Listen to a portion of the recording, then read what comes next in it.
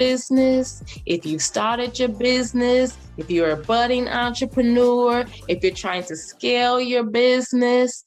Yeah, so we're going to do some introspection today so that we can walk into our destiny and reach our potential as Black CEOs. All right. So I am Kimberly Shanks, and I am most honored by your presence. Let's get to it. So while I am sharing my screen, do me a favor and tell me who you are, where you are from, and what your business is. Come on, share it. What's your name? Where are you from? And what's your business? I see you, I see you, I see you. Thank you, thank you. Welcome, welcome, welcome. I am so honored that you are here. I see ya. Welcome, welcome, welcome. Thank you, thank you, thank you for joining. Welcome, I see you. Thank you. Thank you, thank you. I am so honored. I am honored to have your presence here today. So let's get the party started. Let's get it started. Let's get it started in here. Okay, so I am naturally an educator, so I must say, whenever I go to learn something, I look at how I can implement it in my life. I don't just take something for book knowledge, which is always great to learn new things, but I look how I can apply the learning to my life. So my favorite quote is by E.B. Du Bois, and it says, education must not simply teach work, it must teach life. Because listen, I don't want to learn stuff just to do stuff. I want to learn stuff so that I can positively impact the lives of others. So education must not simply teach work. I don't want to just be a robot. It must also teach life. Who am I? Who am I? What are my experiences and what am I bringing to the table today? Okay, so I am the proud mother of two lovely daughters, and I have this grandbaby. I didn't know that love was possible on a whole nother level, but there's a whole nother level of love that grandchildren bring out of you. Woo-wee, and I am enjoying every minute of my grandbaby. I'm an educator by call. I've been a school administrator. I've conducted cultural and curricular audits. I've provided professional development. I've been an advocate for diversity and inclusion. I've helped businesses and institutions to create both their strategic and improvement plans. I have assisted 2 businesses with branding. I have helped 3 additional businesses to launch. And oh, was that fun to see the freedom on the faces and to see people excited about their purpose. When I tell you it's nothing like it, it is nothing like it. So what do? I helped one business to create a whole new division. And so quarterly, I facilitate sessions wherein we match businesses with resources to help them launch, sustain, and thrive. I also assist the university to formulate and execute their marketing and recruitment strategy for a particular college. And I have a clothing line that honors the authentic history, because we already know our history is whitewashed, disrespected, degraded. So to honor our authentic history, our beauty, our resilience, our brilliance, because we are masterful creations. Yes. And finally, let me put this huge plug in. I don't care what your dream, goal, business idea, I don't care what you're trying to do or obtain, how much money you're trying to make, how much money you want to spend. If health and wellness is not on the top of your priority list, you're not going to be around to spend the money. You're not going to make as much money as you want because you're going to be tired, sick, fatigued. I don't want that for you. I don't want that for you. So we're going to take care of ourselves. Promise that you'll put self-care on the top of your list. Right next to that, I want to make this money. I want my business to thrive. You want your health to be optimal so that you can achieve those goals. Okay?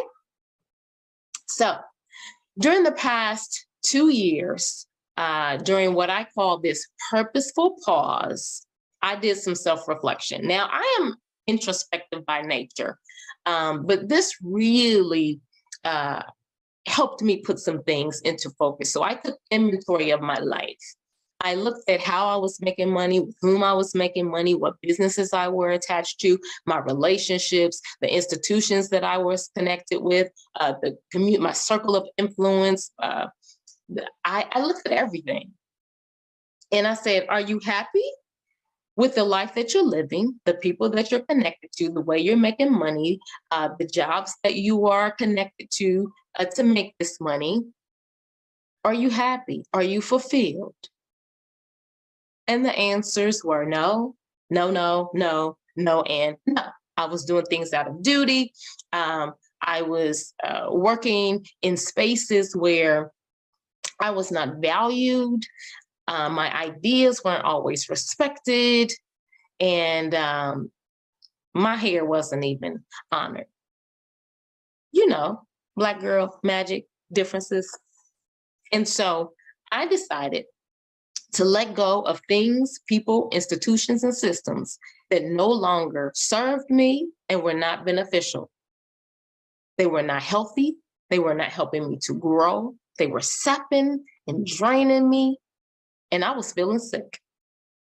And I said, no, no, no, no, no. And so I always thought I was powerful. But after I inventoried myself and my life, I realized the depth of my power, and I realized who God created me to be. And I realized the gifts and talents that he had given me. And I realized what I was giving away for free. And I realized what was being taken from me. And I said, no, no, no, I reclaim my power. I stand in my power. And so the first thing I want you to say and to type into the chat is, I am powerful. Come on, please type.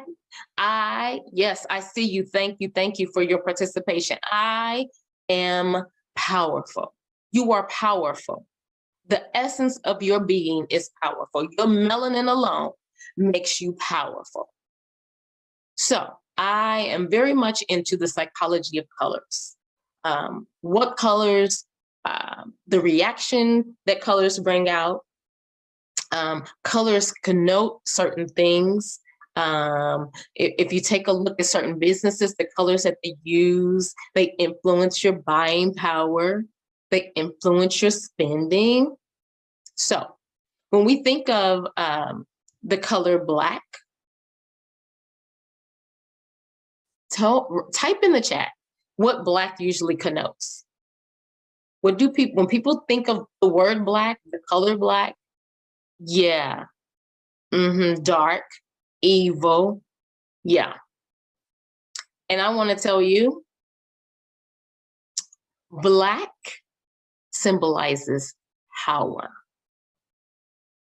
Now, my decision, based on my power, I decided to monetize that which I do well and have been giving away for free. Let me rewind that. I decided to monetize that which I do well and have been giving away for free. So I began teaching people how to get unstuck. I began teaching people how to inventory themselves and figure out their gifts and their talents, and then to create their business around that. If you have a business idea, come on, Let's go. Let's bring it to fruition. This session will help you formulate it. If you already have a business, this is going to help you scale it. This is going to help you be more intentional. This is going to help you focus and hone your skills so that you understand the power wherein you operate. So now that we have this understanding about where we've been, let's reshape the conversation about where we are going. So my first question is, who are you? Black CEO? Who are you? And I hope your notebook and your pen is right here, because what you'll want to do, and I really hope you really participate. You're really authentic in this session, not authentic with me, but authentic in yourself, with yourself, so that we can grow and become the best versions of ourselves, so that we can be that Black CEO that the world needs and is calling for.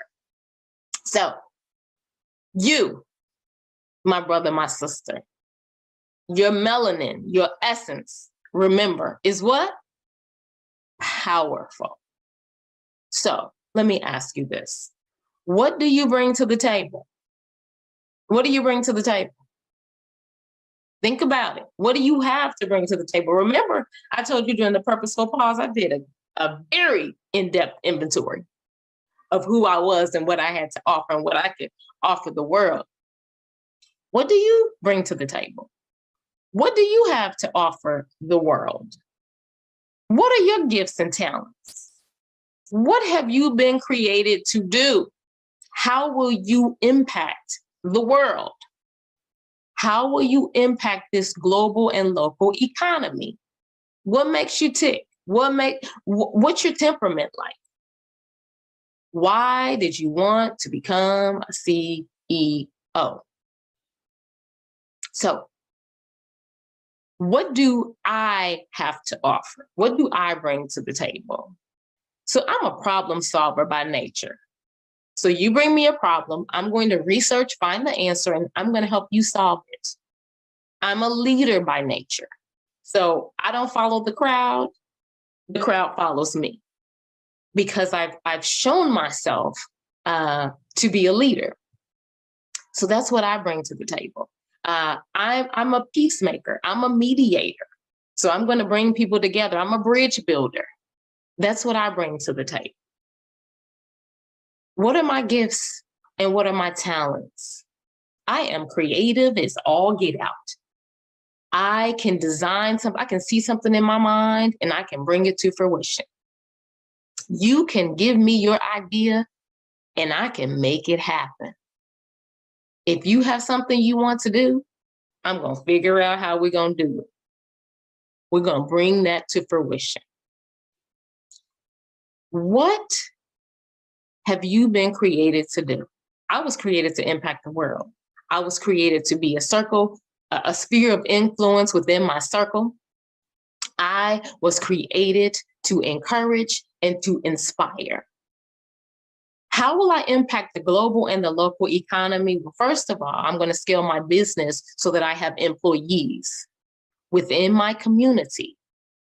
How am I going to impact the global economy? Well, I'm going to make sure that my business is not only national, but global. So that means I need to scale it in a way that affects global economy. But what else?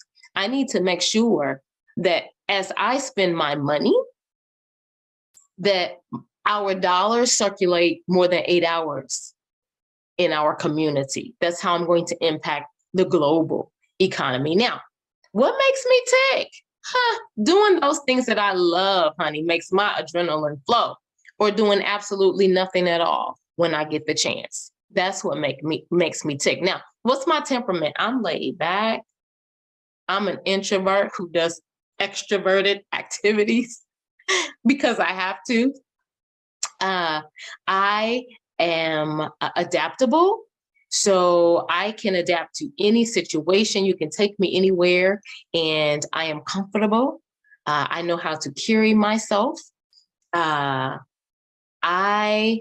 can go into any situation hostile or not, and bring the temperature down. Yeah, that's my temperament. Now, why did I want to be a CEO? I don't like working for folks. But not only that, I just knew that I had an impact that I'm supposed to bring to the world. I'm supposed to impact the world. I'm supposed to be global, baby. So I want you to go through those questions, and hopefully you've been jotting down the answers, because this is going to be really important as the foundation as we move forward. And I want you to remember that no matter what obstacle you face, you are powerful, you are resilient, you are brilliant, you are a masterful creation. You stand on the shoulders of your ancestors who went through hell and back. And so remember, there's nothing that you will face that you cannot overcome. So let's talk about what your mission is. Hopefully you're staying with me. Stay with me. I need you to answer. I need you to answer. Okay. So what do you hope to gain with your existing business? What do you hope to do or gain with your existing business? Many, when we talk about what is your why, people always go to money. Like, okay, you want to make a certain amount of money. What's your why? So that you can have something that's going to help you get there. I want to ask you, what's your purpose? Why do you want to do what you do? What is your purpose in life? That is really going to sustain you when you're tired, when you don't want to continue on. That dollar's going to come and go. But your purpose will be your fuel. Who is your target audience? Who were you created to serve? Who were you created to serve? What types of experiences do you want your customers and clients to have as a result of doing business with you? So I want my customers, when they open up their apparel that they've gotten from me, and I'm still working on this, so I haven't achieved this goal, but I want the experience to be such that my kids love Christmas and they love opening gifts.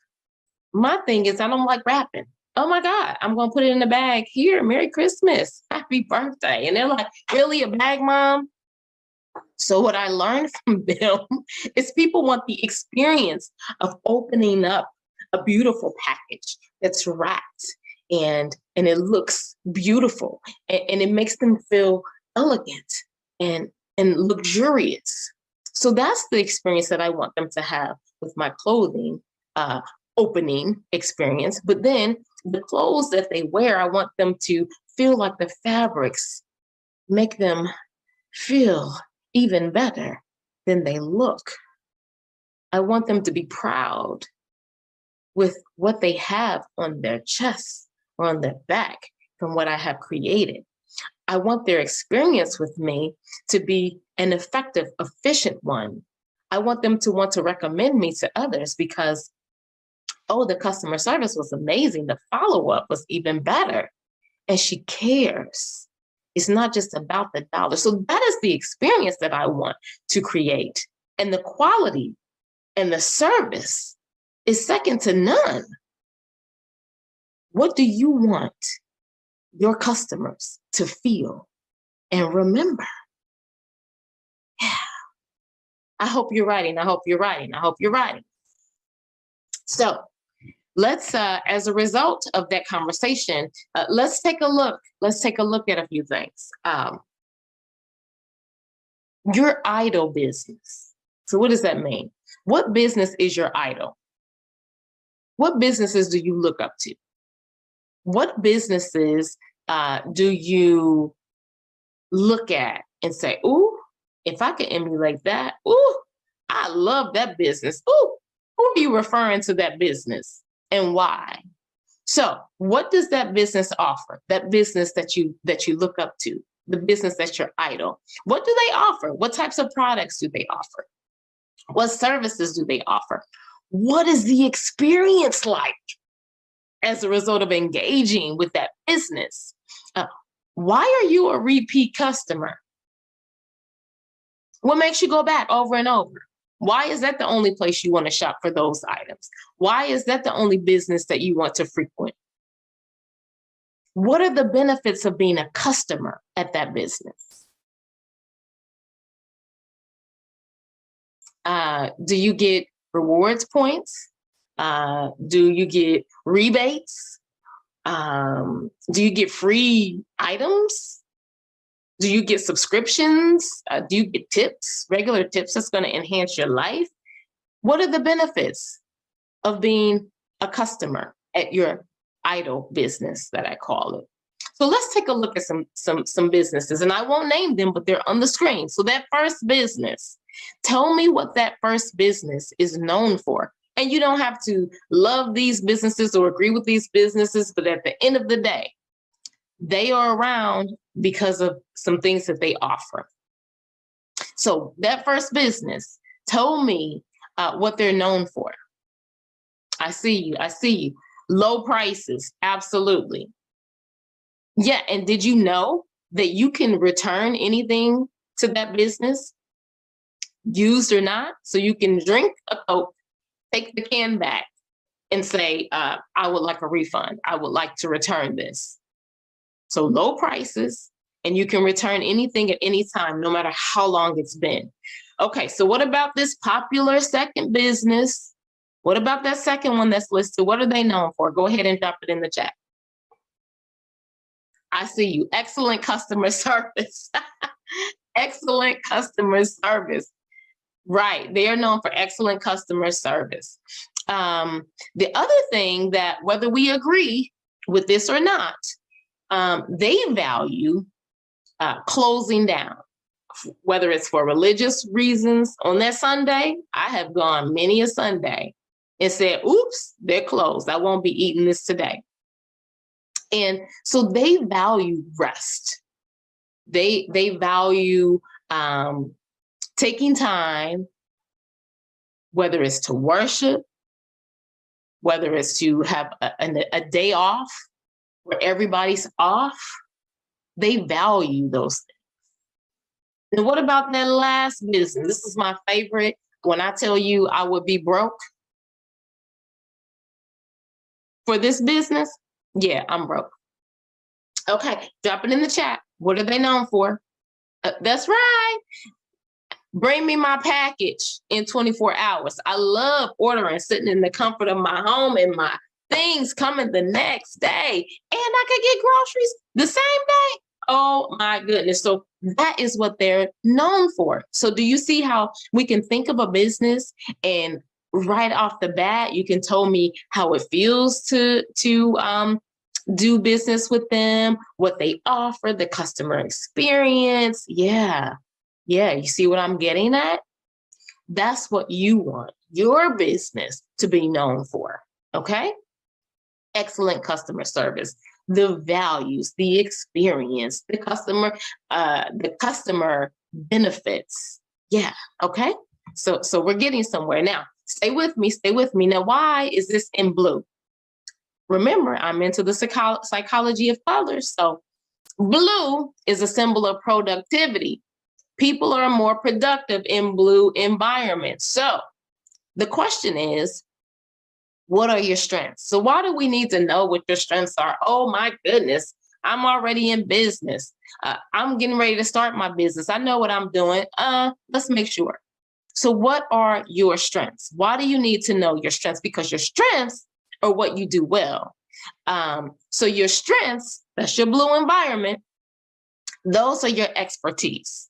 Your strengths are what people lean on you for. Your strengths are what you are a master at doing.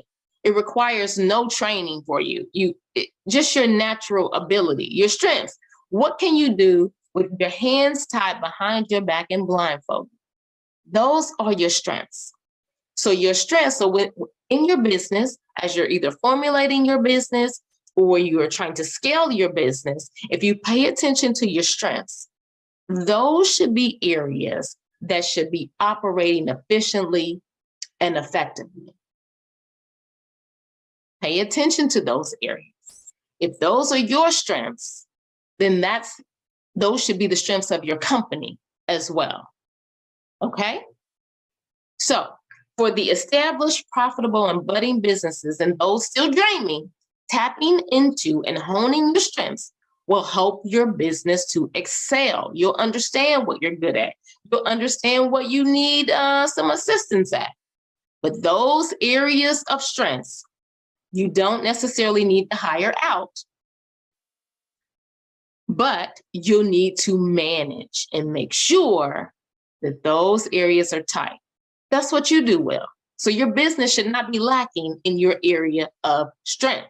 Okay, so let's go through some things. So in your blue environment, maybe you help groups to come to consensus very easily and you establish buy-in. Maybe you are a masterful teacher or a trainer or a development. Maybe you are an expert in cultural competencies. Maybe you are a skilled graphic designer. Maybe you are a quick problem solver. Maybe you are a master electrician. Maybe you are a masterful seamstress. Maybe you are a masterful mediator.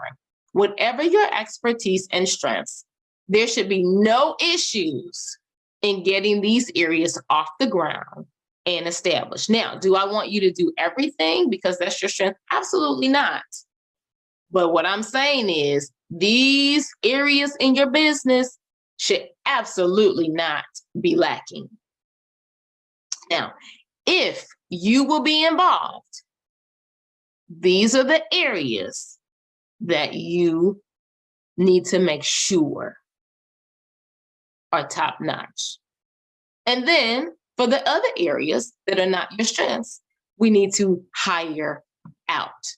Okay, so let's take a look. If we're formulating our business or we're trying to scale our business, so what does the color orange connotate? Orange connotates mood lifters. So what are you passionate about? What are you passionate about?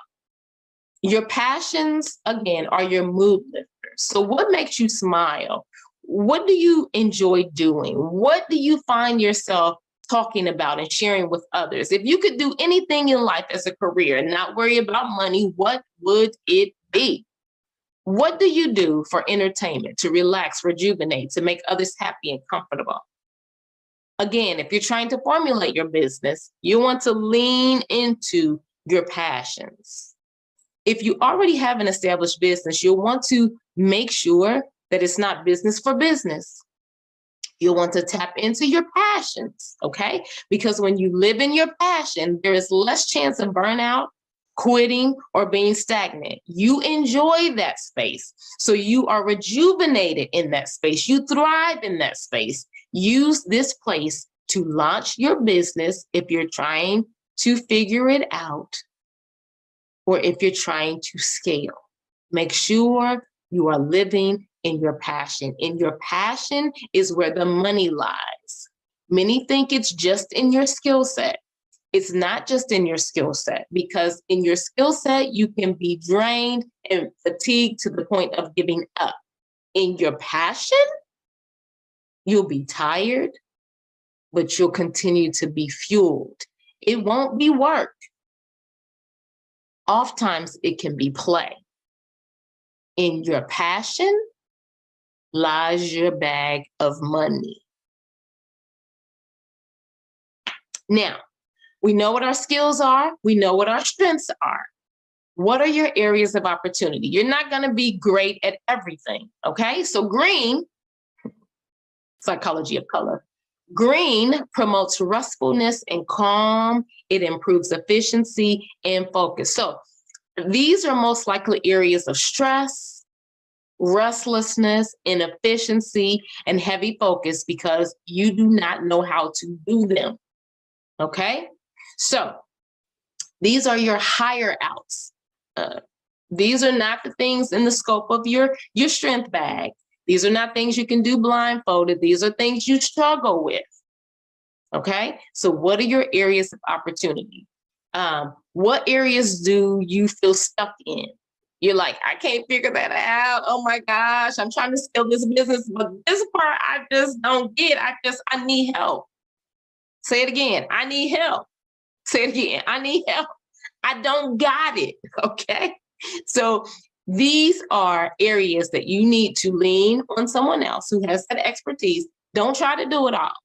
I promise you, you will not be efficient and effective if you try to do it all.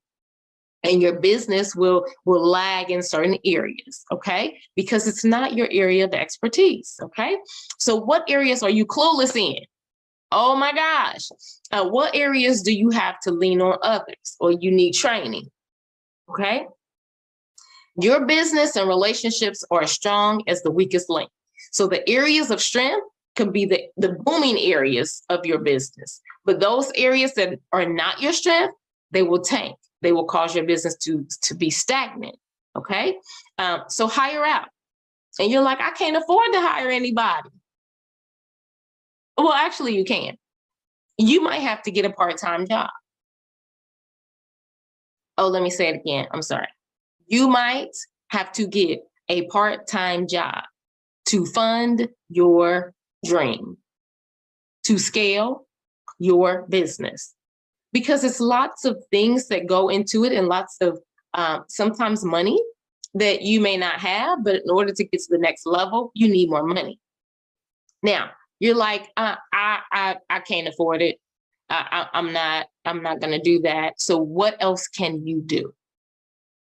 You can offer internships to college students or to other people who want to learn or are trying to learn. Maybe they're in school, mastering a skill that you need. Offer an internship. You're saying, I don't know how. I don't know how to put that together. I will help you. Offer an internship, offer volunteer opportunities. So I don't believe in getting to get. I believe when you give, you should pull someone else up with you. So internships are a great way for students and those who are apprentices who are new to the field or who are in the field but don't have enough work experience to get jobs in that area, for them to get experience so that they can go on and fulfill their dreams. So offer an internship, create an internship so that, one, you can get the work done that you need by someone who is an expert in the field, whether you can pay them or not. Give them an internship, because this will, in the long run, help them in starting their business or in getting the job that they are trying to get. Offer volunteer opportunities for those who already know how to do it, and they just need volunteer hours. Like my daughter is a college student, and she needed volunteer hours because she needed to get into the college of her choice, and that was one of the criteria. Okay, so you can't get a part-time job. You can't hire out. You can definitely offer an internship and volunteer opportunities, and I can help you with those letters of recommendations and even how to formulate those internships, okay? So that's how you're gonna take care of your areas of opportunity. You're gonna hire out, you're gonna offer internships and volunteer opportunities. Now, let's talk about those areas of opportunity. So maybe you need help figuring out your target audience. Maybe you need help securing government contracts. Maybe you need help with social media marketing. Maybe you need help with funnel creation. Maybe you need help with website design. Maybe you need help with grant writing. Your business and relationships, remember, are as strong as the weakest link. So the areas of strength could be booming or they could tank. So hire out, internship, volunteer opportunities. So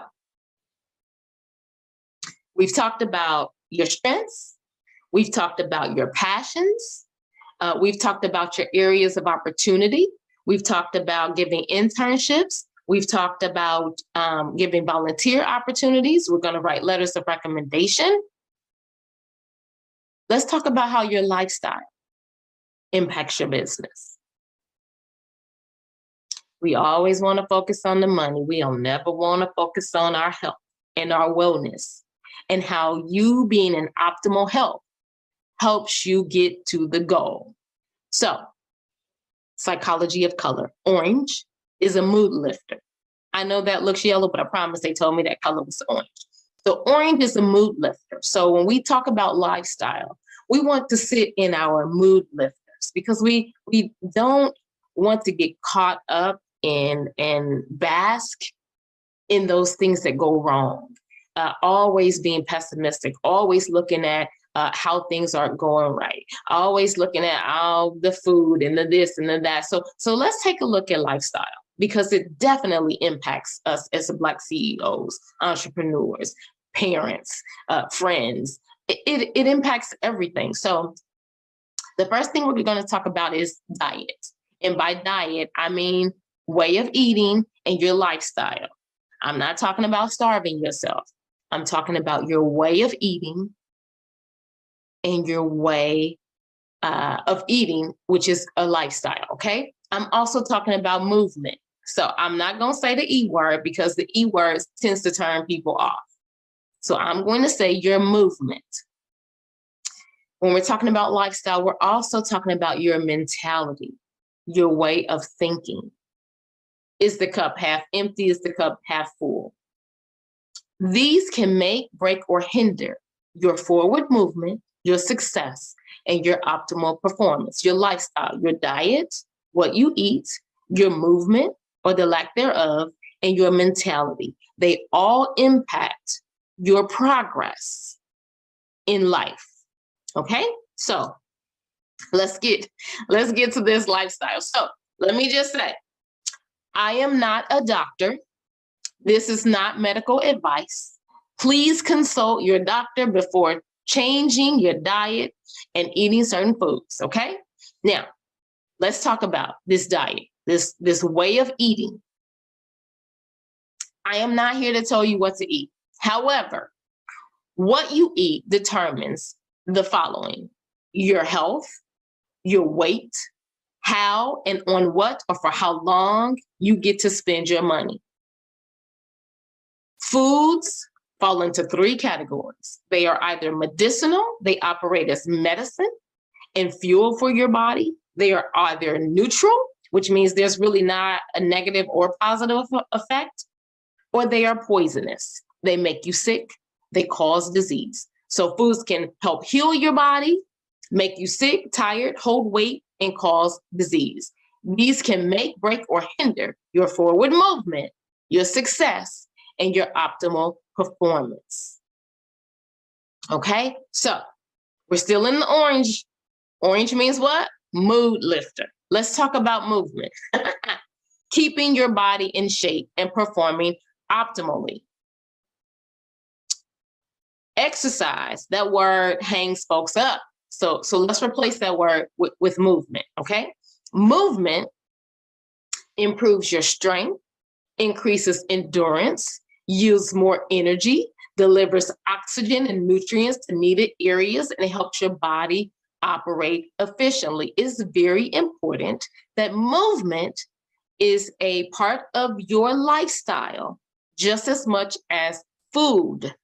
Okay, now let's talk about movement options, because I'm the first one that's going to tell you I absolutely hate going to the gym. I hate going to the gym. So I've had to find alternatives. Now, I personally love to skate. I love it. I love it. I love it. I love skating. So I've tried to incorporate that into my lifestyle routine of wellness once a week. And when I skip it, I try to make sure I do something else at home that week. But skating works well for me. Walking. Now, I don't always like to walk outside. It's cold or it's hot. So you know what I started doing? I started walking up and down my steps, and I do like 10 sets of those. That's movement. Music. Now, baby, I can live without the TV. I cannot. I cannot live without music. So you know what I started doing? I put on my favorite CD or I put shuffle on my iPad and I dance. Oh, baby, I dance. Oh, did I say I dance? Hey, I dance. Hey, hey, I dance. And that's exercise. Do it for 30 to 45 minutes, and that's your exercise right there. Or if you have a dog or a cat, let's engage in some activity. Take the dog on a long walk, not just up the street to pee and poop. Okay? Make it a whole exercise routine with your pet. If you are of a certain age, as I am, things start to go south.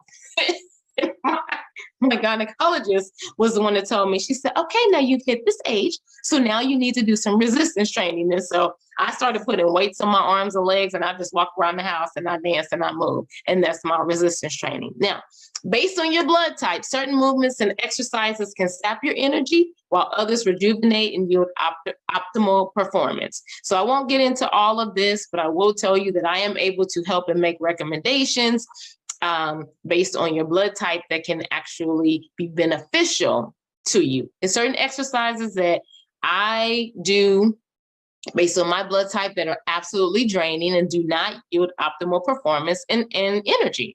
It's sapping. Okay. And so I make recommendations based on your blood type for certain movements that can be beneficial and help you operate optimally. So check with your doctor again before doing any activities. And this, again, is not medical advice. Still in the orange mood lifter, let's talk about your mentality. Oh my gosh, what you eat is important.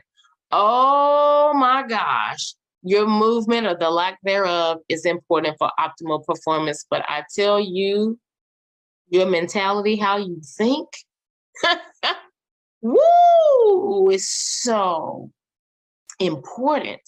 And we really don't focus on this enough. How you think and your thoughts really do determine your altitude. If you don't think you can, you can't. If you don't think you will, you won't. If you're sure that you can't make it, you absolutely will not make it. You'll stay where you are. If you're sure you're going to reach your goal, you absolutely will. Listen, this is my mentality. And I have done it so many times. My family look at me and they laugh, but they respect me at the same time. If I have an idea or if there's something I want to do, I'm going to jump off the bridge. Okay, well, that's probably the bad connotation. I'm going to jump out the airplane. And guess what? My parachute will open. There is nothing that I have a dream or a goal about that won't come to fruition, because if God gave me the dream, he's absolutely going to help me to bring it to fruition. I believe there's nothing I can't do. I believe whatever I set my mind and heart to will come to pass. So your thoughts determine your altitude, your resilience, your determination, your belief, and whether you achieve your goals, walk in your destiny, and reach your potential. So do me a favor and jot down those things that make you happy. I'm going to wait on this one. Write down those things that make you happy. Why? These need to be incorporated into your lifestyle regularly, not just when you have time. No, your mindset is important. Your mentality is important. What makes you smile? Write those things down. This is important. It may not seem to be, but it's really important. Your perspective on life, your perspective on work, your perspective on achievement, your perspective on achieving your goals, your outlook. What warms your heart? What brings you peace? What are you grateful for? Do me a favor. Close your eyes and think about What really brings you joy? Think about the things. What brings me joy? Doing those things that I love. What brings me joy? Being around people who I can be my authentic self with. What brings me joy? Experiencing love, unconditional love from those who accept me just as I am. What brings me joy? Doing absolutely nothing and enjoying that and not feeling guilty. What brings me joy? Walking in my destiny.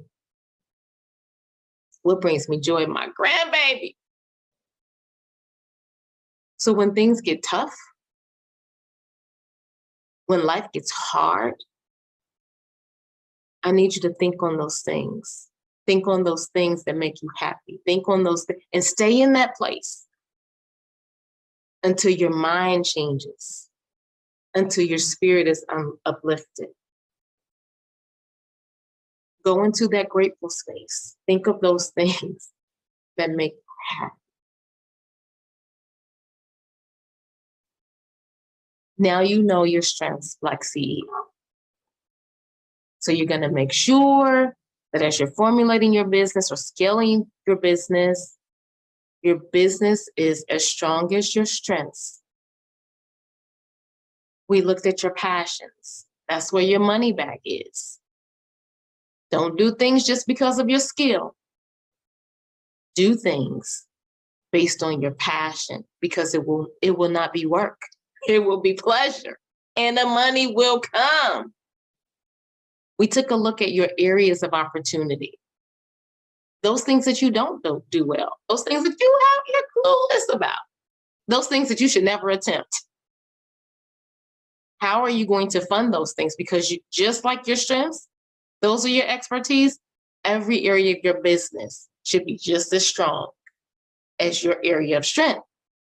So you're going to get a part-time job if you can't afford to hire out, so that you can afford to scale your business. Okay, you don't want to get a part-time job? You can't afford to pay? We're going to create internships. Internships will not only benefit you and your bottom line, but it will benefit the person doing the internship who needs that on their resume to take their lives to the next level. We're going to implement volunteer opportunities. Those who already have the skill, we're just looking to help someone else. We're going to incorporate those as our areas of opportunities so that our business doesn't tank in areas or become stagnant, because we're trying to do everything that we are not created to do. Okay? Now, I would love to assist you. I would love to assist you. If you need help formulating your business idea, if you need help tapping into your strengths and your passions to start and expand your business, if you need help creating your internship or volunteer opportunities and your letters of recommendation, if you're looking for a brand of apparel that tells your story of brilliance, beauty, resilience, your authentic history, and your masterful creations, I would love for you to visit my website. All designs are created from my heart. www.masterfulmelanin.com. I would love to come and speak to your audience and your circle of influence or your community to encourage and inspire them to realize their dreams and walk in their power and their potential. I would love that. If you need a customized wellness and movement plan for optimal performance, I would be so honored to help you. Because remember, it is not just what you eat, it is also your movement, and most importantly, your mentality, your lifestyle. In order for you to achieve all these lofty goals and dreams, BlackCEO, the wellness and self-care have to be important to you. You can contact me, Kimberly the Strategist. There is my phone number. There is my email. That is wewin@strategizewithkimberly.com if you need to make an appointment with me. And the first appointment obviously is free because we just need to make sure that I can serve you. What do you need help with? Let's talk about it. Please email me for more information and to book your time to take your life, your business to the next level. I am so honored that you chose to spend this time with me. Much success. You are powerful. You are brilliant. You are resilient. You are beautiful. You are a masterful creation, and everything that you touch is masterful. I love you, Black CEO, and I can't wait to see you at the top. Thank you, thank you, thank you. I look forward to talking with you soon.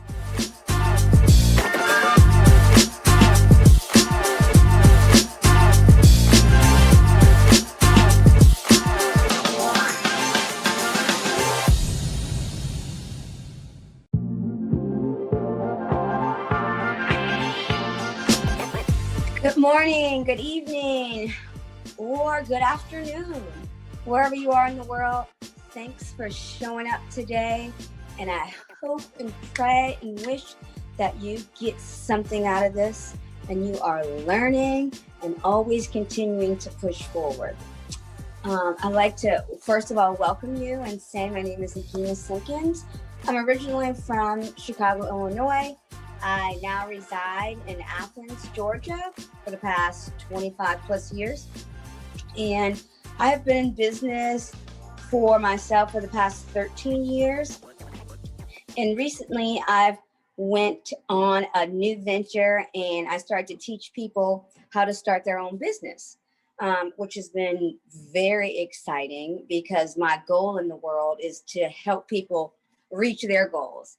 So in starting this new venture, I came out, I tried to see what people really needed to get started in business. And what I've learned is they need simplicity. They need for it just to be easy. They need to learn and to know, how do I start right now? And what I've come up with is a couple of programs and some easy steps I'm going to teach you so you can do the same. Now, I'm also going to teach you how to make those changes and do those things by one, either using your own knowledge, teaching you how to get comfortable with yourself and the things you know about, and how do I make that lucrative? How do I make that a business? Sometimes we kind of doubt ourselves and think, oh, I don't know enough. I'm not an expert. Who's going to pay for that? Who's going to believe me? Who's going to watch that? There are a lot of people who are just like you, who are just starting out. Everybody doesn't start out as an expert. So when you teach something, you're helping somebody make their dreams come true faster. If they get to the point where they no longer need you, or now they need an expert, then they can go on exploring and they can go on from there and make other decisions later on. But right now they need you, they need your ideas, they need your concepts. And I think most people always start to, sorry about that.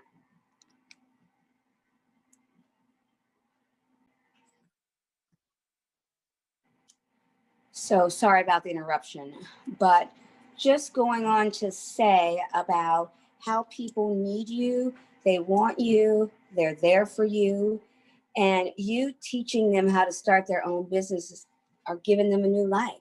That's giving people the attitude, the strength, the know-how to spend their time the way they want to spend it, instead of clocking in and clocking out for people. So in this brief explanation, I'm going to show you a couple of easy tricks, really, and tools that you need to get started right away and without complication. All right, so we're going to jump right into it. I'll give you a short story about how I started my own business.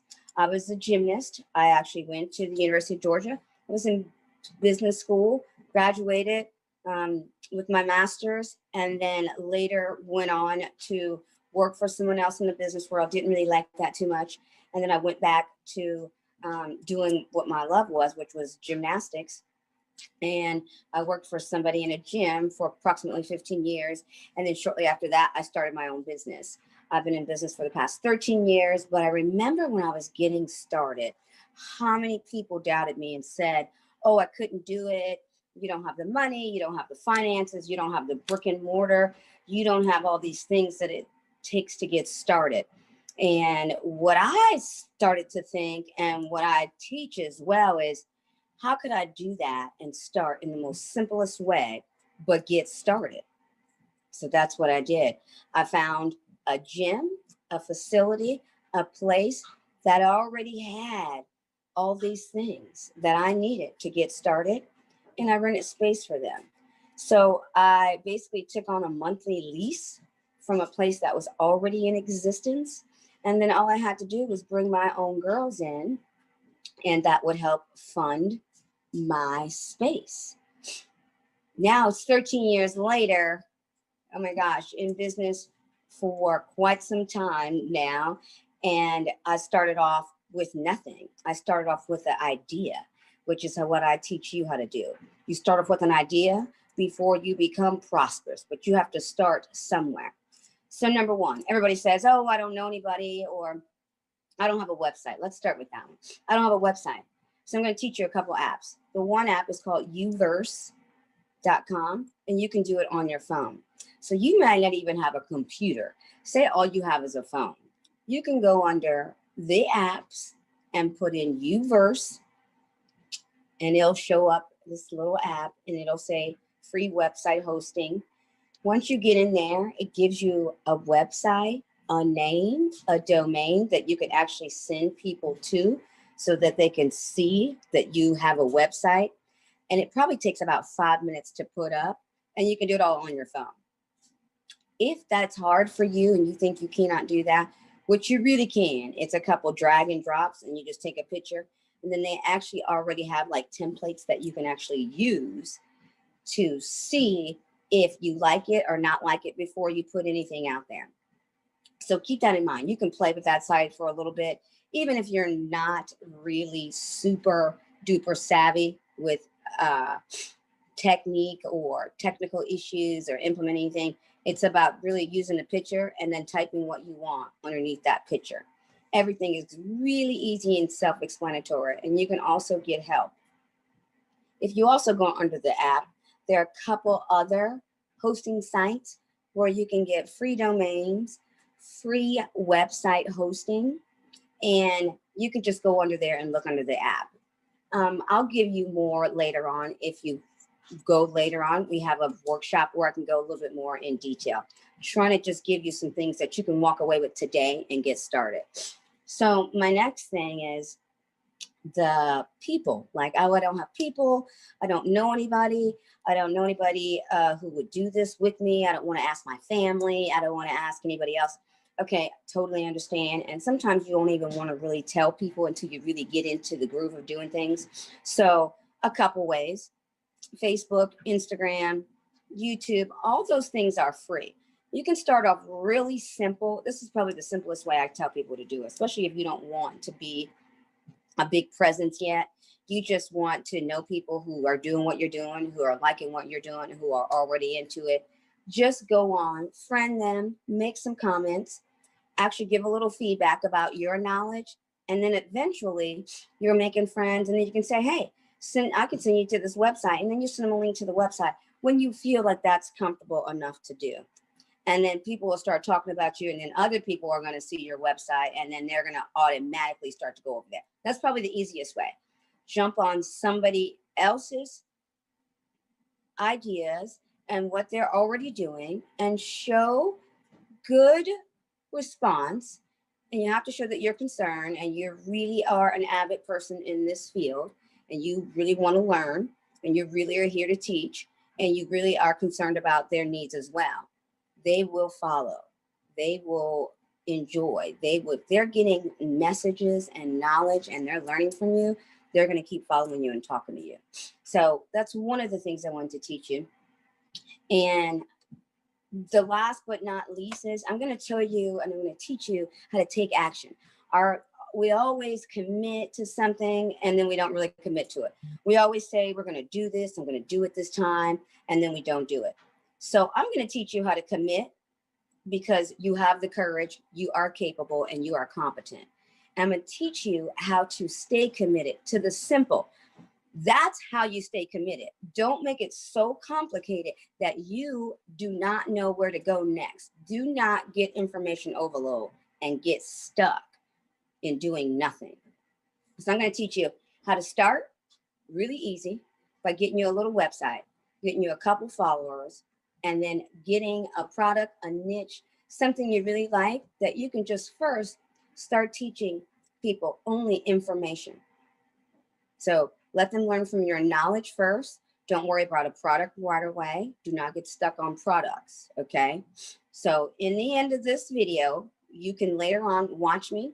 I will have a workshop where you can dig deeper and find out more about how I do what I do and how I teach people to do the same thing in easy steps. And there's a lot more websites and hosting programs that I get really a little bit more specific in. I give you free email list. I give you lots of things that you can get started in your program. So there's like the no excuse startup. Okay. So keep that in mind. It's not about the money. It's about an idea, reaching people and selling that idea, selling your knowledge, and then going from there. The sky is the limit. Do not get stuck in your head with just the idea. Keep going, implement, commit, and watch. You'll change the world with just your knowledge. And the more you know, the more somebody else is going to know. The more you teach, the more people are going to come your way because they're going to see you're real. You're helping them really succeed. I want you to do the same. So check me out. I'm going to have a workshop. Thanks for coming. I hope you enjoy today, tonight, whenever you're tuning in. And come see me later, AginaSimpkins@gmail.com. And you can get on my Calendly. It's going to be at the bottom. I'm going to be a coach later on. And so look me up. It was nice talking to you. And I hope to see you on the other side. Stay committed. Have the courage. Do what you're supposed to do. Don't let anybody tell you what you cannot do. Do it for yourself and watch all the people come running. Have a great evening. It's nice enjoying talking to each and every one of you. Stay committed to your dreams. Talk to you later.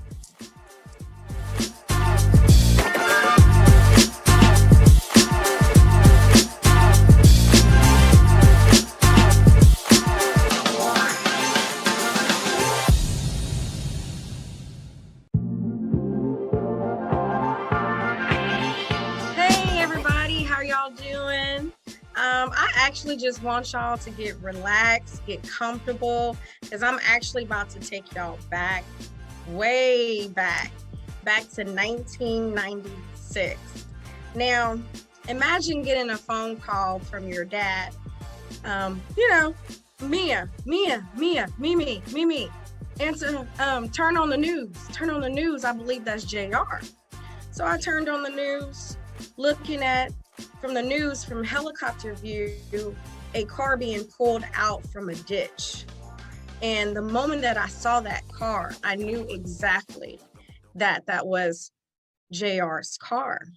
I got quiet. All I could hear was my dad saying, Mimi, I think JR's dead. You need to call your mom and let her know. I didn't know what to say. I'm like, okay, praying.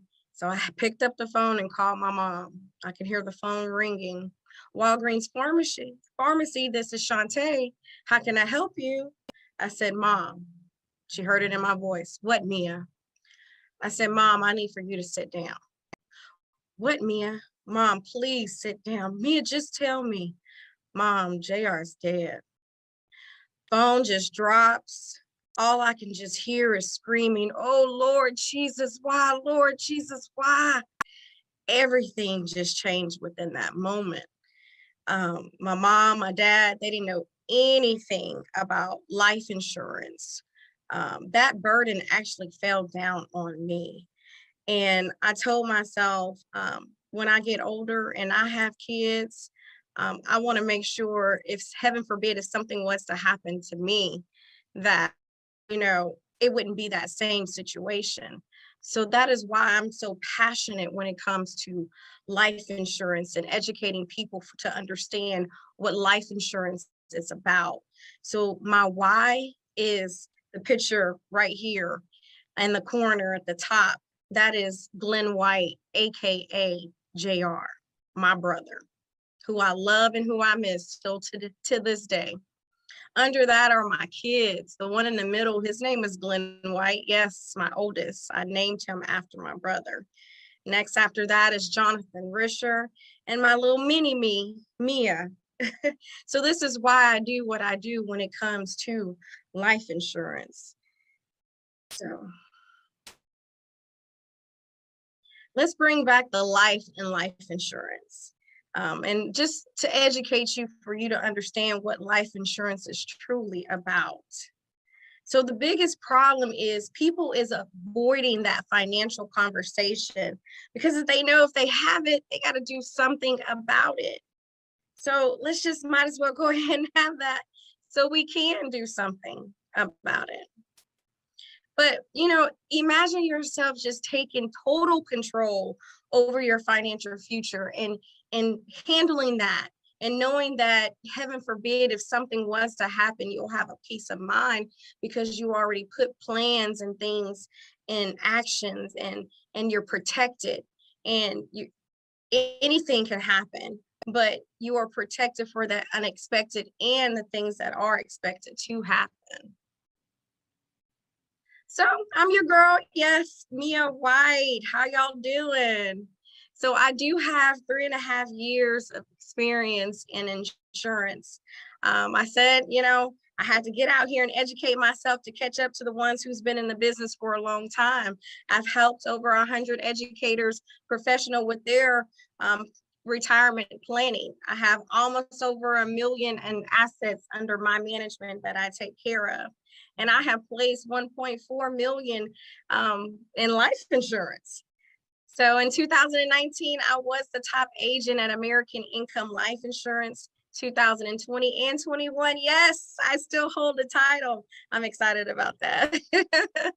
And also I am an author. I did write a book, and guess what that book is? The book on life insurance. How much do you value your life? Our life is very important. Understand that GoFundMe and Fish Fry is not life insurance. We need to take care of our business while we're here. We don't buy life insurance, because we're going to die. We're going to buy life insurance because our loved ones are still here living. So here's the problem. The problem is you think if you talk about it that you're going to die. Oh, no, let's not talk about it. You jinxing me. I'm going to die. No. And most of everybody just have life insurance on their job. Understand that that's not life insurance. It's group insurance. You don't own it. Your job owns it. So heaven forbid, if your job say you're fired, guess what is fired?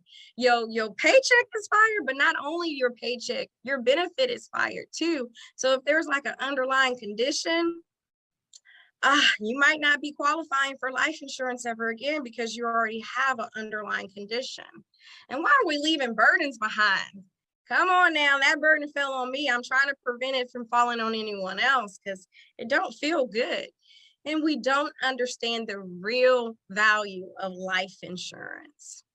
So this talk is going to be for you, okay? And we're going to talk about that life insurance is not just death. Life insurance is life insurance while we are living. So this talk is going to be for you if you're trying to avoid paying Uncle Sam. Who wants to avoid paying Uncle Sam? Because I do. Well, you can hide your money in the life insurance. Tax-free. Uncle Sam can't touch that. That's one of the vehicles that he cannot touch while your money is accumulating and growing. So we are going to learn that life insurance is what it is, life insurance and not death. So there are 3 different types of life insurance. We have term policy, we have traditional whole life, and we have universal life. Term is like car insurance. So say if you bought a 30-year term, heaven forbid, if something was to happen to you within those 30 years, we'll speak on death first. If death was to happen within those 30 years, guess what? Your beneficiary will reap that policy. Or if life was to happen, you're able to pull money out of that policy. Okay, so on the 31st year, if you don't reapply or convert, that policy is over and you have to do it all over again. The traditional whole life is the moment you started, long as you're paying those premiums to the rest of your entire whole life, you're covered. And then it also builds cash value. Universal life, there's 3 different types of universal life. You have the fixed universal life, variable universal life, and an index universal life. The index is my favorite. That's how you can accumulate your money tax-free and use it as your own banking. Can't get into it, but we will sooner or later. All right, so you have the old gym versus the new gym. The old gym is like the little flip phone versus the smartphone. It comes with death benefits, cash value, retirement opportunities, AD&D, accidental death and dismemberment, comes with a cancer, terminal illness versus the new gym. The smartphone, it comes with life protection where you can max out your cash value. You can create a retirement opportunity. It comes with the AD&D, accidental death and dismemberment, critical injury, critical illness, chronic illness, terminal illness.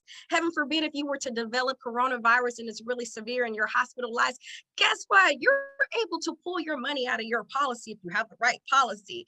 And it comes with death protection. So, another thing, life insurance has been the best kept secret of the wealthy for over 100 years. Did y'all not know that there has been tax code that has been grandfathered in for 107 years? Okay, so tax code 72E, that lets you accumulate your cash money while you're living, tax-free. And then tax code 7702, that one lets you access your money while you're living. You can go in there and pull your cash money out tax-free without Uncle Sam touching it. And then heaven forbid, if life was to happen, tax code 101A lets you transfer over and it blossom once you pass away. Your money blossom and transfer over to your heirs tax-free. Who wants Uncle Sam out of their pockets? I know I do. What about you? Well, it's in the life insurance. Like I said, it has been a best kept secret for over 107 years. This is how the rich has been getting richer. So what's the next step? Well, first of all, you need to know what you have. If you don't know what you have, how does your family know what you have? And then you have to make sure you have the right policy. Make sure your policy comes with living benefits as well as death benefits. There's a lot of agents out here that's only feeding you death benefits. So if you cannot pull your money out, if life was to happen and you can't pull that money out, you have the wrong policy. So make sure you have the right policy. Sit down with a professional who can help you sort it out, the things that you have and the things that you need. And let's create a tax-free strategy because that's what it's here for. You can also schedule an appointment with me. You go ahead and scan that QR code right there and get with me. I cannot wait to talk to you. I know I'm only giving you a little about what I can, but I appreciate y'all time. This is your girl, Mia White. I'm with Master Wealth Financial Group. I thank you for everything. Hey, Black CEO, thank you. Thank you for the opportunity to let me be able to get on this platform and share a little bit of what I know. So y'all, thank you, and y'all have a blessed day today. Peace out.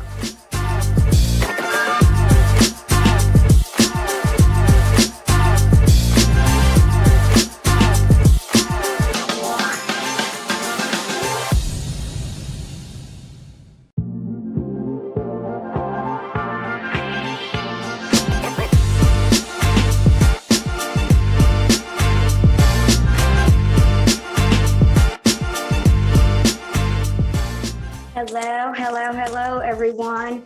Glad you showed up. Glad you came. Not sure when you're watching, so either good morning, good afternoon, or good evening. Just really, really glad you showed up for yourself and maybe your family and maybe your future.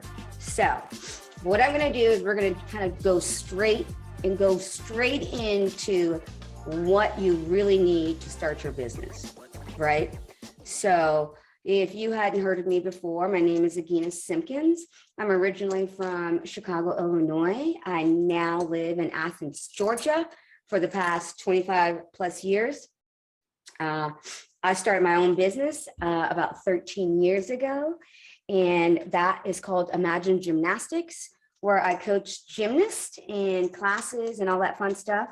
I was a gymnast ever since the age of 2, just to kind of give you some little backstory.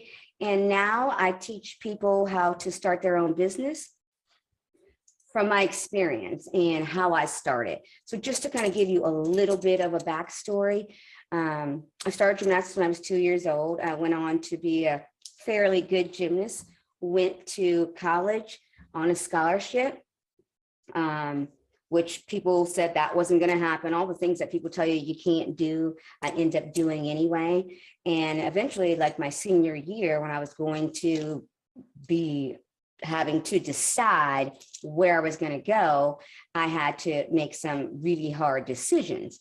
During that time, I had to decide, was I going to stay at home and try out for the Olympics in 1992, or was I going to go to school and just pass on that opportunity because it was time for me to graduate and to move on to college?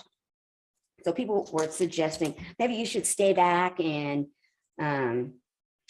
try out for the Olympics. And I really did not want to stay out of school a year. I think this is where my dilemma came in with me, is that I was a fairly decent student and I had plans and dreams. And I didn't want to give that up for something that wasn't a sure thing.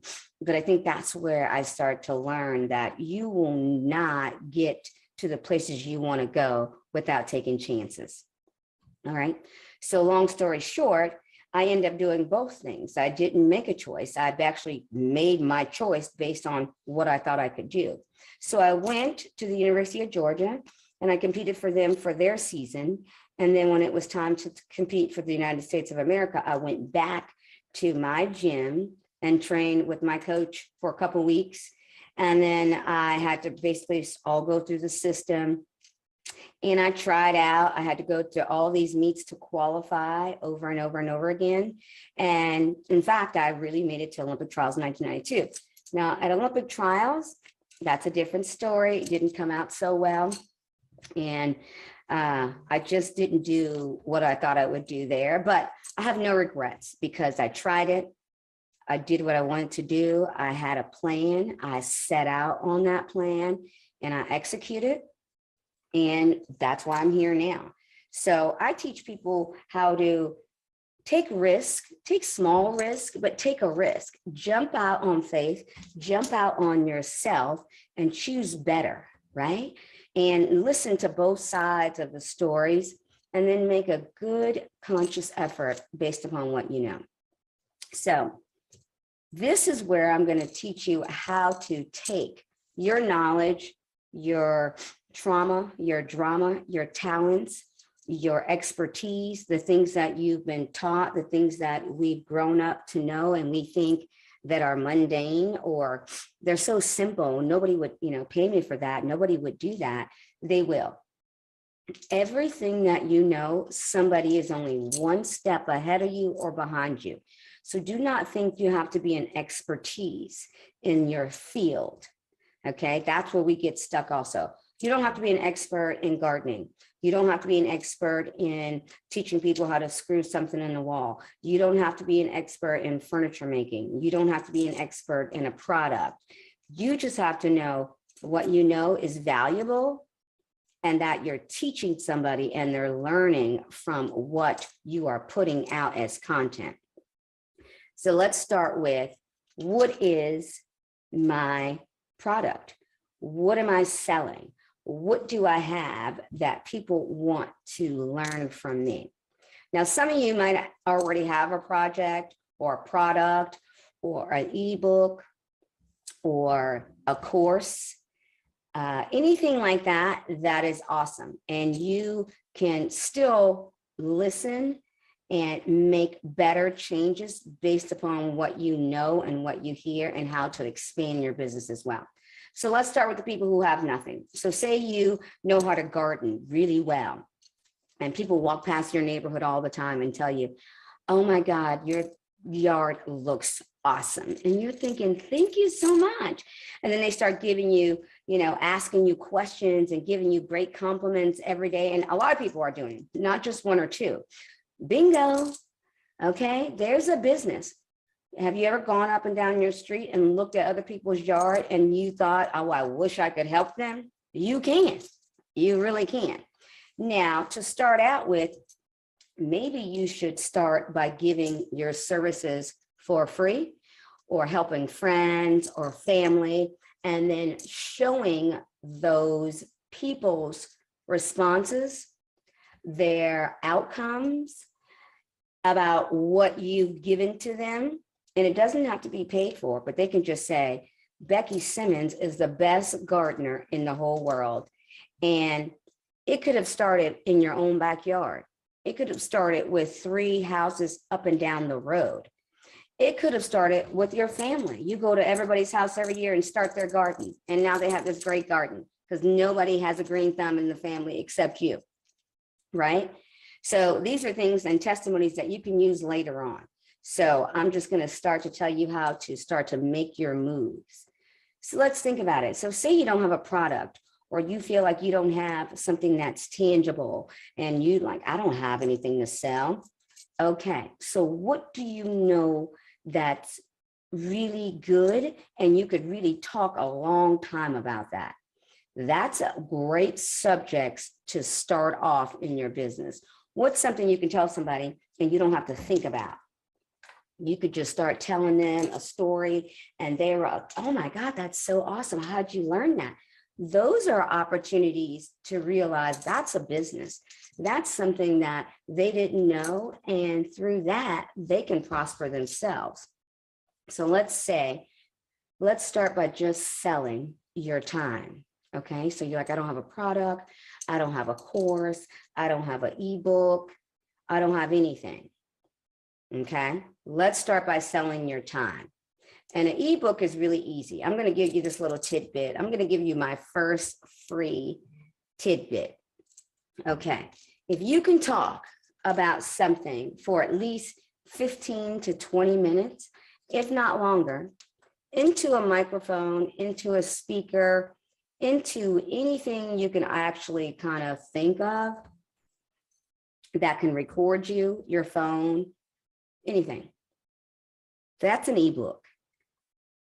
Okay, you're like, really? How? So you send that to somebody, or you can take your recording. I'm going to give you a little tip. Everybody listen in. You can take that recording and download it to YouTube, and they will give you a transcript of what you just said. That transcript is basically an ebook. And then I'll show you how to put a cover on that. And you can send that to Amazon. You can do a lot more things with that recording than ever imaginable. You can put that as one of your purchases on your site. And I'm jumping ahead a little bit, but I just want to give you an idea how easy it is to write a book. You don't have to really write a book. You can talk a book. Okay, I'll give you a couple more sites that do it other than YouTube for free. So you can basically speak into a microphone, anything that records, send it off. Somebody will send you back the transcripts for free. And there's your book. Okay, that's one. So now let's say, I don't know if I can do that either. I just don't know. Find something you like to do, okay? Choose a topic, a subject. If I always ask people, how would you spend your days if you didn't have to have a job? If you did not have to go into work, how would you spend your days? Oh, I just love vacationing. Perfect. So now you need to look up and find vacation spots, vacation destinations. Go to these places and find out where how they can do it, how they can do it for a cheaper price, how they can use you as an affiliate, which means you told them about the place. If you don't know what affiliate marketing is, yeah, you told someone about the place, and through your reference, they get a cheaper price, and you also get paid on the flip side of it. So that's something that maybe you haven't even thought about. You don't even have to have a project or a product, something tangible. You can always sell your time and your knowledge immediately. And this is why it's kind of easier than people think. So we're going to start by choosing that thing that you love to do. You have good knowledge about. You know you could talk about it with somebody without getting bored. And you can speak to people who know less than you, right? Because you think you have to be an expert. You do not have to be an expert, okay? A doctor didn't come out of high school and he was a doctor. He eventually had to go through all those people to make him a doctor. So you're just one of those people. When you go to school and you went to college, or say you went to a technical school and you have 23 to 30, 40 students sitting in that classroom, those kids are paying a regular person who just knows knowledge. And they sometimes are paying $20,000 a year for a semester, or maybe just that class itself is $1,500. So $1,500 times 30 people in that classroom is what this guy is getting paid, or his salary is based upon all those students. He's not an expert. He's not a genius.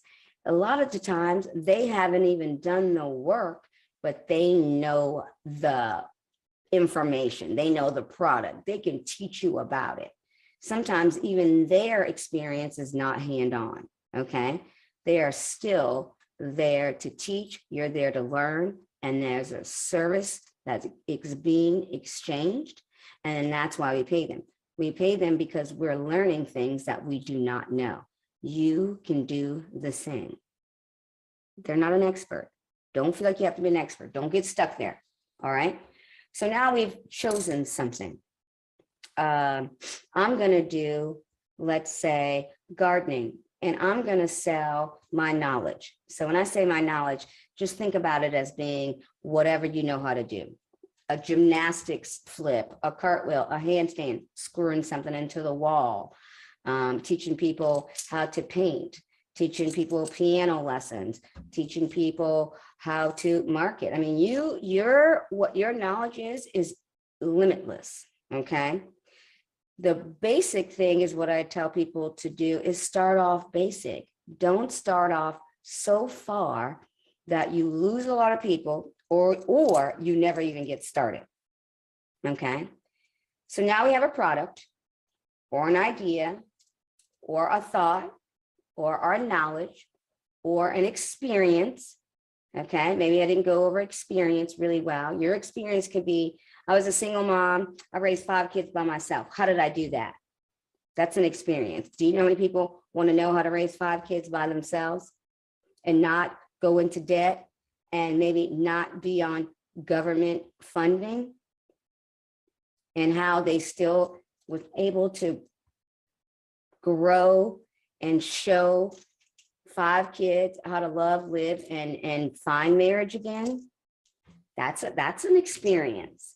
Or what you went through. I had a hard time dealing with whatever. I don't want to get into a specific thing. So I had a hard time dealing with this divorce. So let's say divorce. And I went through a divorce and I taught myself how to co-parent. And that really is somebody's actual thing that they did, is they have a course out showing people how to co-parent and not how to argue, and how to actually come to resolution and not have to be different people when they go to different houses. So I can act this way with my mom, but when I come over to my dad's house, I have to be this way. We want to only have kids who need to be one way, and that's the right way. And she's doing awesome, okay? So think about that as an example. What's something that you went through that was your experience that you could teach somebody how to not have to have the drama, the trauma, and maybe you had that first and then you found a better way. So tell them your story too, okay? Tell them your story, how you made it through, how you are here now, today, prospering, and how your kids are doing well. And loving life and married or not married, just happy, right? And they don't have any guilt associated with the divorce, okay? So your experience, right? All right, now here we go. Step 2. I need a website. I don't have any place to send anybody. I don't know anybody. I don't want to ask my friends and family. I don't want to be a nag. I don't want to do all these things that we have to do something, but these are the normal processes that stop us from doing anything, okay? So we're going to get out of that rut really quick. We're going to start by, I'm going to tell you about this one site, and you can do it on your phone. It's called Uverse, and you can make a website. And you can actually, if you don't even have a computer, you can actually do it on your phone. It's actually made better for your phone. And all you do is go to the site, and it's an app, and it's Uverse, like Uverse, and you can download it to your phone. And then you just say the title of your business, whatever you like. Gardening by Becky Simmons. And that's your title. You can actually make it a domain as well. You can do everything on this one site. I think they may charge you maybe a price for or domain, but you can actually have a website that says your name in it, and it has like little Uverse at the end or whatever, but it has your name in it. So it's actually kind of good. And, you know, a couple extra letters, whatever they add on to websites. And then you could actually take that link and turn it into another URL. You can go to Tiny URL and make that link whatever you want. Or you can actually go to GoDaddy.com and buy a domain name and connect it to this website, which is free. Okay, so you get a free website, and you can say whatever you want on it. You can add pictures, you can drop and drag, you can use pictures from your phone, you can use pictures from the internet, you can put a lot on your site. You can even at the bottom scroll down and have a place where people can purchase from that site, which is really awesome. Okay, so that's number 1. And I can give you a couple free hosting places, but this is probably the easiest one, the best one. It's the quickest. It's on your phone. You can use pictures from your phone, and you don't have to be really, really super tech savvy. It's like a little template, and you can just drag and drop stuff in. And they also have generic pictures that you can use. So don't think, oh, I got to have, where am I going to find pictures and things like that? They have generic pictures that you can use too, and you don't have to have a lot of pictures. You just have to be able to type in some stuff and tell people what you're selling, what you're about, you know, a normal website, okay? But it's free. Now, part 2 is, this is another way to not have to bug family members, friends, things like that. How do I get people? How do I know people? How do I know people are interested in what I do? So this is where I tell you the easiest thing is Facebook, right? There's Twitter, there's Instagram, there's all these social media things out there, but I still think Facebook is the easiest to navigate and look through. Now, Facebook has gotten harder with doing other things, but you can still keep Facebook simple in the beginning. Let's keep it simple. We're trying to go simple. So if you do not have a fan book, or I'm saying, let's start over, a Facebook page, start off with a Facebook page, and that's just yourself, your name, you know, where you live, the vicinity. You don't have to be exact. And what you do is always good to know. And, you know, a couple pictures of, you know, whatever. If you don't like putting up for yourself, put up still shots of people, family, friends, whatever you like.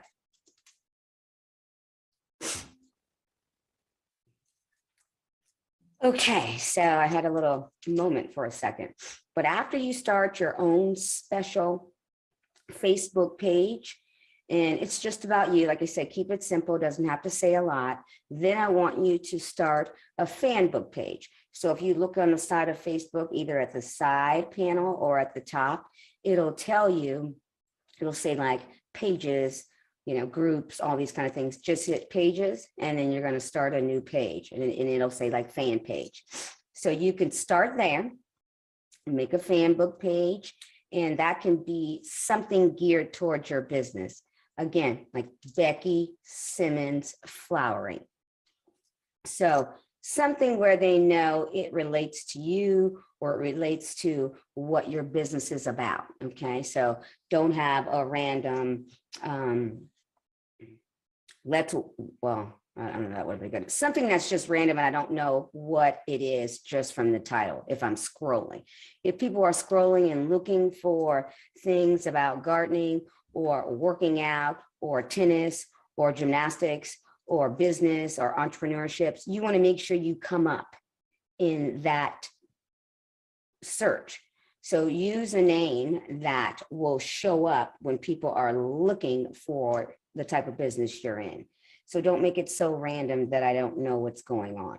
Okay, so you're starting with the Uverse, right? You're going to start like a website so that you can send somebody places. And then you're going to start with the Facebook. And the website really is just to kind of see, what you do. It's a better explanation. They believe you're a real business. And then even at the bottom of the website, you can have them purchase something or send them somewhere so that they can purchase something.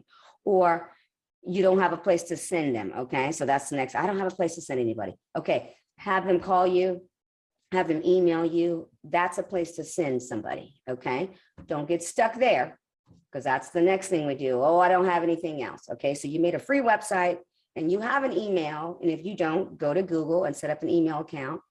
And you basically have a phone. So if you can have an email and a phone, you have a place to send somebody. But you also have a website where they can see that you're kind of a legitimate business.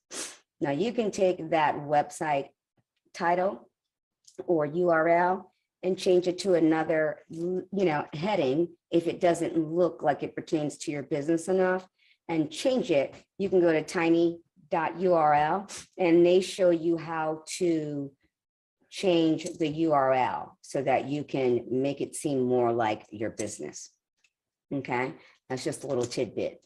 Now you've got the Uverse, you have your regular Facebook page, and now you have a fan page. Okay, and you can make this fan page a group, a fan page. You can do a group too, and you make it private. So everybody will not be able to just see it, go on your site, anything like that. They have to be let in by you and approved. So this way you don't have, weird people or strange people who are not really supposed to be there. They're in the wrong place. They somehow got to your site and they really aren't supposed to be there. And they thought it was something it was not. So this way you can approve it. And it's people specifically geared towards what you're doing. Okay, bingo, that is it. That's called a warm lead already. So now you have people coming in, and what you start to do in the beginning, you just give them content. Just tell them great things about what you know, about what they're wanting to know. Ask them questions, give them feedback, and then eventually, depending on what kind of responses you're getting and how many people are in the group, then you would like to start to sell. But you have to gain confidence, trust, a community type of feeling where you're not here just to use them up. You're here to teach them and help them and grow them and help them learn so that they can make better decisions and choices in their lives. Okay, so give them good content. Just in the beginning, tell them great things, give them tips, give them things that they can use immediately. And the next thing is also find groups that are already in existence. They're already doing stuff like this. They're already in gardening. Go on their websites or go on their Instagrams or Facebook pages. Let's stick with Facebook if that's too much for you. So go on their Facebook page and look, go under groups and type in the group you want to find. Gardening, whatever that is. Okay, so you've done all that work. You've put in, I'm looking at people, I'm seeing what other groups are doing. I'm checking out other people's Instagram, Twitter, anything that you're trying to get knowledge, that people who are already doing what you're doing, you're just trying to look. And these are starting to going to give you ideas. They're going to give you marketing tactics and things like that. All right. So you have the Uverse app, you have your fanbook page, and you have your Facebook fanbook page. You have a regular Facebook, and then now you have a fanbook or group. All right. And make them private. So now you're sending people there and just giving them great content. Okay. Eventually you're going to throw in your sale. Now, what am I selling, Agina? Now here we are. Now I'm stuck again. So now I have people and now I don't have a product, right? Because we're doing this in days. We're not doing this in months. We're doing this in days. So all the things that I told you that you just had to do, if you don't have any of those things, may take you 30 to 40 minutes, all of them. Okay. No excuses. Now, next, I don't have a product, Regina. I don't have this. I don't really have anything. I just have what I know. Perfect. You know what we're going to start selling? Your time. So now you're going to start selling your time first while you're making a product. Okay. So they're going to sign up for you for your knowledge. And this is where you're going to have to be able to answer questions, pick up the phone, answer an email, because this is what you have. You don't have any big, systems yet in play. So you'll have to pay attention, and they should come in small numbers in the beginning. But you answer those calls, you answer those text messages, you answer those emails immediately so that they see that you're serious too. Okay. So now you're like, okay, what am I still selling? Okay. What's my product? It's not tangible. I don't have a shirt. I don't sell jewelry. I don't sell these things. Okay. So that's why we're going into selling your time. So you're selling your time, but now what are you selling? I'm going to stick with gardening to keep it easy. I'm going to teach you how to build a garden, how to start, when to plant, when to seed, when to prune, when to do all these things. Okay. So now you're selling. So you're selling your knowledge. You tell them, I'm going to go on. You can go into your Facebook fan page or group, and now you go live there. And that's where you give your content. So if you don't even have Zoom, now Zoom is free, and you can have a Zoom account, which is free, I think, for the first 40 minutes. And then you have to make sure you stay in those 40 minutes because they will cut you off. So make sure not to go over those 40 minutes. If you're starting up brand new and you want a free hosting where you can talk like this, and if you use Zoom, you can use Zoom because you can say whatever you want on Zoom. Facebook fan page and Facebook in general, you can still say a lot, but sometimes they edit some of your advertisings out. Sometimes, if you're just given a number or a text or a feed or something at the bottom, that's usually pretty much still okay. They'll let you know when they block anything. So you'll know if they block anything. Always, if you're using Facebook, I always try to sell before or after, not during that meeting or that live demonstration. You could also say, here's the link, and then they can just click on the link and go from there. Okay. But on Zoom, if you're using Zoom, you can say whatever you want. You can have them use you, email you, text you. This is where, if you don't have any kind of merchant services, this is where you can maybe use Cash App or Venmo. I don't necessarily suggest that because it's not as professional as the rest. But if you have to use something where people can send you money, I feel like that's the easiest. Venmo is usually rated a little bit higher than Cash App, but whatever people have and they want to send it to you, that's a good way to get started. Okay. You can also go to calendly.com and sign up for a free scheduling where people come in and they can go to you, call you, text you, sign up for your time, and you can put your time. Now, Calendly is pretty savvy too. It's free also. You can always upgrade so you can do more and you can have different projects open. Now on Calendly, you can sell as well. So that's a good place to put your, basically my session for 15 minutes. So now you're selling your time, right? So my session for 15 minutes is $15. My session for 30 minutes is $25. My session for an hour is $45 to $60, right? So you're giving them all the content they can take within 15 minutes, 30 minutes to an hour. And you can say 45 if you like to, but you're giving everybody the increments that you believe they can afford or they can pay for.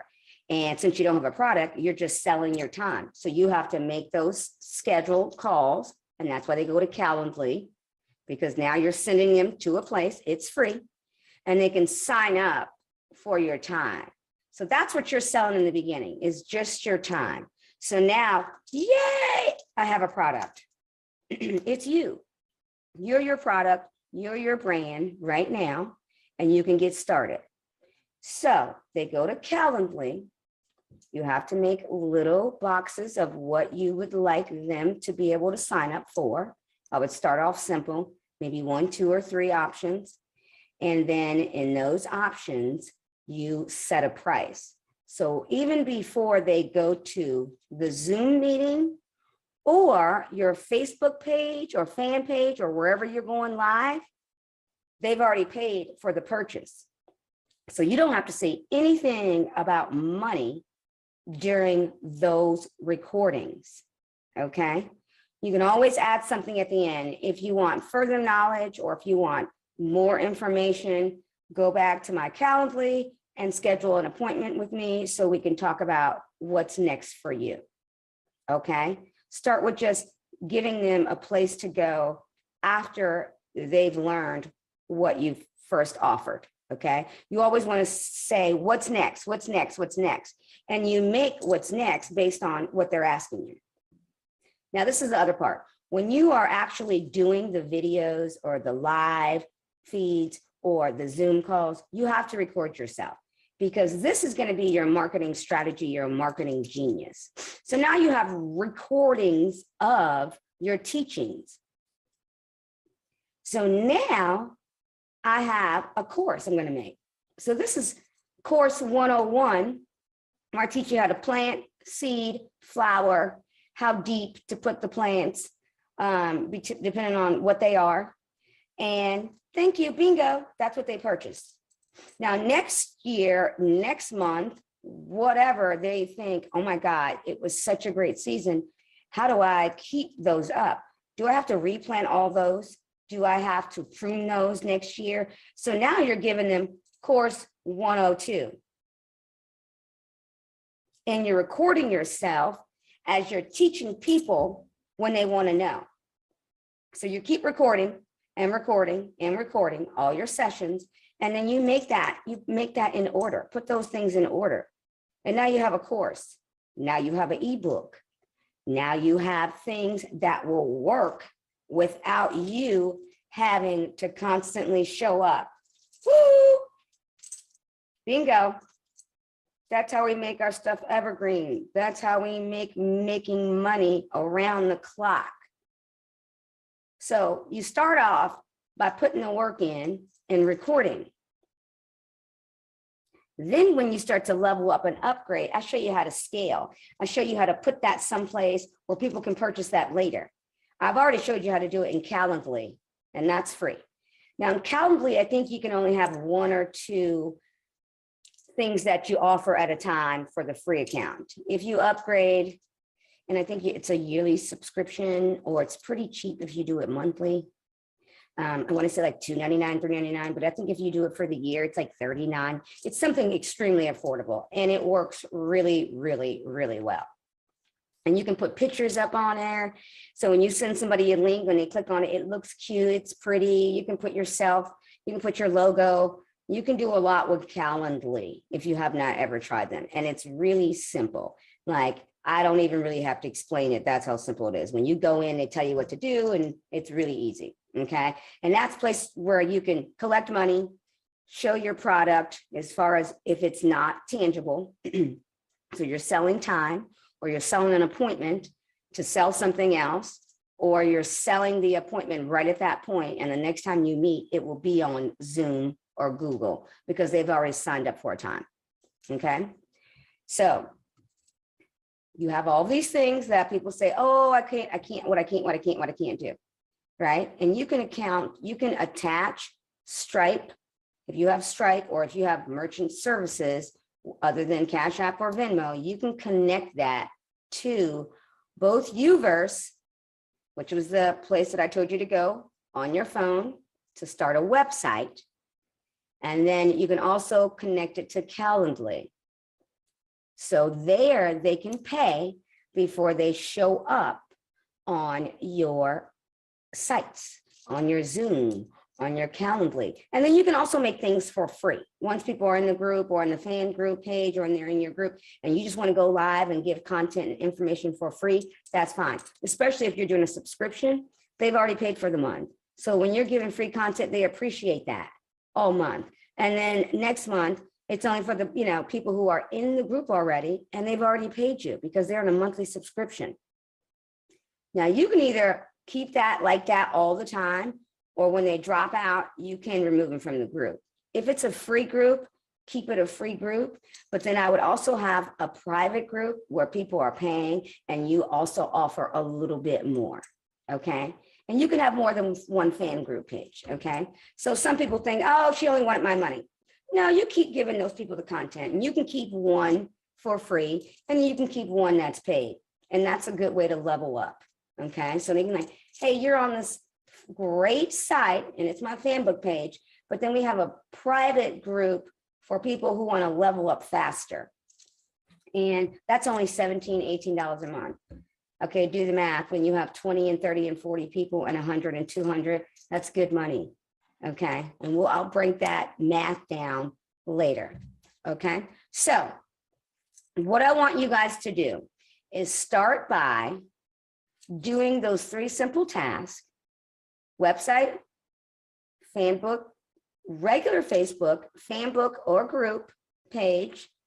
And then I want you to start to Google and go into Google or Facebook and start to look up groups who are already doing what you're doing and who are already in the field, and they have, thousands and thousands of followers.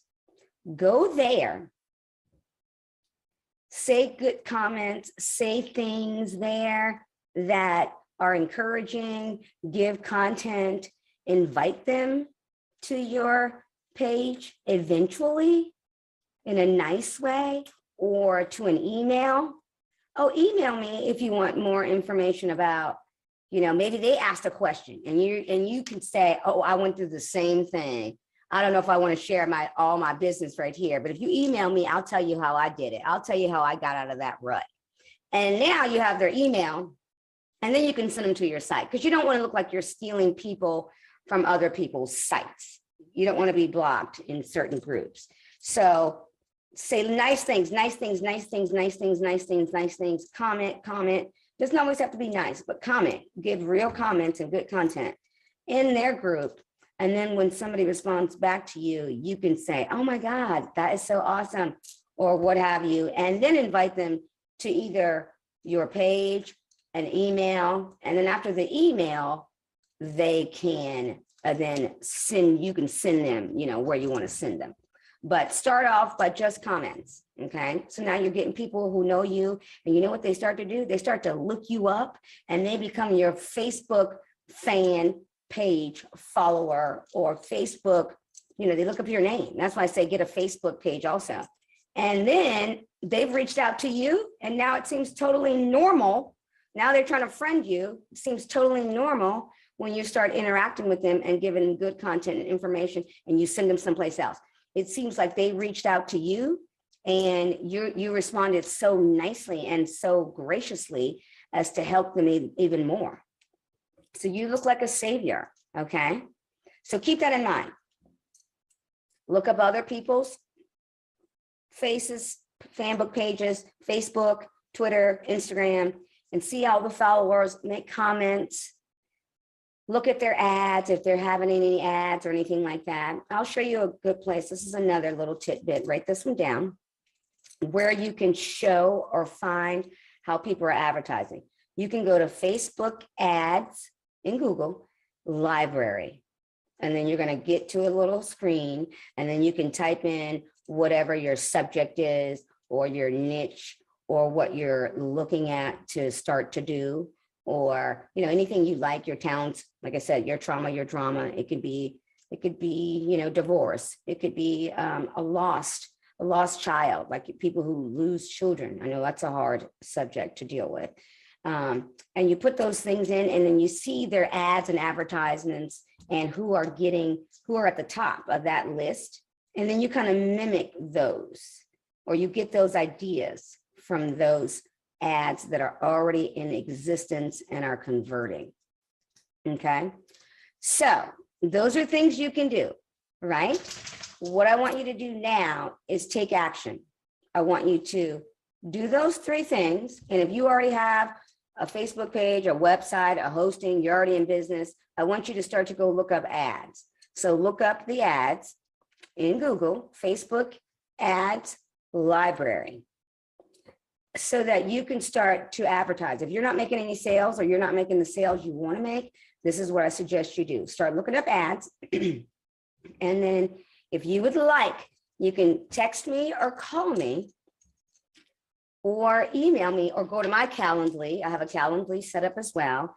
And if you use Calendly, it's calendly.com/Agina Simpkins.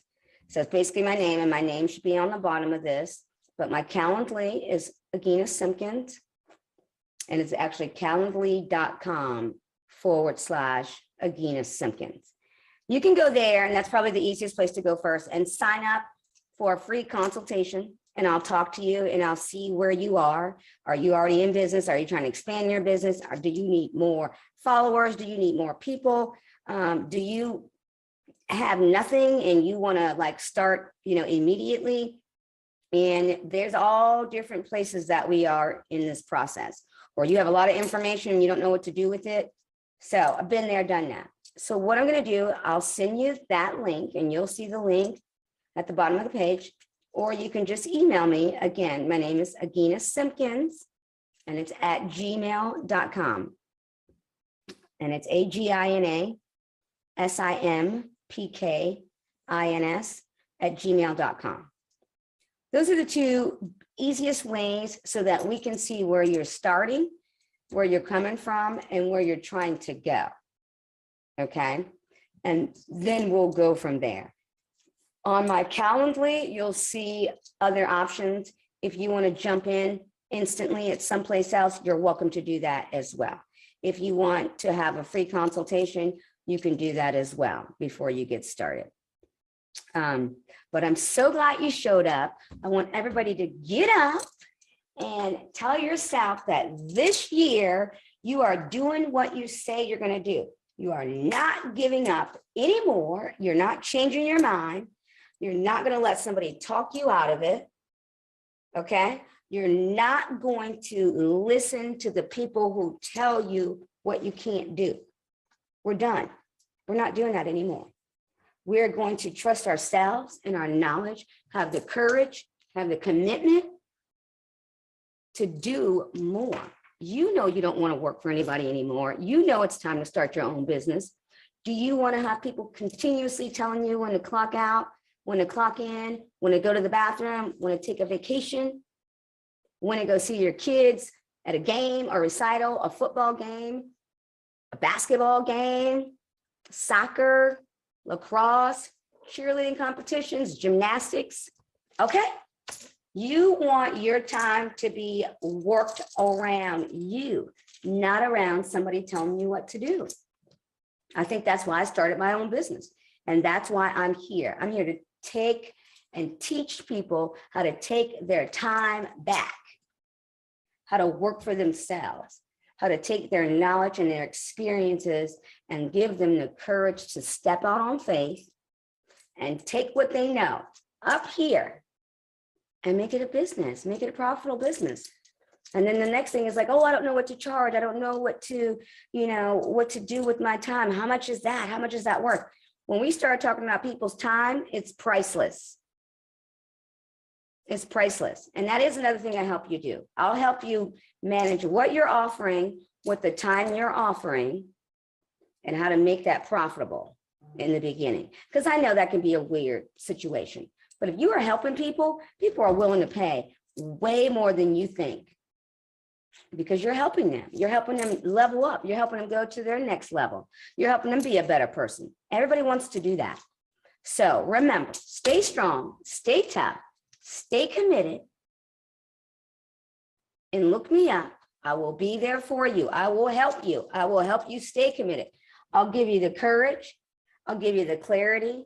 I'll give you everything you need to stay energized, consistent, and committed. We have to stay committed. I think that's where we lose it, is we don't know how to stay committed. Remember your why and remember why you're doing it. And that's really helpful. But I will keep you accountable. All right. So thanks for joining me. Keep me posted. Look me up. Find me. And let's take it to the next level. All right. Thanks for coming. And let's make 2022 your best year. Bye. Secrets to Success. We are so incredibly excited to share with you our secrets to success and really get this ball rolling for the Black CEO Conference. So welcome to all of you in the audience, and let us kick it off. And let's start with sharing a bit of our background on how we became leaders and how we became experts within our industry. Robin, why don't you kick it off? Okay, my name's Robin Corbins. I'm a 16-year educator in special education. I started in Louisiana in 2003, moved in 2005 to Atlanta, and nourished and honed my craft through a master's degree on my way back to Louisiana. So I made a round trip thanks to that famous hurricane called Katrina. And once I got back, I started working on my degrees. My children were, let's just say, in between, but the start was 88, and I graduated in 99 with my first one. Okay, my first degree. The second one was in 2007 after the 2005 hurricane. So in all those years, I just kept working to get what I felt I deserved. I love that. And Yvette, how about you? Experience. I became a leader in my industry. I was in my late 20s when my marriage ended. And I was financially, it was very difficult for me and my children. So I changed my career. I went into financial services, and that gave me such an education as a woman in a male-dominated industry. That I started to empower myself with the things that I learned. And I've always cared about women, especially women with children who'd been through adversity. And my most enjoyable clients seem to be the ones who are going through the roughest time. So really, it's just experience, my own personal experience, and my learning, just absorbing and applying everything I learned year after, the next year you learn a little more, you do a little more, you learn a little more, you do a little more. And those principles were able to teach me so much. And so now all of that has come together, and I've actually become a leader in my field, especially with women. Some say I'm sexist, but I'm not. I'm not sexist. I'm not sexist. But I understand. This is who I communicate best with. That's You it. understand your audience, and Yes. women need help too, okay? We need it more than most.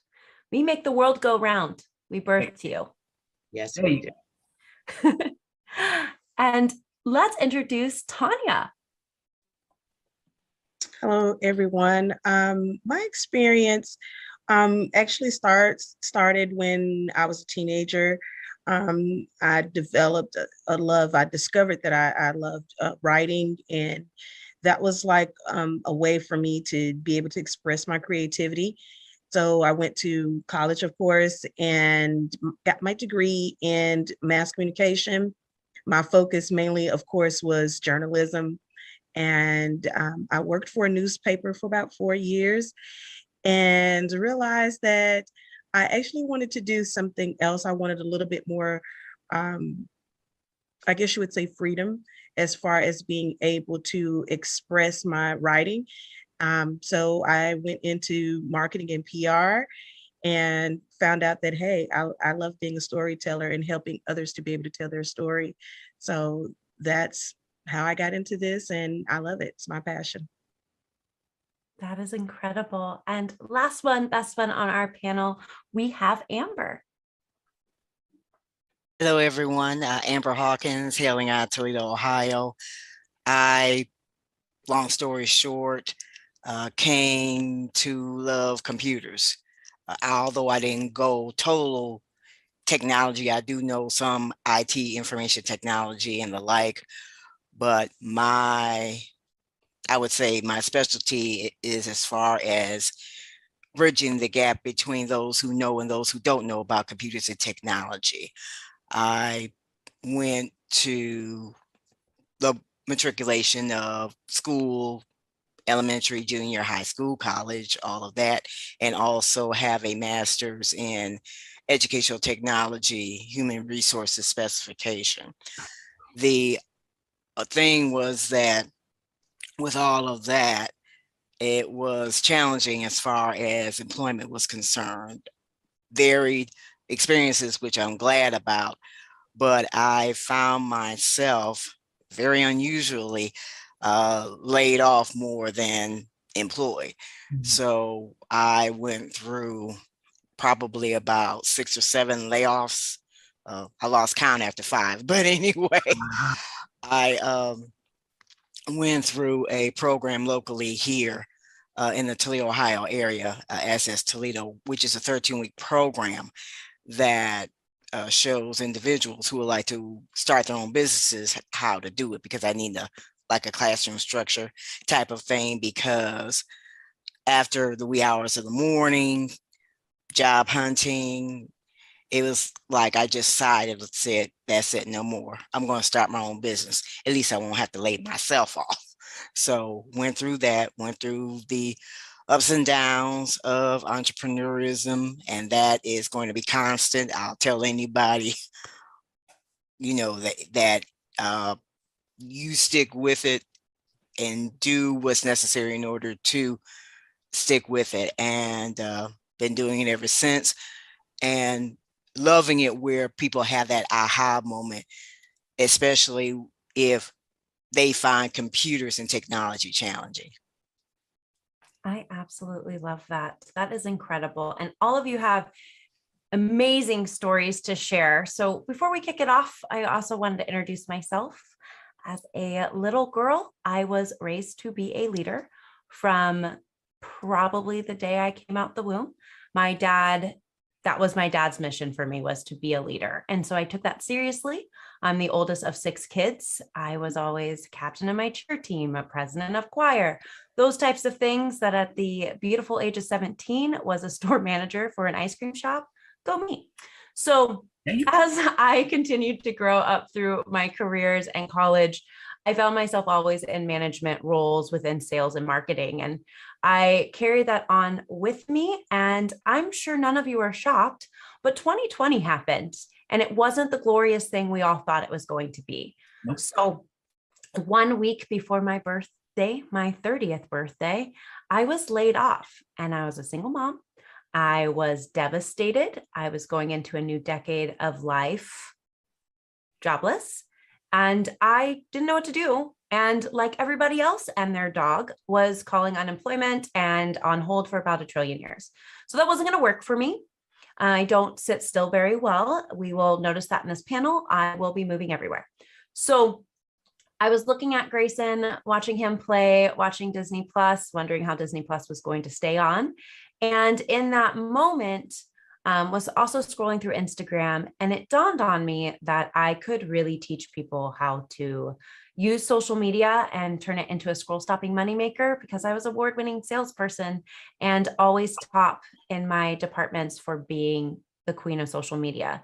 So I merged those skill sets, created Gray Digital Marketing, and since then have done some incredible things like be listed as one of the top 50 marketers on the rise for the African American Marketing Association. So incredible stuff since 2020, and super grateful that I get to moderate this panel with such incredible women to share our secrets to success. And what I want everybody to know is success looks different for every single person. And how we got there is more important than where we've arrived. And so as you hear our stories, from the ones we just told to the ones we're going to share here in a few moments, look for those gold nuggets that resonate with you, because all 5 of us come from different backgrounds and all 5 of us have different stories to tell. But the success is in the details, and we've got to where we have gotten to because of hard work, effort, and for many of us, because we have children to feed. So we are so excited to share this moment with you, and we're all going to go around and share how we define success, because everyone defines it differently based on their own personal experience. And we're going to start with Robin, but how do you define success? For me, success is if someone learns something from me today. Success is not always about money to me. Yes, people need money. Yes, you have to pay bills. But being the type of person that I am, success for me is if somebody meets me and they learn something from me today, I've been successful today. Tomorrow, you're not promised anything. But today, you start at between 12:01 a.m. and 12 midnight. If someone's learned something from me today, that is a successful day for me. Now, everything else is what we call in Louisiana lagniappe. That means extra. Okay, so whatever I can teach someone and they've learned it, it's success for me. That is beautiful. You teach them how to fish and they can eat for life. How about you, Tanya? So I've defined success where the things that you love to do meets what you were destined to do. That to me is considered as success. A lot of times, just like Robin was saying, you know, success isn't always defined by the bottom dollar. And I think that especially in my particular industry and helping small businesses to be able to tell their story, a lot of times they are so stressed and so focused on the money aspect. Yep. And it's not even about that if you are doing what you are destined to do, what you love to do, the money's going to follow. It's going to come. So that's my definition. It's simple, straight to the point. You know, it's all about what you're passionate about doing. And if it meets right there at that critical point of what you're destined to do, you've become successful. Beautiful, like absolutely beautiful. I love how the two just like merge together and you're like, no, this is what you love and what you're destined for. Incredible. Right. Yvette. Well, when I was homeschooling my adult children, one of the things I would tell them is that if you can find what you love to do and find a way to make money doing it, you'll never work a day in your life. And that's cliche. I'm sure we've heard that before. But to me, that is success. Doing something for a living that is something you would love to do. Me counseling, talking to women, helping with finances and things like that. That's something for many clients I was doing for free anyway. So the people who couldn't afford me that I cared about. So success to me is that and being in the best physical condition I can be in, being in the best mental condition I can be in, being in the best emotional condition that I can be in, and close family relationships, relationships with my friends. So relationships are serious. Success also, I guess, is multifaceted. For me, is being debt free, retiring comfortably, having a plan for as I age. There's a lot of longevity in my family. My grandmother's like 102 when she passed. Everybody's like 90s, 100, 80s, and I don't want to be a burden on my children. So knowing that I've made the plans that need to be made, that while they're raising their children, they don't have to worry about mom. They can come see me and not see about me. So I guess that's success, all wrapped up for me. That's success for a lifetime. That is incredible. Amber, how about you? With what all the ladies mentioned, I will say, as far as the financial part, because you have to admit a lot of people are concerned about that, at least in that aspect of it, be financially literate. I would say that for me, actually back around 2019, 2020, that was the time frame I decided in my mind, because along with what I was going through, I came to the realization I was not financially literate as I thought.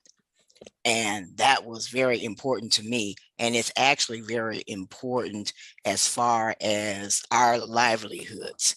I would equate that as part of success, because you are going to do what you're going to do, and in the enjoyment of life, at least have that financial foundation that you need. As far as what you do you find the joy in it? Because if you're not finding the joy in what you're doing, and it's like a day by day by day by day, you're feeling kind of robotic and all of that,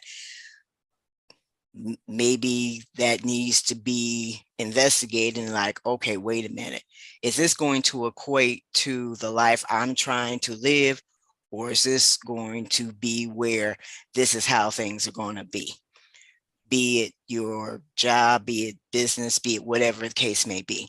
So having that financial foundation, or at least learning more about it, and doing what you love that brings you joy. So people learning about and having that opportunity to overcoming whatever computer skill they're trying to learn, that brings me joy. I absolutely love all of these. All of you are so incredible. I just am like writing down these gold nuggets as we go. And I think for me personally, I would really define success a couple ways. One way that is not your typical way, but that is by learning how to be comfortable with the uncomfortable. I think that when you're uncomfortable, you're trying new things and you're growing and learning, because our comfort zone is should be a very scary place for all of us. And then I also look at it as just help one person every single day. And so if me helping one person every single day helps take me out of my comfort zone, then I'm advancing and learning. And I consider that being successful, because I don't ever want to stop learning. And every golden nugget I take in, I get to give back out to the world. So that is how I would define success.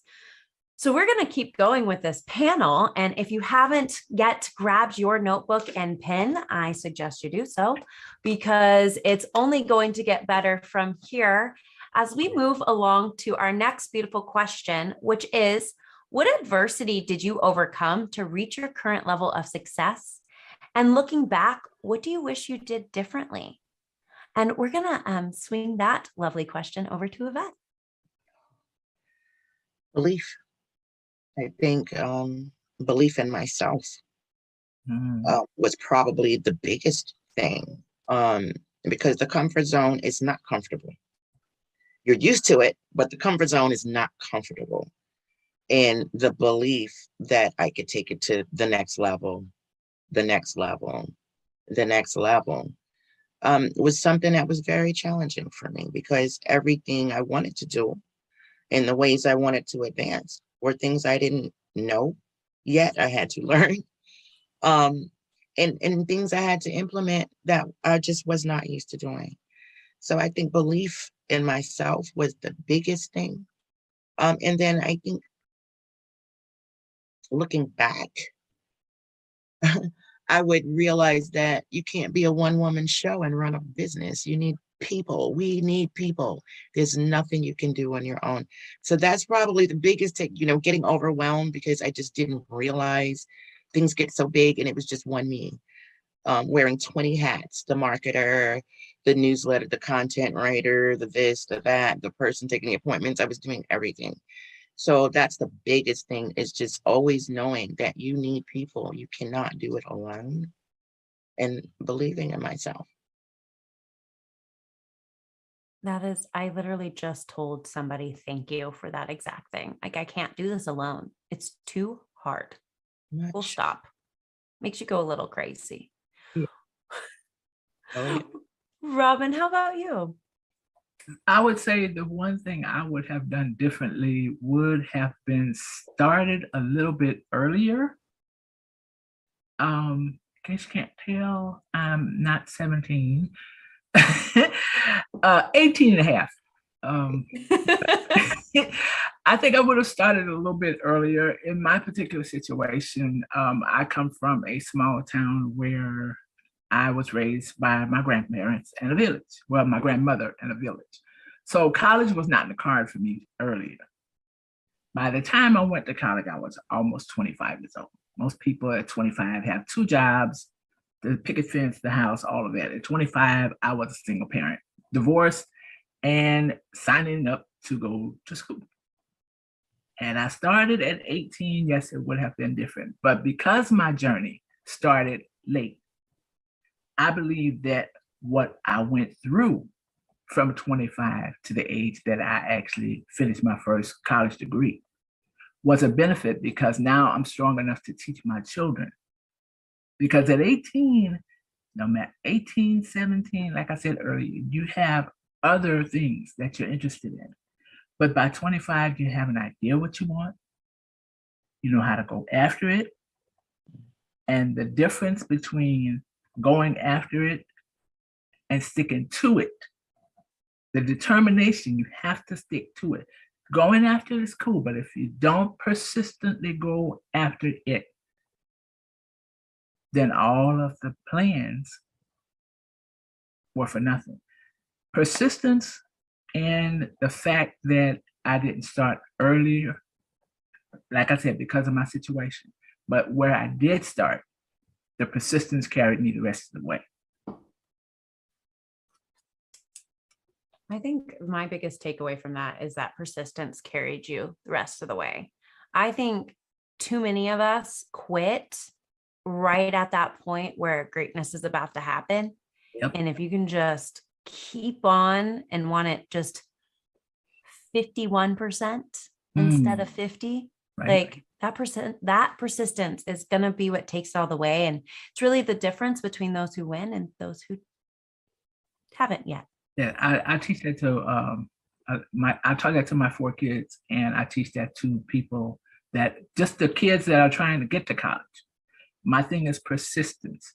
If you see that you really want to be in a university or just a 2-year college, persistence will get you there. You stop now, okay, you went to high school and you didn't stop at 11th grade, you went to 12th grade. Okay. And you're excited because now you're a senior and you're graduating and all that. Then you get to college and you're like, okay, new world. But why stop there? You started, finish. Persistence. I love that. Tanya, how about you? How about you wrap this question and send it home?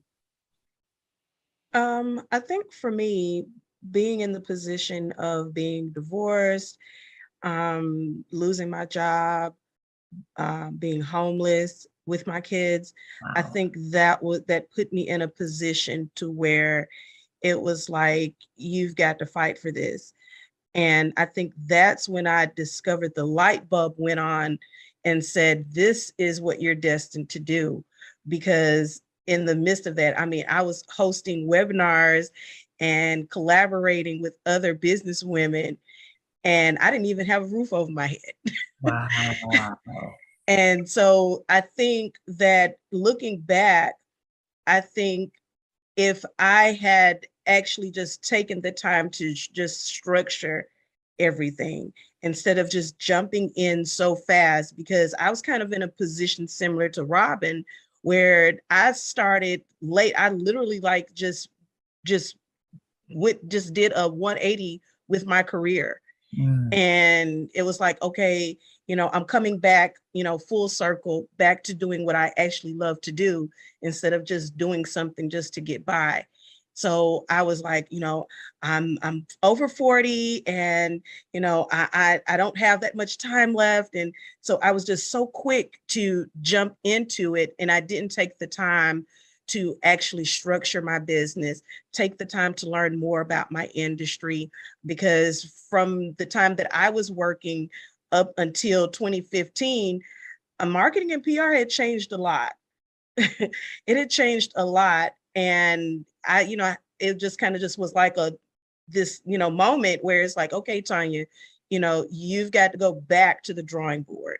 And this time, take some time and just get back in there, but take your time, learn more, collaborate more, network more. So I think that if I had done that, I don't think that I would have been in the position where I had to start over. Even in the midst of the adversity, I think that I wouldn't have had to start over. That was so powerful. I forgot that I have to move to the next question, and I'm just staring to try not to cry. So one quick second to take a deep breath. Switching gears here, everyone. According to many articles out on the internet, many are in agreement that writing down goals, creating a strong belief system, and investing in yourself are keys to success. Do you agree, or do you have any you would add or take away from the list? And Amber, would love to hear your thoughts. My thinking as far as that is concerned, it doesn't hurt to write the goals because you want to see your accomplishments. You want to see how far you come. You want to actually witness the fact that after you've achieved something, after you accomplish something, you can go back. I remember when I wrote this down, and it was probably easy to attain.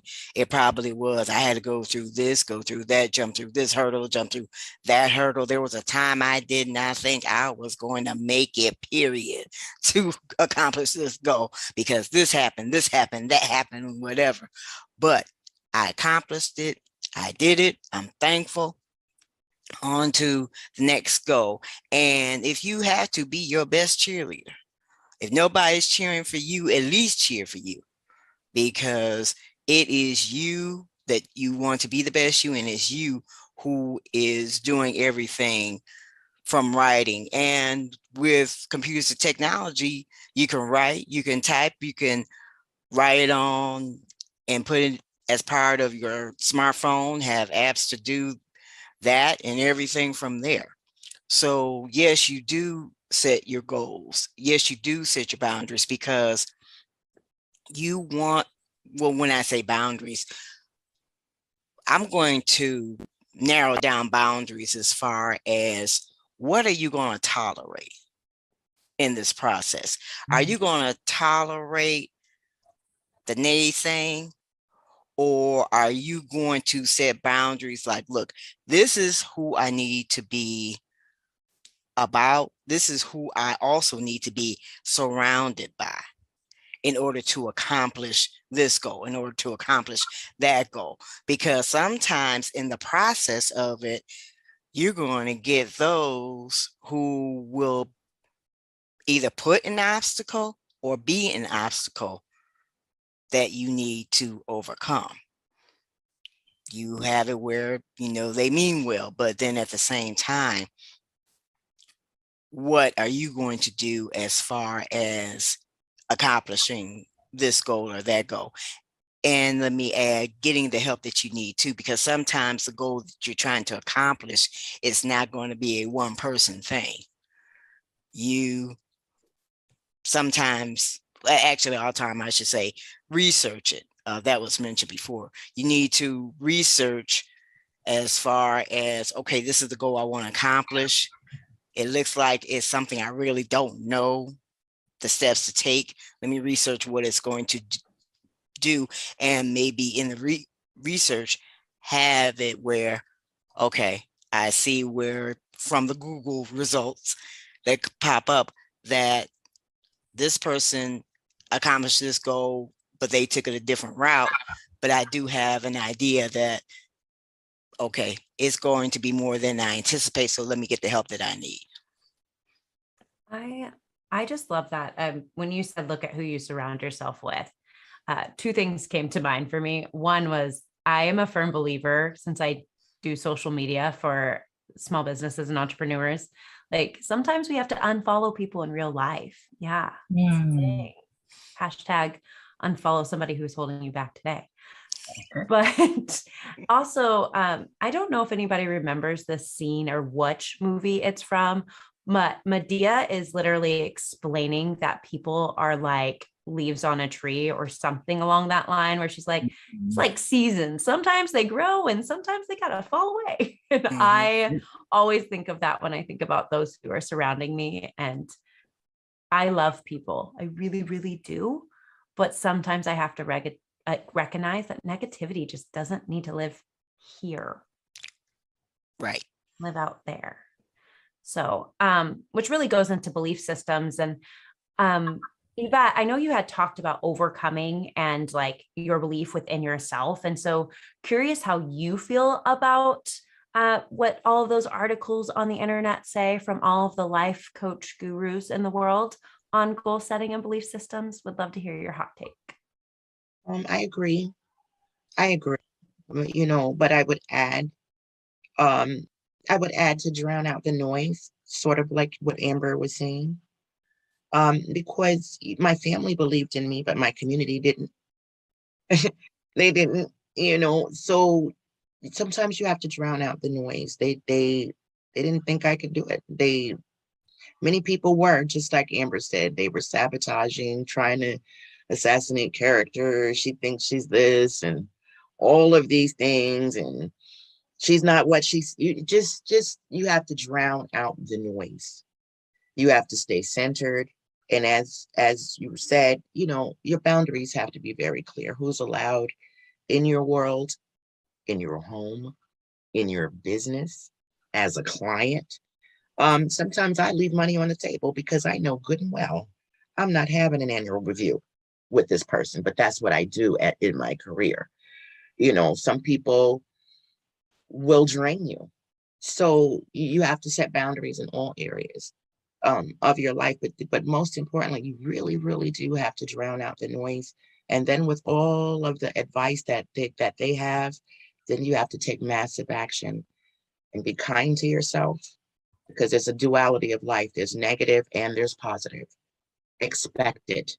Don't get upset. Don't get uptight. It's positive and negative. It's good and bad. It's consistent. It will always be that way. So get yourself of that mindset and keep it moving. Oh my gosh, that is so incredible. Just the stories in this panel today are just making me excited to go do something after we all go back to our corners of the world. Like, I want to take massive action. I want to take massive action right now. And we're still here. And there's just one last question that I want everybody to really hone in on as we look to these last couple minutes with one another and dive in pretty deep. But what is one takeaway each of you wishes that our audience will take from our chat about success? And what is one thing you wish somebody told you when you got started? So we're going to add to our original question. What is one thing you hope people take away from today? And what is one thing you wish somebody told you when you got started? And Amber, I'm going to send it back your way, and then I'll let you popcorn it to the next person. Okay, I would, in thinking about this question, it's like, what would the answer be? I would say, I wish someone earlier would had told me that you are not only unique, but you are unique to the point where you really don't need to compare to anyone else.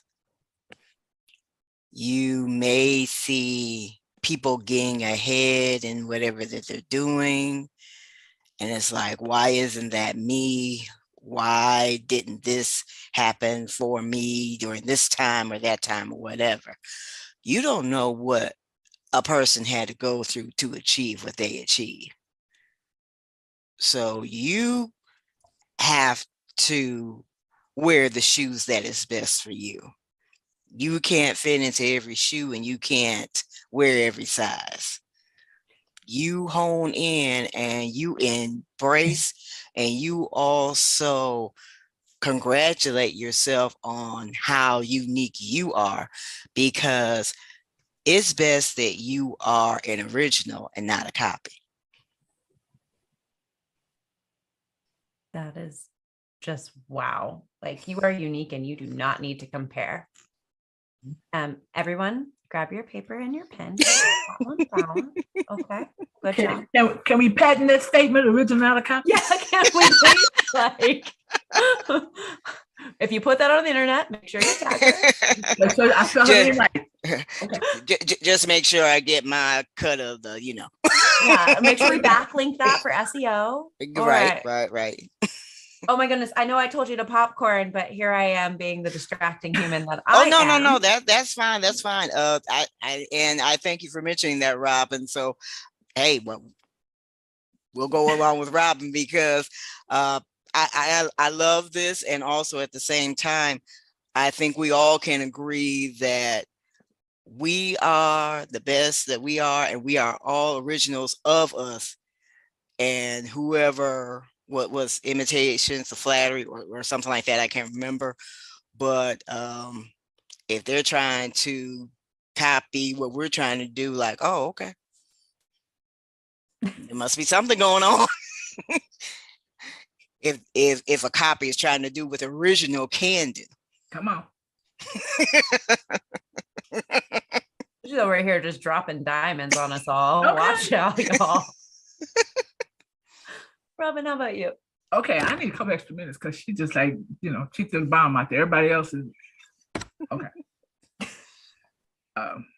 The one thing I think I wish somebody would have told me when I started was that not only will you need to be persistent, you have to be. You have to be. Because, as Amber said, there are so many copies that are watching you as an original, that if you're not persistent in where you're going, and you don't have a not necessarily a tunnel vision, but if you don't have a vision, period. You asked a question earlier about what vision, or writing down a vision. Mm-hmm. I listen to Steve Harvey quite a lot, not just for his funny side, but he does have a motivational side. And I heard him say something that I've been working on now for almost a year: 300 things that if you could, you would ask God for. I am actually at 150, and I've been working on this for a year. You may need somebody to tell you you're beautiful. You don't need anybody to show you that you are. Look in the mirror. Oh, wow. Okay. You may need somebody to say, okay, you're smart, you're intelligent, you're knowledgeable. Mm-hmm. You may need to hear that from somebody. But look in the mirror. You know you better than anybody else. Mic drop. Mic drop. If you want the cure to imposter Mic drop. syndrome, call Robin. You know you better than anybody else. And had somebody told me, I'm with Amber. I understand that, yes, we have people that will say, okay, you're most likely to succeed, this, that, and the third. I was neither one of them, even though I graduated half a year early. I was neither one of them. Again, as I said, the mic drop. You need, we all like to be stroked and, told we're pretty. We need that as human beings. But you know you better than anybody else. And I would tell somebody today that not only do you know you better than anybody else, you know what you want before anybody else does.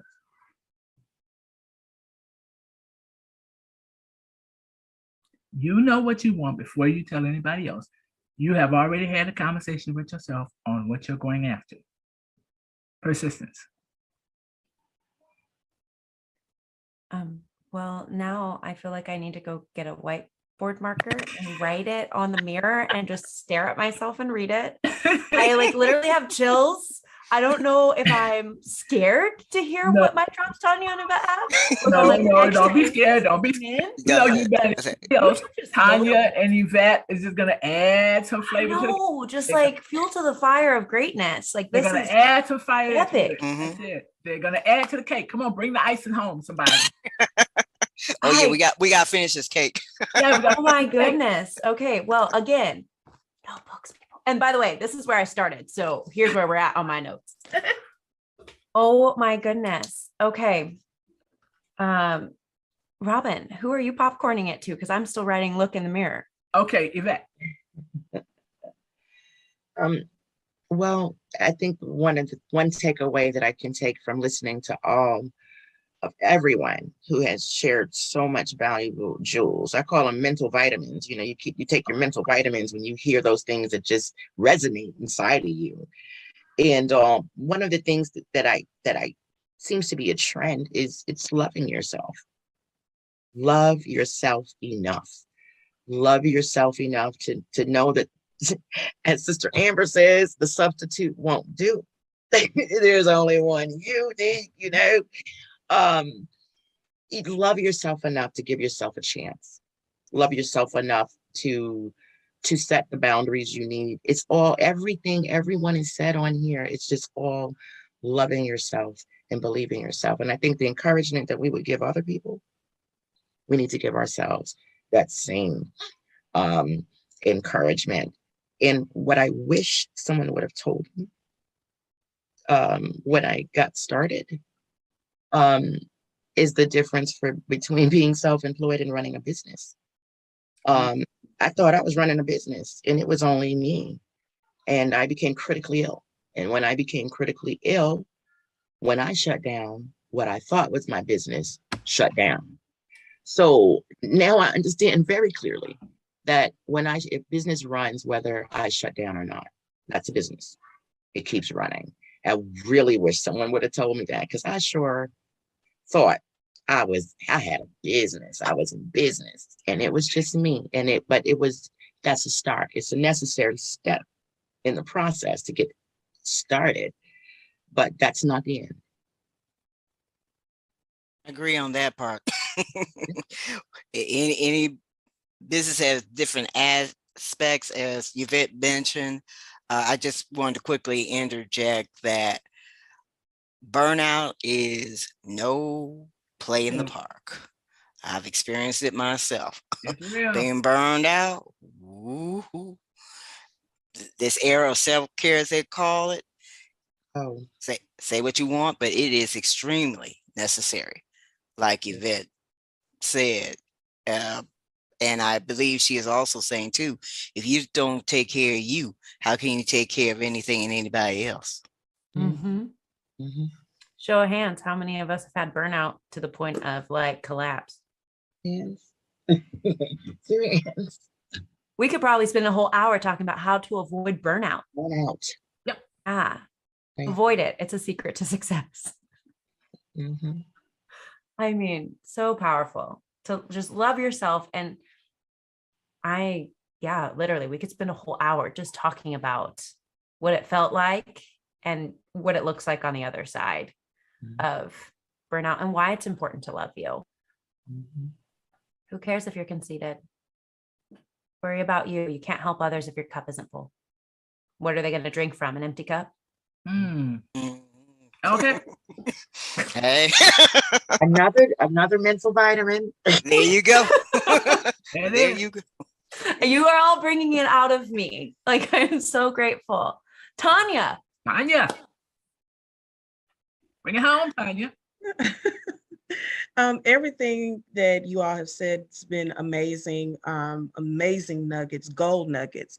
Only thing that I could probably just add to that is that investing in relationships is so important. It was mentioned earlier tonight that you can't do this journey by yourself. Even as a solopreneur, you still cannot do it by yourself. So investing in relationships, and I use the word invest because it is, there's value in that. That's a resource. So you want to be successful, make sure that you invest in relationships. One of the things, oh my goodness, that I wish someone had told me on this journey was, so many different things, that failure is a part of the journey. It is. And I think that that was something that created a stumbling block for me during the beginning, because I was so wrapped up and so afraid to fail and to fall. But if I had not failed, I wouldn't be in the position where I am right now, because I've learned so many things from failing. So it's like, now I know what not to do. You know, I know who I need to connect with. I know who I need to network with now. So I wish someone had said, girl, it's okay. It's okay if you fail, because guess what's going to happen? You're going to get energy. You're going to get resources. You're going to get support to get back up. And when you get back up, you're going to become better. So I wish that someone had said that to me, and I hadn't put so much pressure on myself to do it right the first time and to be perfect. Perfection is a disease. It is. It is. I'm seriously working on trying to cure myself of that. Good luck with that one. Okay. I would like to say, can I say something very quickly? Go for it. In regard to that. What you said is actually so powerful. And I think one of the things we have to do is, you know, someone told me a long time ago, the most successful people have had the most failures. They've had the most failures. And, you know, life is the classroom. Since we're born, life is the classroom, and it never stops. We pass some, we fail some, but we learn. We learn, and when we get up and we move on, we can implement new things. So, you know, that's just so powerful. Just accept the fact that success does not come without failure. You've got to fail. You've got to fail. Just like a baby trying to walk. They keep falling, they get up, they fall, they roll over, they get up, they bump their heads, they fall flat on their backs, but they keep moving. They keep trying to walk. It doesn't matter how many times they fall. I think we need to keep that, find that place inside of us that we had when we were just beginning our life. I mean, if you think about it, really think about babies for a second. They know walking's possible because they see people do it every single day all around them. We see successful businesses. We know they exist. So to Robin's point, be persistent, get back up. To Tanya's point, fail and fail fast. Yep. You know, like these are, and then give yourself some grace and forgiveness. Like Yvette said, like, love yourself, but not like, so you don't burn out. And as Amber said, you're an original, you're unique. Don't copy people, don't compare. I mean, these are just mind-blowing things that sometimes we don't think about in the context of folks have a story. And we all just sit there and look at how people won, you know, like look at, let's use Beyonce as today's example. Like we look at Beyonce and we're like, oh, wow. Like she sells out arenas. She does this incredible stuff.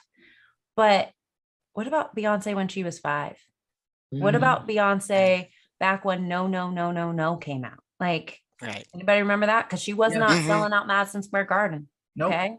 Right. She And was she wasn't by herself either. Yeah, she wasn't by herself either. right. So just thinking, like, we spend so much time in comparison analysis, and then we just end up saying, why am I not there? Well, you can't compare your chapter 1 to somebody's chapter 100. That's unfair to you. So unfair to you.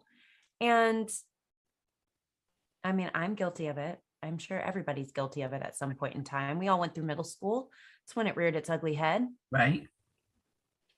And so I just love what all of you ladies had to share today. I think it's incredible, impactful. And I really hope for those of you who are listening in on this, that you're taking away something that is helping shape your story and furthering it along. When I look back at what I wish somebody would have told me, I spent a lot of my life hearing how great I am, this, that, the other. And I know that's not everyone's story, but not once did somebody say, let me help you get to the next step. And so I wish I would have had somebody who was like willing to just reach out a hand and say, you are incredible. Let's show us how it can grow. That recently just happened to me and my mind was blown. I was like, you really think I'm worthy of that? I can do this. And so, it was a relationship, and that relationship said, hey, I have somebody else who can help you. But it's taken me 3 decades to get to that point.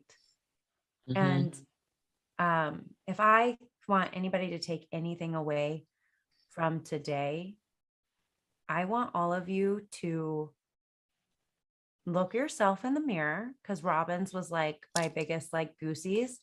And yes, people can tell you you're beautiful. Yes, people can tell you you're excellent, but only you can make that happen. And so take massive imperfect action. Just take one step. Nobody's asking you to take 1,000,000 in 1 second. Take the first step to step into your success and keep it going, because you were successful before today and you're going to be successful after today. Right. Exactly. That's right.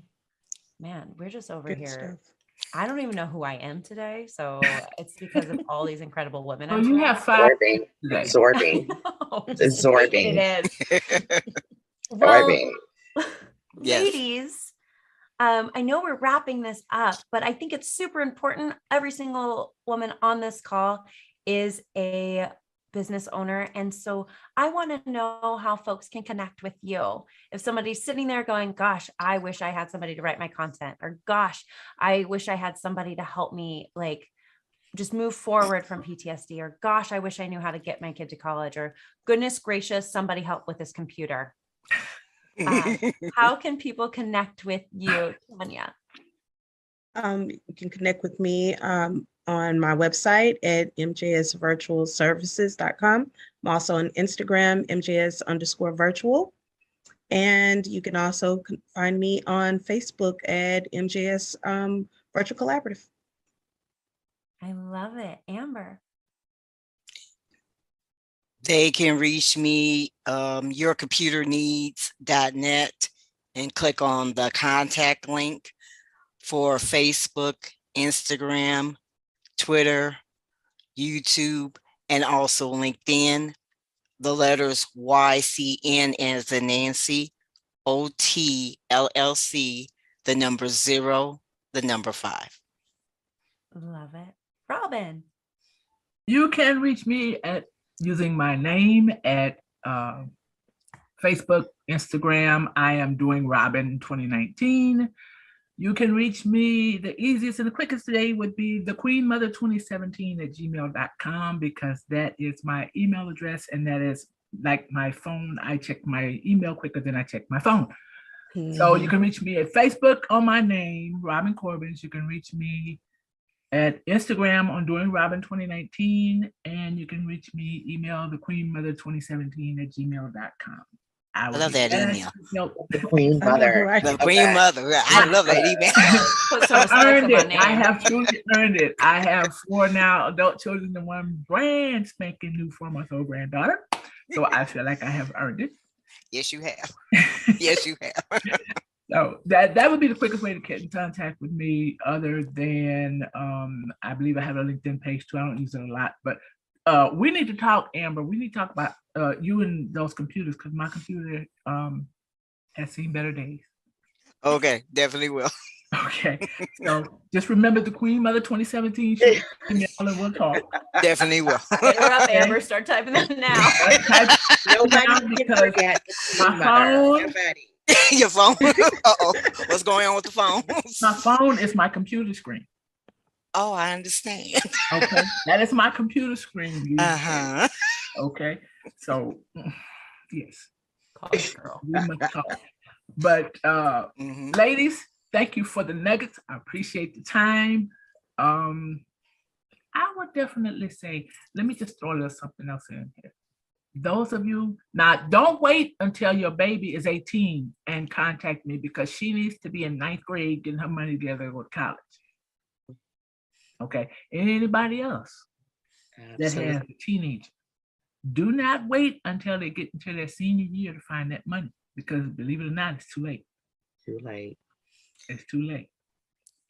That's another thing that could have been a nugget dropped earlier. I'm sure for a lot of parents, a lot of aunts and uncles and all from there. Because the fact that you start when their senior year starts, okay, like I said earlier, they're planning for prom, homecoming, the dance after homecoming, the party after the prom. They have no idea that the bill is coming in May. College starts in August. Mama, here's the bill. Mama. Mama. I miss mine, I tell you. I miss my daddy too. For me, it was mama, daddy. Right? Can you pay for this? I do understand, but there's a way to find money to get these kids in, even if it's just a 2-year school. They want to go to there's a lot of ways that it can be done. They can go from high school to let's just say get their associate's degree in the 4 years you're in high school. And there's a lot of ways around it, and it's free money everywhere. Free. Let me say it one more time. Free 99. Free 99. Free 99. Oh, I love it. Grow on trees. Free 99. Free 99. You pay nothing. Love it. Free 99. Yvette, how can we connect with you? Oh my goodness. You can connect with me at yvette.adams@threegenerations.org. My website is threegenerations.org. And you can find me on Facebook. My name is Yvette. You can find me on Facebook as Yvette Monique. I should change it to Adam to be consistent. And then our Facebook page is at post-trauma growth. So you can just put in there the @ and post-trauma growth, and 3 generations will pop up. I love it.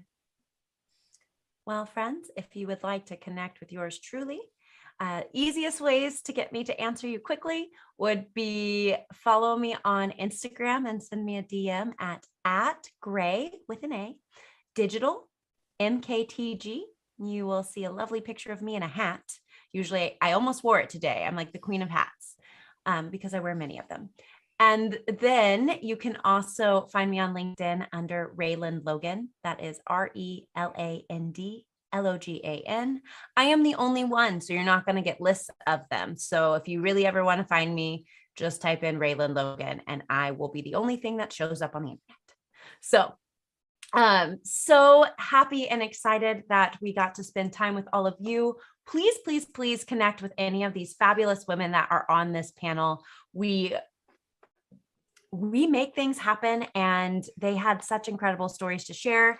And in case you need a real quick wrap up and we're curious what I wrote down today, we have "You Are Unique and You Don't Need to Compare" from Amber. Robin, look in the mirror. You know you better than anyone else. Yvette, catch those mental vitamins every single day, but this will be a heavy dose of them. And love yourself, don't burn out. And Tanya, invest in relationships and fail forward fast. Yeah. So thank you so much for sharing, ladies. You truly are incredible.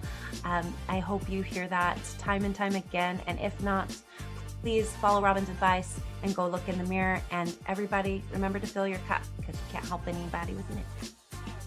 Alrighty, everyone. We'll talk to you soon. Thank you, Raylan. Bye, Good night, ladies. Bye-bye.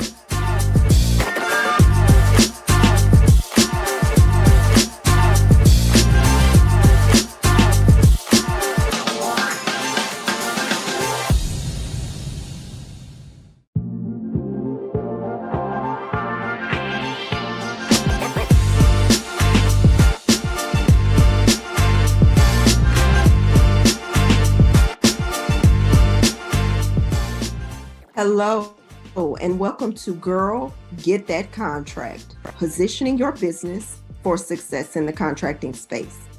I'm Dr. B. Adamson, and I'm excited to be here today to teach you how to position your business for growth in contracting. First, we're going to discuss agency and corporation identification. What do I mean by that? I mean, where do you want to do business? People on the West Coast often say, I want to concentrate on the West Coast. Conversely, some will say the East Coast for me. Others may say Midwest, and yet others may say, I am ready to go where the money is. As you think about the location, you want to think about the different areas of government: county, city, state, federal, and then you also want to remember corporate. As you build your business model, you want to remember those things. Where do you want to do business? And at what level do you want to work with the government? Keep in mind, there are entity requirements. Depending on the entity as well as the project, there may be requirements that a business must meet. For example, specific number of years experience, bonding. They may require that you have a local office. They may require that you have security clearance or cyber insurance. We know a lot of ransom is being asked for folks that are getting information through data breaches. So now agencies and corporations alike are asking and requiring cyber insurance of those that are contracting with them. Entity types. What am I asking? Who do you want to work with? On the county level, it may be the Human Services Department, the county assessor, a transit system, the ME's office. The city may be the housing authority, mayor's office, school districts, fire department, parks and rec. On the state level, the county assessor, the Workforce Commission, Health and Human Services. Federally, Department of Commerce, FEMA, DOJ, CIA.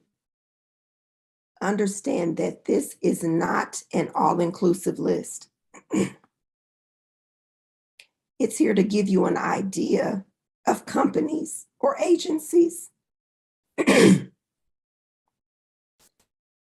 To give you an idea of agencies you may be interested in working with.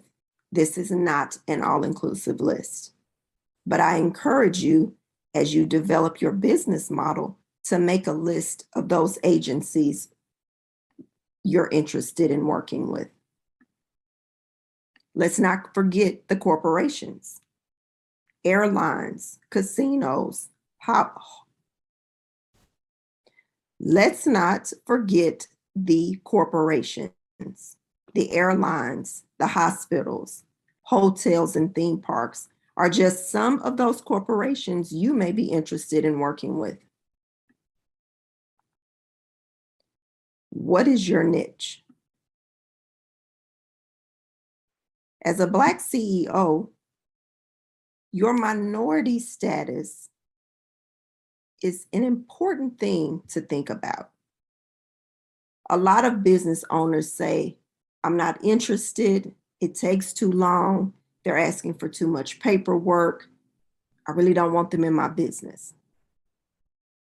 However, there's something very important I want you to think about. The government works to make sure small businesses get at least 23% of all federal contracting dollars. What does that mean? For every $100 that's spent, they seek to give 23 of those to a minority-owned company. Again, of every $100 that's spent, their goal is 23 of those go to a minority-owned company. You have to be certified. Yes, you can look at me and say, oh, she's a Black woman. However, that's not enough. They require all businesses that want this certification to go through and apply so that a neutral third party confirms, yes, this company is minority owned. It has to be 51% owned by the minority. I stress the importance of this because if we as certified minorities are not at the table, this money is going to go to someone else. The government is not going to say, oh, we can't find anyone to help with janitorial or construction or office supplies or PS&E work. So we're just not going to need it anymore. Absolutely not. They'll give it to somebody that's there. But their goal is 23%. But if we're not at the table, they can't give it to us. So I encourage you, if you are not certified, to fill out the application for that certification. Primes need certified minority firms to meet their contracting obligations. Also, there are some contracts set aside for specific minority-owned businesses. We've heard DMWBE, SBE, 8A, veteran-owned, small business. We've heard those things. But if you don't have those designations, those are opportunities that, one, have a smaller pool for competition, that two, if you're not certified, you can't participate. Subcontractors versus prime contractors. Subcontractors deal directly with the prime. They're not involved with the agency. And it gives you an opportunity to really learn contracting. A lot of times people want to jump deep, but they don't have the skill set. They don't have the business acumen. They don't have the experience. So I encourage you to consider subbing on contracts. I'm not saying for forever, but as you build your business model, you'll know when the time is right to transition. And it's not that you'll always transition fully into prime. You may say, I want to work in prime with federal agencies right now, but I'm good at being a sub in my local government. Typically, subcontractors are newly formed entities. They want to really learn working with a specific agency. They may not have the financial bandwidth to pay for insurance or bonding. And they may want to focus on some of those informal purchases, which we'll talk about in a little bit. Prime contractors, they usually have more experience. They have larger capacity so that they can cover insurance and bonding requirements. They manage those teams from start to finish. If a sub doesn't do the work and doesn't perform, they have to do it or they have to find someone that can. It's a lot of responsibility being the prime. Yes, you get more money, but there's also more responsibility. Small businesses. I want you to raise your hand if you own a small business. Many times people don't want to say they own a small business because they believe there's a negative connotation there. However, you'd be interested to find just how small a business is when you look at the definition in Title 13, Part 121 of the Electronic Code of Federal Regulations. These size standards qualify businesses for certain small business initiatives. Again, another layer of opportunity. Don't shy away from being small. It has its benefits. Okay, you've decided, okay, I'm good. Let's move forward with contracting. I encourage you to review terminology. RFQ, RFB, RFP, single source, sole source. These are all terminology terms that are used in government contracting. Solicitation, bid date, Q&A, addendum, clarification. What do those mean? It's a lot of terminology. If you're unfamiliar, I encourage you to get familiar. RFBs, requests for bid.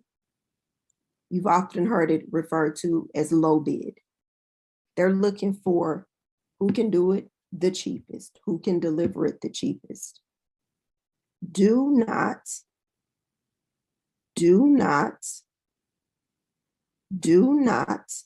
underbid just to win. Know your break-even point. Know your profit margin. Then prepare your bid. You may have two bids at the same time. You may have one that's a bid that you want a profit margin of 6%. But because you just won contract number 2 and you didn't lose much on your profit margin on that project, you may be willing to lose 2% or 3% on this one so that you have 2 projects instead of 1. But you can't know that until you are fully aware of your break even and what your financial goals are. An RFP is a request for proposal. The agency gives you a problem and you're expected to come up with a solution. What does that take? It takes a good writer. Yes, you need someone that can come up with the solution. And as the subject matter expert in your industry and niche, I expect that you would have that. However, you need a good writer to maximize the page count provided, to get the point across, to make your firm seem attractive, and to give those readers what they need to make a decision to choose you. If you're not a huge writer, if you don't like to write, get a writer like myself on your team. Sole source. That means that there's only one person that can do the job or provide the good. Think of a patent. Contract types. There are all types. You should be familiar enough with the different types and know what you can and cannot negotiate on as it relates to your business. I want you to remember that an IDIQ is not a guarantee of money. It is a guaranteed commitment. Example, you have a moving company and you have a contract with the school district to do their moves throughout the next 3 years. They've committed to calling you when they need something moved. They have not committed to calling you X amount of times throughout the contract. So yes, you'll see an IDIQ. I encourage you not to build your complete contracting model on IDIQs. You want to vary and diversify your contract base. Informal versus formal. What is it? The quick thing to remember is an informal isn't advertised. Each agency has a monetary threshold that determines what's informal and what's formal.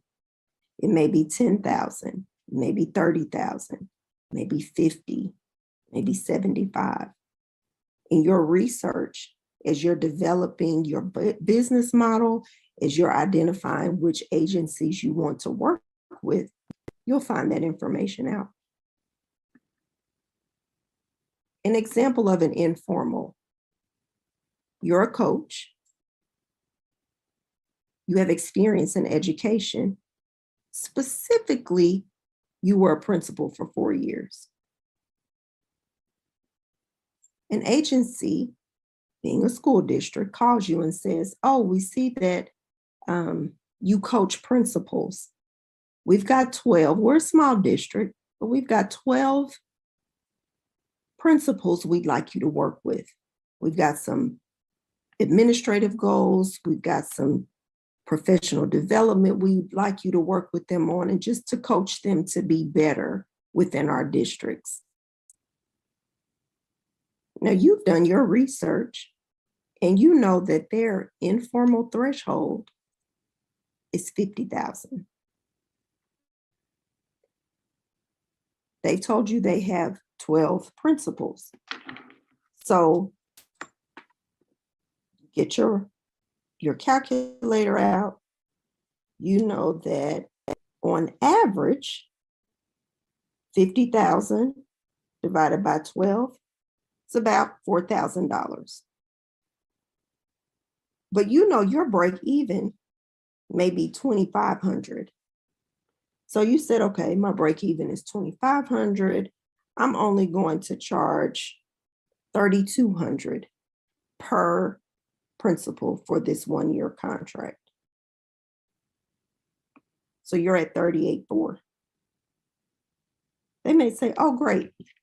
We're going to draft up a contract, get you to sign it. We can get you started. You think about that.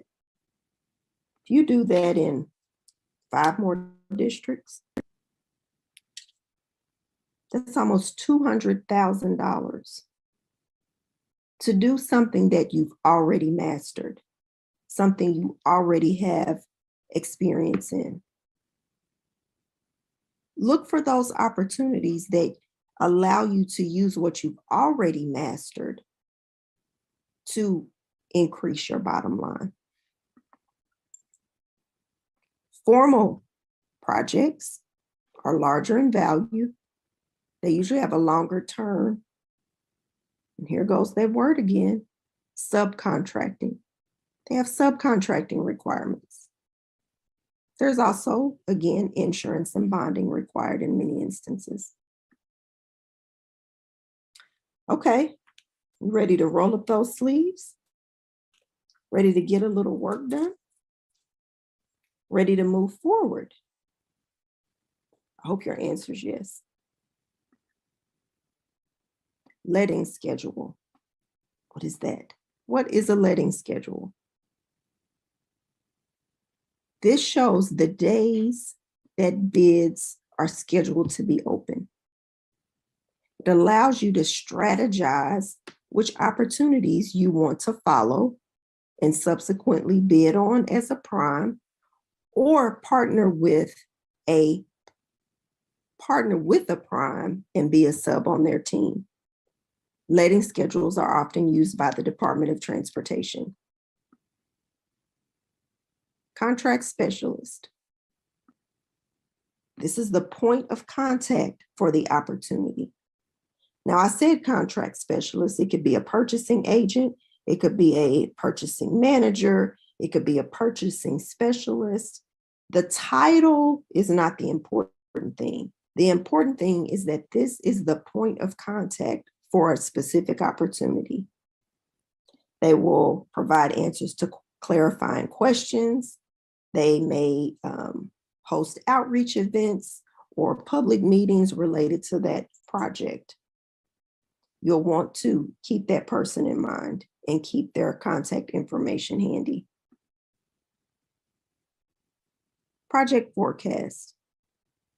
Some agencies provide a forecast. It's consistently updated, sometimes daily, sometimes monthly, sometimes quarterly, and then annually. You use this in conjunction with your business strategy. You look at what they're planning on doing. It could be a capital improvement project. It could be adding sites. It could be anything related to what they need. You look at what they need and how you can help them. You bring that together to build your strategy and what projects you want to follow to know when they're coming out so that you can either bid as a prime or get on a team of a prime as a sub. A lot of agencies are using contracting portals now. So if you are anxious about using the computer, if you don't want to spend time in front of a computer, if you want to hire someone else to look at this information for you, that's fine. However, keep your contact information current, your email, your telephone number. Whoever you have listed there, they should be the individuals that you are working with. If it's not you, somebody on your team that's going to respond. You may receive emails as invitations to bid. You may receive invitations to be on teams. If you don't respond, you'll miss out on an opportunity. Keep your website fresh. Keep your capability statement fresh and on your website. Some agencies require that you submit your bid or proposal through that same portal. Educate yourself or your employee or your consultant to do that. You want to, when you take the time to prepare a bid or prepare a proposal, you don't want to wait till the last minute to submit.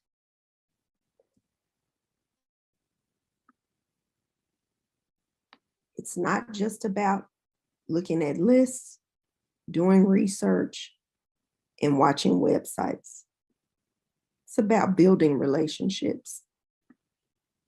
When I work with my clients, I tell them that we're playing the relationship long game. This is not an expectation that I sit down with the prime today, we have a Starbucks coffee, and tomorrow you send me this agreement that says from now until forever, you are forever going to be my sub for every contract that I have. It's not realistic. Primes need subs. Subs need primes. It's a joint partnership. Every opportunity that comes your way as a sub or as a prime might not be a good fit. Follow your business model. Know what your plan is. Move forward with that plan.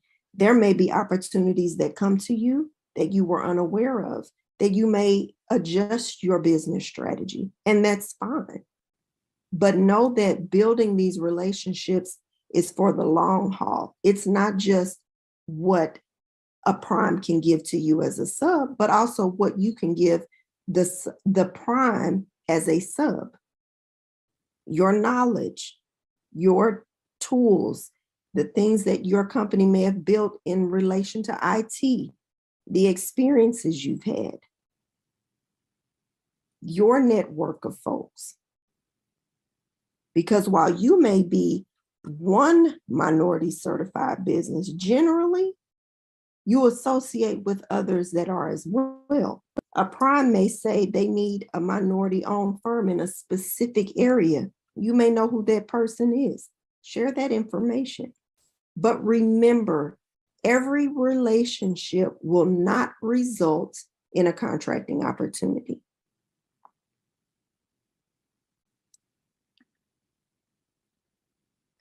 Thank you for taking the time to participate in my workshop. I want you to consider obtaining your minority certification if you have not. Get your website built out with an email address tied to your URL, not Gmail, not Yahoo, not AOL, not Outlook. I want you to make a list of the agencies you want to work with. I want you to determine the location in which you want to seek business. If you have questions, if you're ready to move into this space, if you need assistance with your capability statement, I'm here. My contact information is on the screen. Please feel free to email me and definitely follow us on social media. Have a great day. My business and what I do specifically because this is what actually got me. Hi, I'm Carwana D, your government contract strategist from San Francisco, California. For those who choose to work with me, what I want most is to see you be able to build your generational wealth, leveraging your business to do that. It's so very possible. I know that it's possible for you. It was possible for me. I've been able to do things I never dreamt possible. It's something that my greatest desire is to impact Black and brown communities with the knowledge of government contracting, where there's trillions of dollars that's being left on the table that's specifically set aside for Black and women and minority small business owners. I want you to know how to grab some of that. You, in turn, can buy your block back when gentrification is happening in your community, build generational wealth, and, of course, to change your family legacy and the things that we talk about. It's all about financial literacy. Each one teach one. We all uplift each other, but definitely living out your dreams and living life on purpose.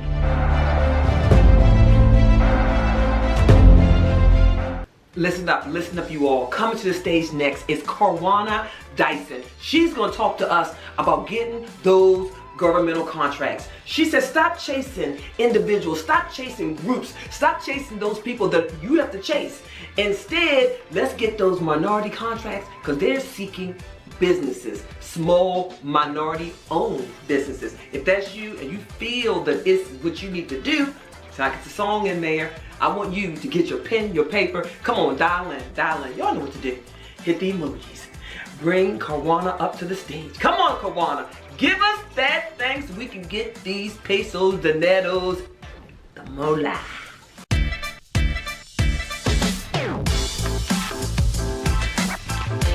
How many of you are either a woman or a minority small business owner? You consider yourself a minority small business owner, and maybe you've been in business for a few years, you've been in business for several years, and you haven't still been able to get ahead.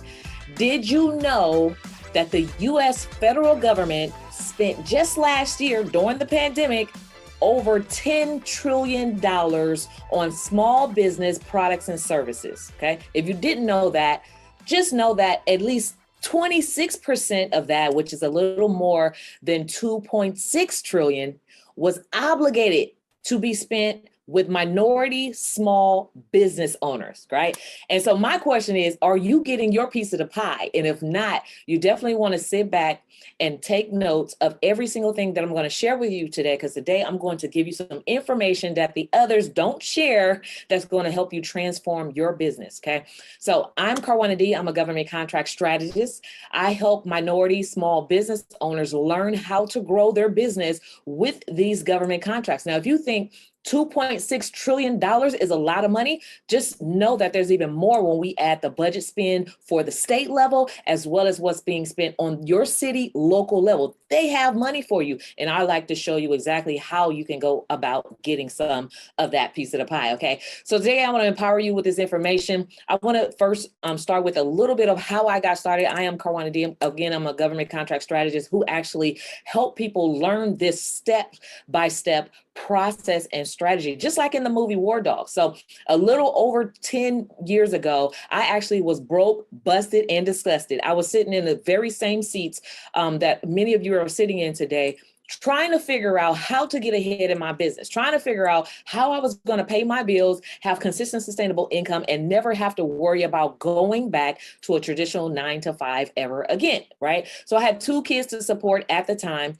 Primarily, I was depending on my spouse, and we were in the middle of a divorce. So you already know what that looks like, right? So my stress brought me to actually considering going back to work, but my heart said no. I knew that I had a business that I have been working on for several years, and I knew that that was going to be my way to build generational wealth for myself and my family. So I asked the one question: how do I get consistent, sustainable income? How am I going to be able to take my broke business off the ground so I can stop chasing customers, so I can stop begging people to buy my stuff and trying to convince them, right? And the one thing that I learned from an actual billionaire, a Black billionaire, by the way, who was the first Black billionaire that I ever knew personally that built his business from the ground up. And I asked him, how do I do this? How do I build my business? And the one thing that he told me was the one thing that changed the very trajectory of my business and my life forever. And it was that the same thing that you're selling to those people, those individual customers, right, who you feel like you have to chase and you feel like you have to consider, basically let them know over and over again what you sell and offer, and you basically have to, beg them to buy your services. Those same services and those same products the government buys. And guess what? They're not a customer who's running. They're a customer who's saying, I got this money. I got $2.6 trillion and more to spend with minority small business. Where you at?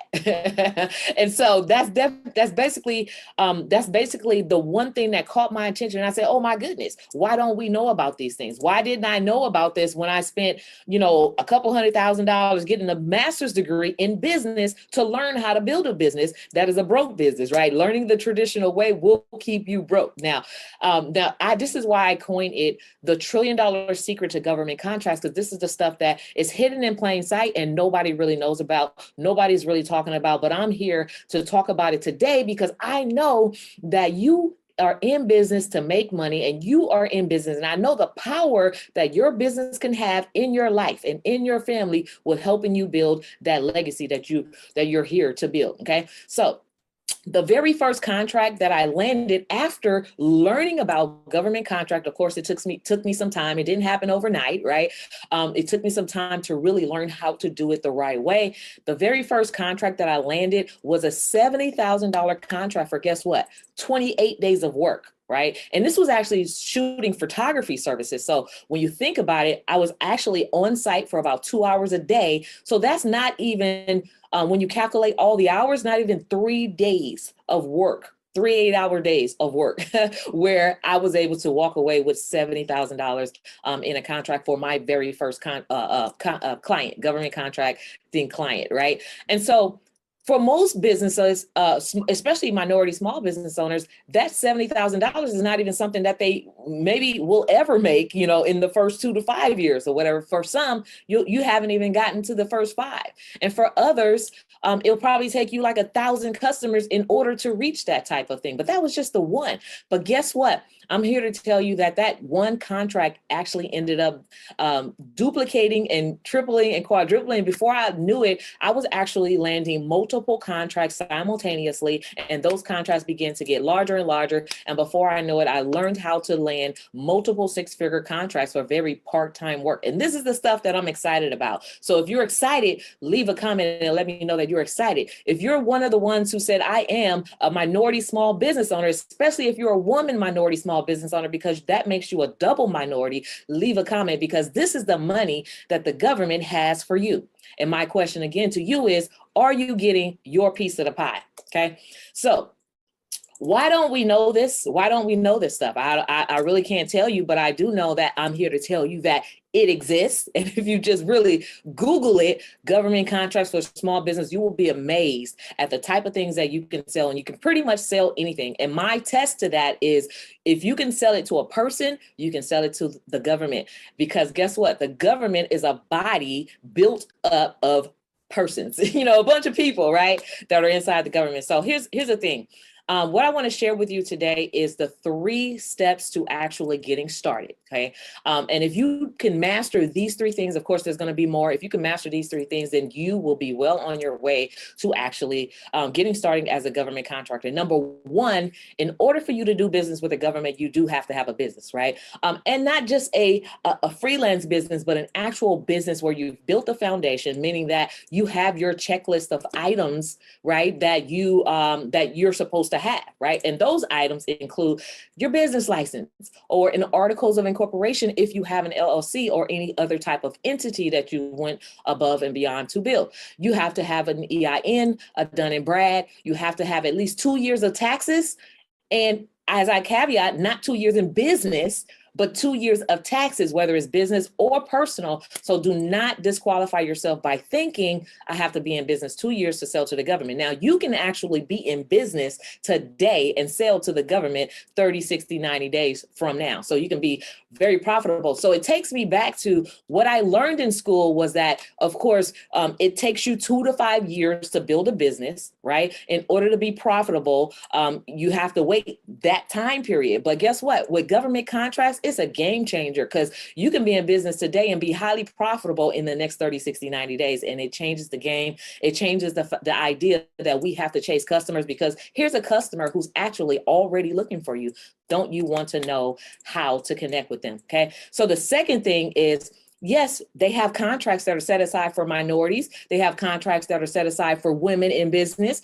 They have contracts that are set aside for small businesses in general and disadvantaged small businesses. We're all at a disadvantage, because according to the Small Business Act, of course, any company that has under 500 employees is qualified as a small business concern, right? And if you're not even generating 30 million a year on average, then guess what? You are at a disadvantage, a huge disadvantage. And you want to actually take your golden ticket to knock on the door of the government and ask them for your contracts. Okay. So, and that's just literally how simple it is. Of course, I make it sound a lot easier than what it really is. There's some work involved. Okay.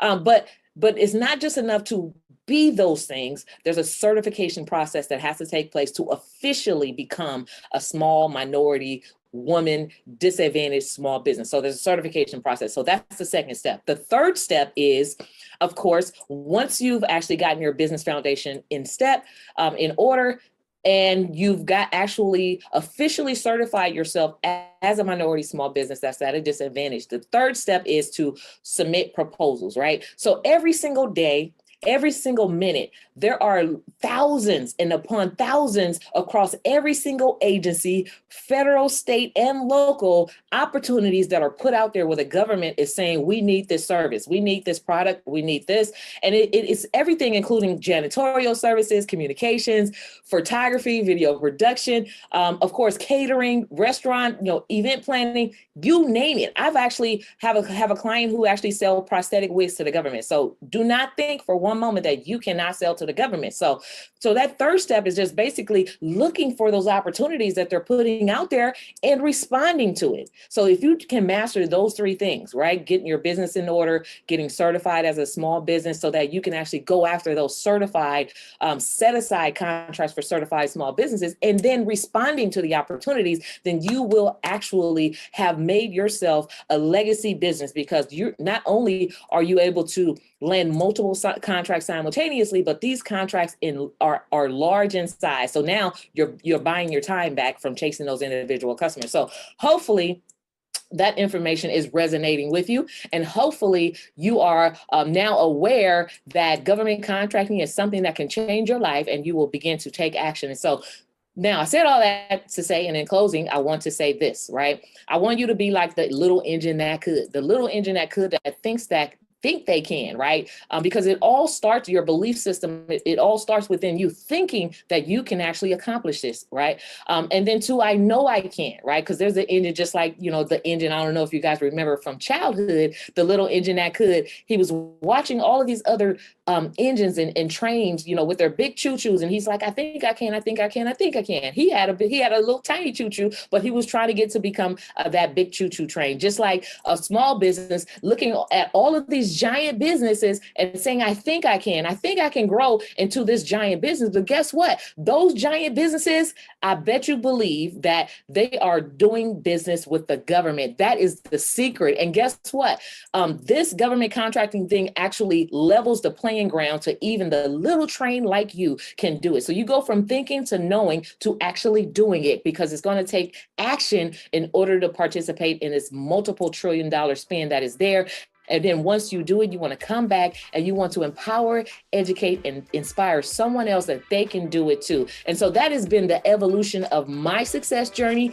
And that is the evolution that I want to see each and every one of you who raised your hands, who made the comment that you are a small business owner and that you are that minority small business who are looking to actually build a legacy business. So if you want to learn more, I want you to go to qualifyforgovernmentcontracts.com. Go to qualifyforgovernmentcontracts.com so that you can actually get my free checklist on how to qualify your business for government contracts with all the steps, and then also the free case study where we're going to talk more about how these three components work and can work for you.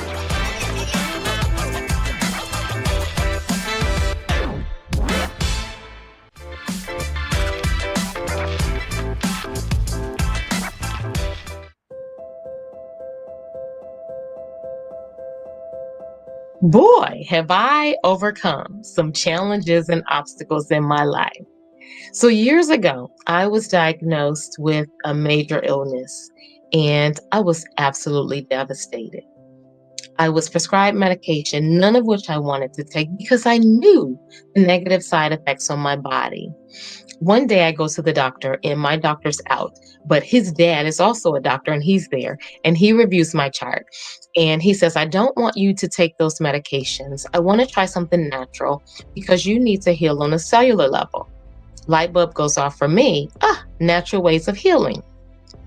I go to my gynecologist and she has a holistic approach to her practice. And she's teaching me natural ways to take care of the body. Light bulb goes off. Natural ways of healing. And then out of nowhere, I gained 4 dress sizes. And I continued my quest for natural ways of healing. So I drastically changed my diet. I began eating foods that were medicinal. I began using only natural products on my body and within my home. And I saw a major difference. And I actually went into remission. I've been in remission for over 15 years without harmful medication. So my business actually changed during what I call the purposeful pause of 2020. I realized the condition of my people. I realized we were in unhealthy situations, whether relationships or careers. And I wanted us to get unstuck. I didn't like what was being portrayed about us. And I wanted to remind us that we are resilient, we are beautiful, we are powerful, we are masterful creations, and everything that we touch is masterful. So we are masterful creators as well. Hello, I am Kimberly Shanks, and I hail from Cincinnati, Ohio. The name of my business is Strategize with Kimberly. I want you to realize your potential. I want you to tap into your strengths. I want you to hone those things and those skills that set you apart from everyone else. I want you to realize your passions, because your passions are where your power also lies. I plan on making the world a better place by making sure that every circle that I walk into, I am light. I also want to make sure that everyone that I come in contact with realizes their power, their potential, and their strength so that they can too walk into their destiny. So I'll be a light, I'll be an encourager, and I'll remind you of your power.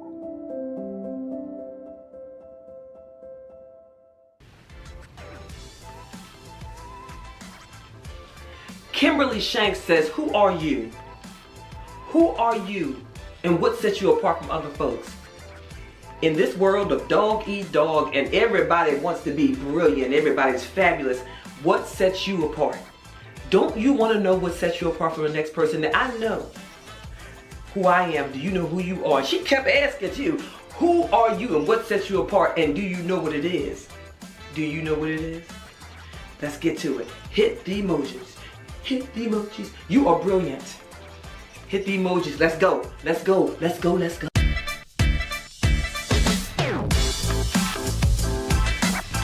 Greetings. I am Kimberly Shanks, and I am a strategist.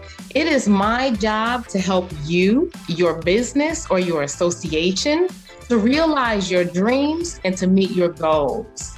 It is my desire to help you walk in your destiny and to reach your potential. Now, I'm sure that you have that friend that's always telling you, I hate my job. Oh, I'm not paid enough. Things are not going well. They don't give me what I deserve. They don't respect my diversity. I hate it. Oh, wait, that's you. Oh, wait, that was me, just to be honest.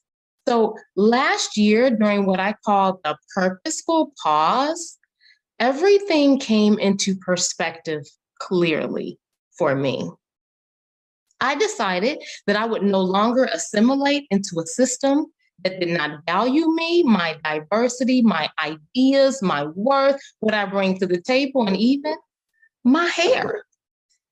If I could not authentically show up, I decided I wanted no parts of that ball game.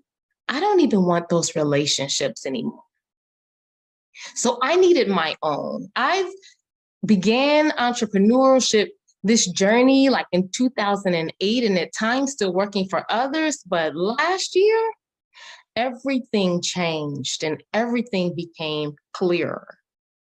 You know what it's like working 3 times as hard as your unqualified counterpart? Getting there early, leaving late, having no life, not getting compensated for the enslavement that you're giving them? I decided if I'm going to kill myself, I'm going to kill myself for my benefit, for my people, and to make impact in my community, because I am powerful. What I have to offer is powerful. Who I am is powerful. What I bring to the table is powerful. So I wanted everyone around me to feel the same. And thus I began teaching this to others and offering my services so that people could get unstuck And if you have a business idea, come on, let's bring it to fruition. If you're trying to scale your business, come, let's strategize and get this money. I decided to monetize that which I do well and that which I've been giving away for free. So now that we understand where we've come from, let's reshape our conversation about where we are going.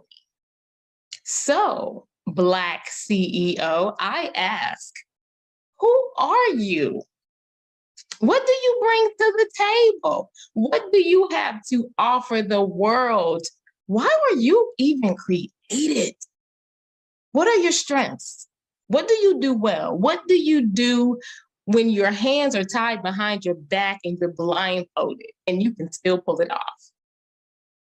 How can you impact this global economy with your ideas and your unique business?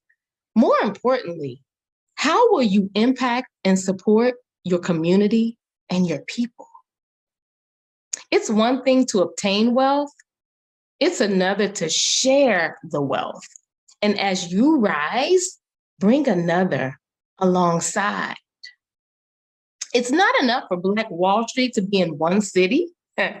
We are brilliant and powerful enough to have Black Wall Street in every city. So I ask you, who are you? And what do you have to offer? For it is in those answers that your amazing business lies. If you are doing business for business and business for money's sake, it probably won't last. If it is not your purpose, you probably won't do well. And your money lies in your purpose and your skill, not the next trend. I also want to challenge you to find your passions. What are those things that make you smile? What are those things that bring you joy? What are those things you do if no money were involved?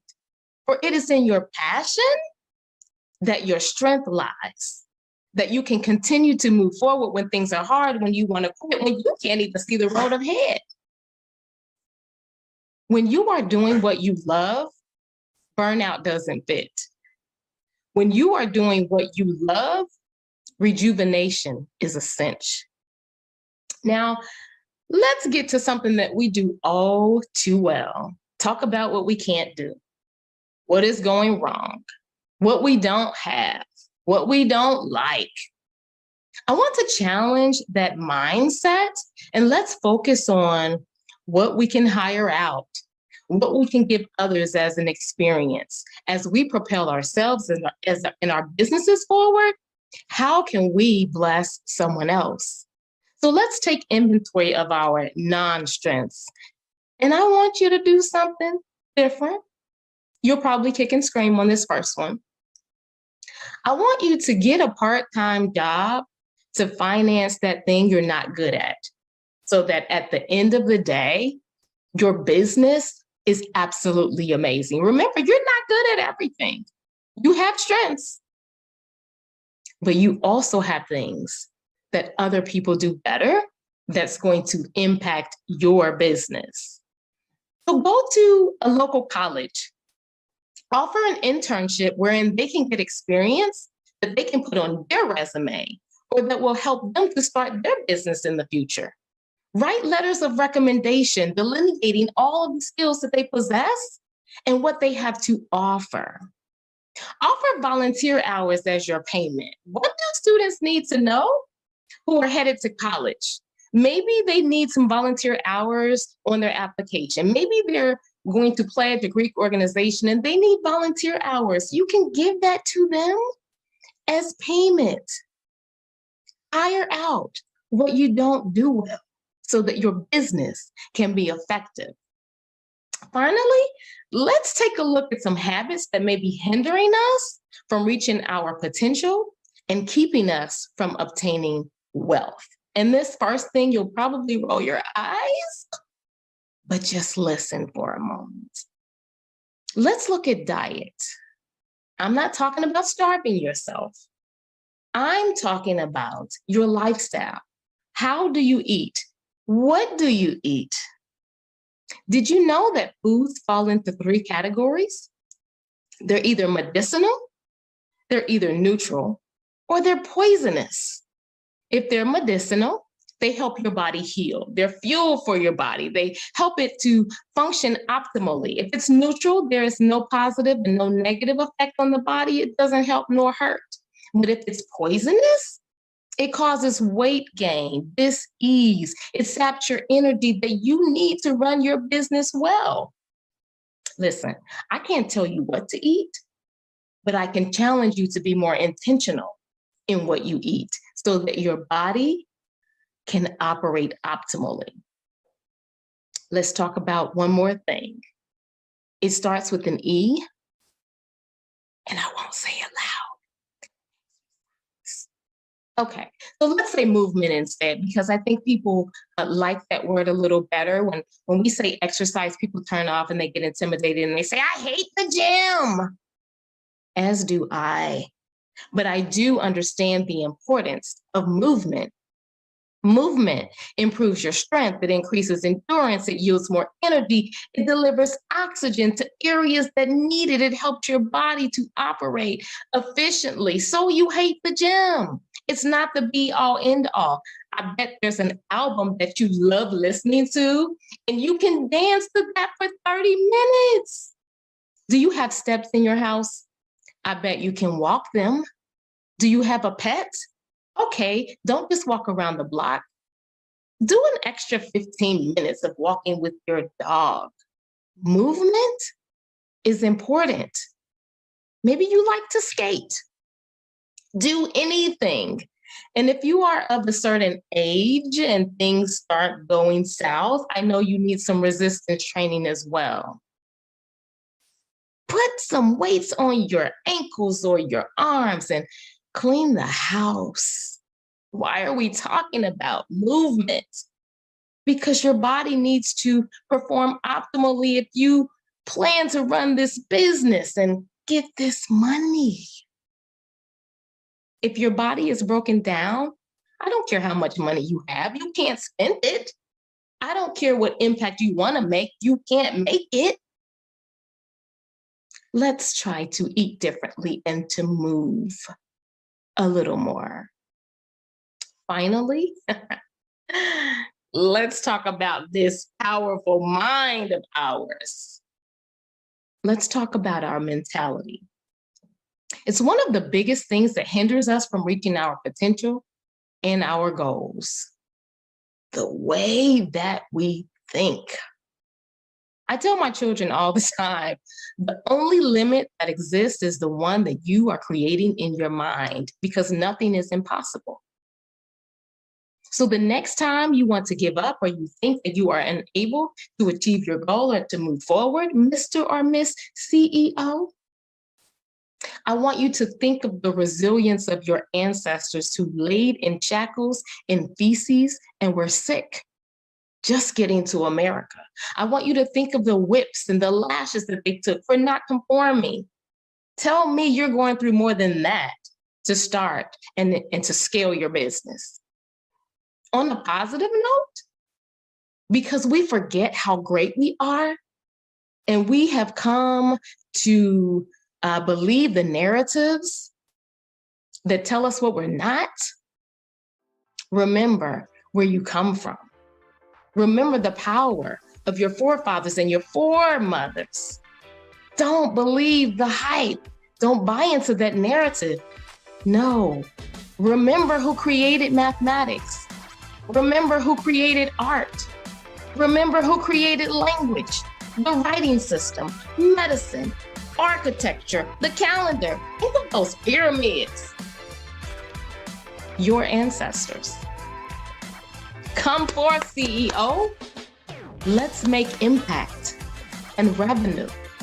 For you are brilliant, resilient, beautiful, a masterful creation who makes masterful creations.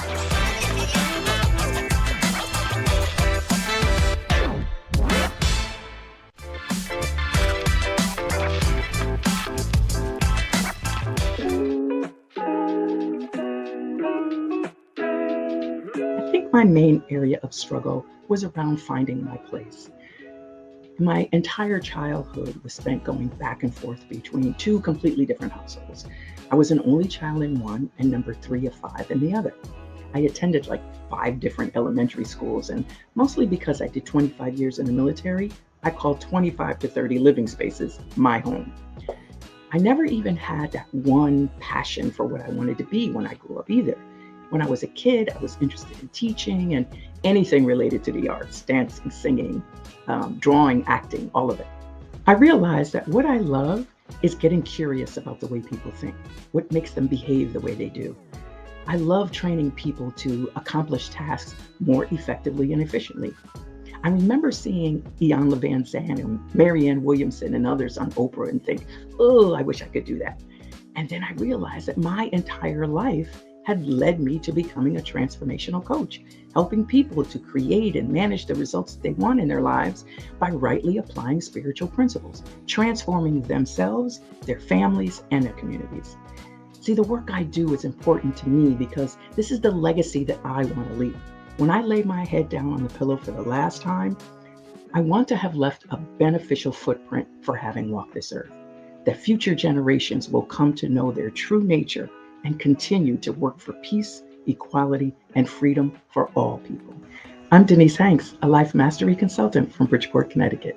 If you decide to work with me, I would be honored to serve and support you in creating a vision for your life that you're in love with. Teach you lifelong skill sets to help you partner with the infinite and rise above whatever the conditions, situations, and circumstances, and become who you want to be, do what you want to do, have what you want to have, and give what you want to give. I believe the world can be a better place when we see that we can live a life we love, giving our time and energy to the things that matter without regard to conditions and perceived limitations. When we're able to express love freely without fear and inspire others to do the same. My plan is to help us master this kind of life by speaking, coaching, training, and being an example in my own life.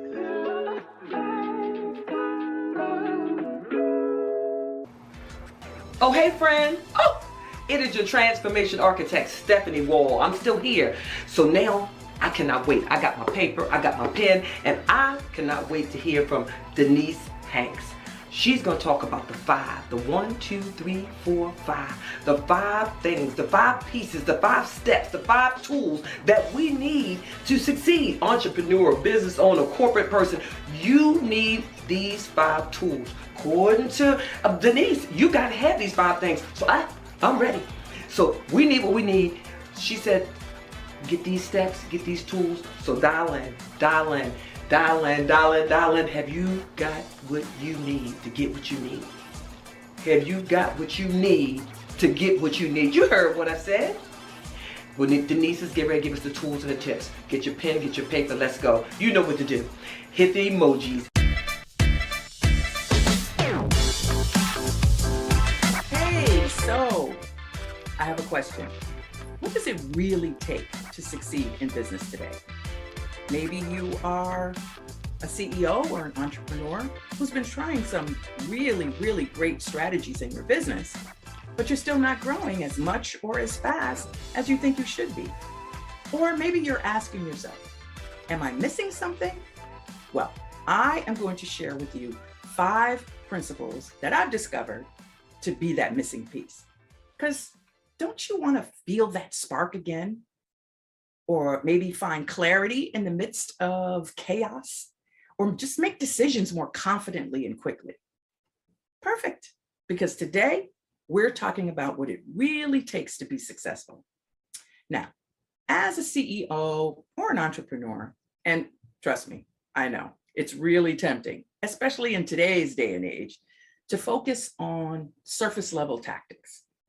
You see it being advertised all the time online, people talking about trainings and courses on things like how big is your following or increasing your social media. And what about that funnel? How big is your list, right? They say, make sure you have all these things dialed in. And while those business practices are important, yes, There is a time and place for all of that. But quite frankly, the most successful people I know, they've launched their businesses over the last decade or so, and they haven't focused at all on any of those surface level tactics. But they are really good at these 5 things, and they continually stay good at them. And once you have these 5 principles, then you can do the rest. Then you can put everything else together and thrive in your business. So let's dive into principle number 1. It's your willingness to befriend your fear. That's right. Now, listen, this is huge, because as you step out and you do things that you've never done before, step out of your comfort zone, fear is going to come for you. It's going to try to scratch and claw to hold you back.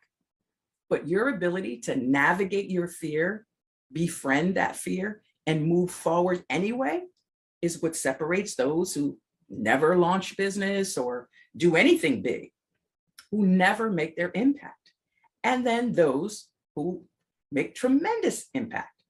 And the very first step in managing that fear is managing the voice of doubt. You know that voice, the one that says, who are you to launch a business? Who's ever going to follow you? You're not famous. You don't even have a big list. Who are you to do anything special in your life? Ha! You want to be a speaker? Your life ain't even perfect. And look at when you tell your friends and your family that you're going to start your own business, they're laughing at you. Yeah, all those voices of doubt and fear. Well, guess what? Everybody has those voices. Nobody is famous before they get a big name. Think about anybody famous. They all started at the same place, at the beginning, right? So every highly successful person has learned to navigate that voice of doubt and overcome fear as they're building their business. Number 2, you must be willing to let go of the Lone Ranger syndrome. Yeah. Now, the Lone Ranger syndrome is that voice that says you can do it all by yourself. Yeah. In fact, you shouldn't get any help from people, because if you do, you wouldn't really have earned it yourself. Lies. Successful people get help from other people all the time. In fact, the most successful people hire some kind of a coach, right? Successful business people hire a business coach. People who want to see results quickly in their body image, they hire a fitness coach. People who want to be successful athletes, they hire a performance coach. And people who want to grow in personal development, they hire a life coach. They all have a mentor, and most of them are also plugged into some kind of a community. So listen, I've had the privilege of training and coaching hundreds of people, right? Over the last few years, and even seen it actually, I know I've seen it in myself. Okay, so it's this pattern of, you reach a certain level of success and then you move into a slump, right? And then you get successful again, and then you move into a slump. And what happens is actually predictable.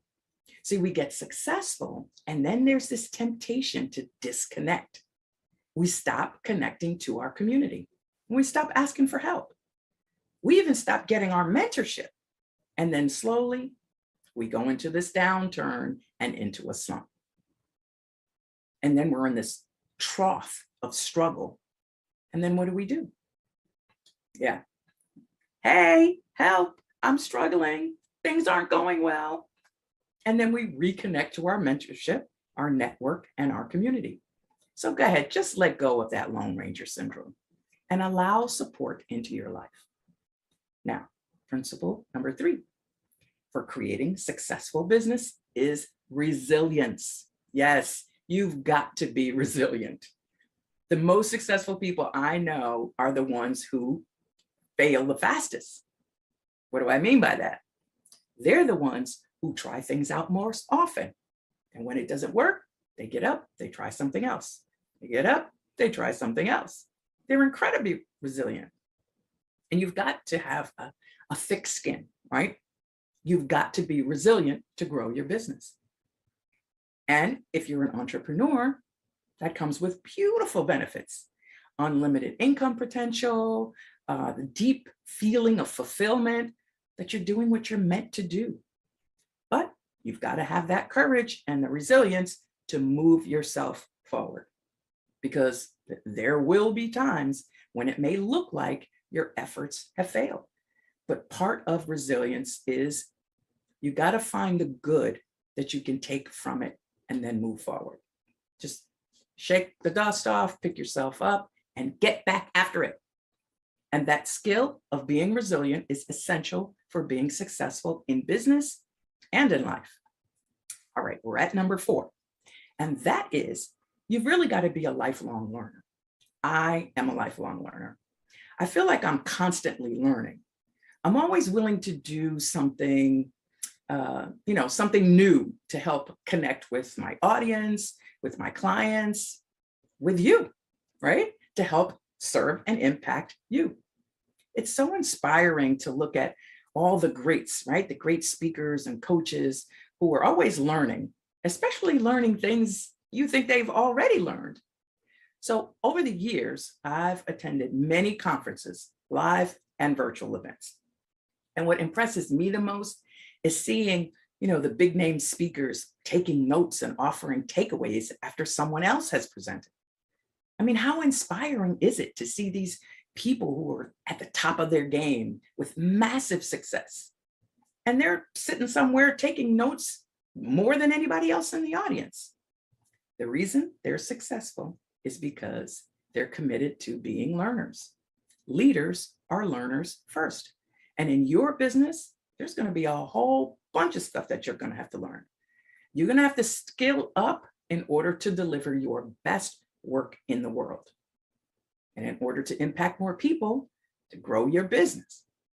But if you're willing to be a lifelong learner, then you're willing to learn new skills to impact people. And that mindset is going to serve you from day one until the end of your career.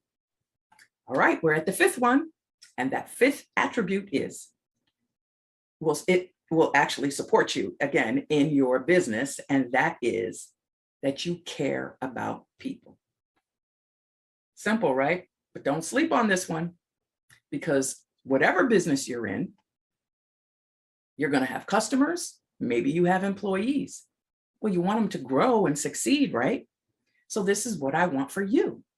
See, I believe that whatever you're facing, whatever circumstances are at you right now, it's no match for the power that's breathing you.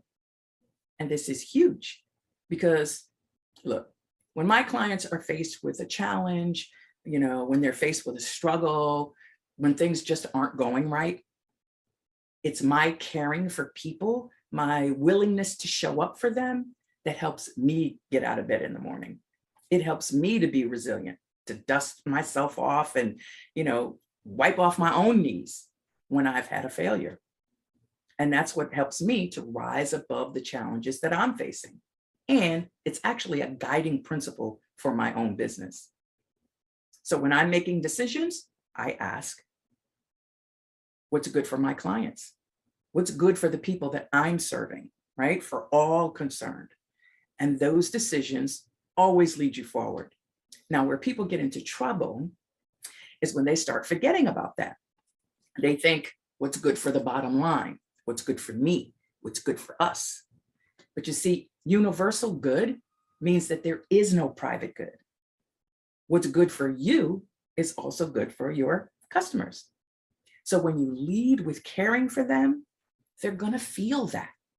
And you won't be able to keep the good from coming your way. Not when you lead from that place. So I certainly hope that these principles have helped you, and they will be helpful in succeeding in your business. And if you'd like to hear more about this, or you'd like to learn more about how to apply these principles in your life, maybe how I could help support you personally or your team, just text the word success to 203-409-8886. That's success to 203-409-8886. And listen, know this, you are meant for success. You're meant for expansion. You're meant to go forward in your life. And when you adopt these 5 principles, they will serve you for many, many years to come. All right, well, I appreciate you so much. Thank you for watching, and I'll see you soon.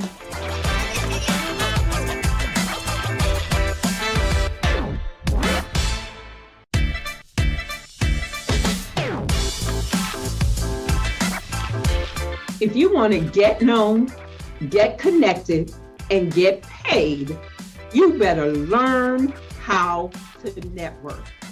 Hi, my name is Tony Harris Taylor, and I'm the networking queen. I help entrepreneurs to get known, get connected, get paid, so that they can make 6 figures and beyond. Like many of you, I'm a multipreneur. As you can see behind me, I own Drastic Results, marketing and sales coaching, where I help entrepreneurs to get out of their own way and learn the strategies to attract more clients. I also own a franchise called Network in Action. Network in Action is a group of people that come together to build relationships that bring them more referrals. I teach them how to build connections that will last a lifetime. Today, I'm going to teach you the strategies you need to show up, be up, follow up, to blow up. So let's get started. Show up, be up, follow up, to blow up. Networking, the foundation for everything I have in my life, from building my business down to my husband. Yeah, there's a story. Met him through every strategy that I'm going to tell you today. So listen up, because networking changes lives. So here's the problem. You have a successful business. You're helping other businesses. You want to help them to grow even more to their next level and learn how to leverage networking, but you just don't know how to do it. I'm going to show you the strategies on how to leverage networking where it can change your life. So this talk is for you if you want to grow your business through networking, but you don't know how. You're a cop. You're already a connector of people. I'm a connector of people. I'm a cop, and I'm proud of that. But I wanted to get paid for connecting people. Keep listening. I'm going to tell you how you can get paid to connect more people. You're a center of influence, or you want to be a center of influence, and you want to use your network to attract more clients to your business. So here's my story. My story is I am a successful business coach. I actually am passionate about helping my clients to get drastic, to get out of their own way so that they can grow their business using marketing and sales strategies. But in 2019, I was at a crossroad. I needed to make decisions about which way I was going to go. You see, as a business coach, I had helped thousands of people learn strategies to grow their business. I'm an international speaker and an international coach. Here's the problem. I couldn't see a retirement strategy. How am I going to get out of coaching when I'm ready to sit down somewhere? And I started thinking that my only answer was to get a job. Now, let me be clear. I did not want a job. But I knew that if I got a job, I'd get a retirement plan that went along with it. I was frustrated. I was disappointed that I could not figure this out, and I was confused. Ever been there? I'm doing good, making six figures in my business, but I needed to go to my next level and didn't know what to do. So someone that I met networking, a money mindset coach named Carol, invited me to her house. While we're sitting by her pool, talking about my dilemma, she asked me a very poignant question. She said, Tony, what's your why? I told her, and she was like, girl, you've already accomplished that. Perhaps you need a new why. You need to get clear on what it is you want to do so that you'll be excited to get out of bed every morning. So I teach this stuff. So I was like, okay, I'm going to go and create a new why, and I'll be back. A couple weeks later, we got on Zoom. She said, Tony, what is your why? I said, my why is to touch, move, and inspire my clients to take drastic steps to be better than they were before they met me. I'm a resource, I'm a connector. I want to help my clients build deeper relationships that are beneficial to their life and business. She said, oh my God, that's perfect. That's who you are. She said, are you doing that? Yes. When I coach, when I speak, I get paid. Yes. She said, what would you need to do to get paid to connect people? I said, I need to start a networking group. She said, why don't you? You know, at the time I was in a BNI group. They met weekly. It felt very heavy. They had some things in their network that I was like, I don't think so. So I said to her, absolutely not. She said, I told her, I don't have technology. I don't know what to charge. I've seen too many people run networking groups and not make any money. Yeah, no, thank you. She said to me, Tony, don't worry about the how, it will show up. I was like, and clicked off of Zoom. I was like, not having it. No, I'm not starting a networking group. Well, what she didn't know and what I had forgot was 3 months earlier, I showed up to a women's retreat at a time when I was really not sure what direction I wanted to go, when I was at that crossroads. So I registered for this retreat, the last day of registration. And it was 5 hours from my house. I live in Houston. It was in Fort Worth. And frankly, the only reason I went is because my brother lives in that area. My mother wanted to go. So I went. There was a very intimate event, quality over quantity. And there was a woman there from Network in Action. She said, oh my God, you're a business coach. You should consider being a Network in Action franchise owner. I said, Network in Action, I've heard of that, but I'm a BNI member. She said, no, it's not BNI. And then I said, franchise, that sounds like a lot of money. She said, yes, it's an investment. I said, well, not sure I'm ready for that. And she said, no worries, I'm going to connect with you. Now, I teach networking, and I teach when you meet someone interesting, you don't leave it up to them to follow up with you. You book an appointment on the spot. Well, I broke my own rule with this lady. I guess it was the investment that scared me. And I did not book an appointment with her.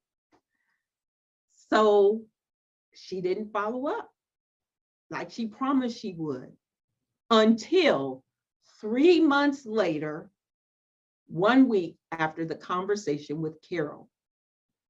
Don't worry about the how, Carol said, it will show up. Tony, I haven't forgot about you. I still think you should be a Network in Action franchise owner. Yeah, what was that investment again? She told me. I said, girl, I don't have it. She said, don't worry about the investment. I'm just going to make the connection. I said, okay, you can make the connection, but I don't want to waste his time. She made the connection. He came instant. We were like this instantly. When he showed me what Network in Action had, everything I said I didn't have, he already had laid out. All I had to do was plug and play. Now, 2 years in, I'm his fastest growing franchise owner. I am his Rookie of the Year, and I was able to cross 6 figures just on the networking side of my business this year. Does networking work? Absolutely, if you work it.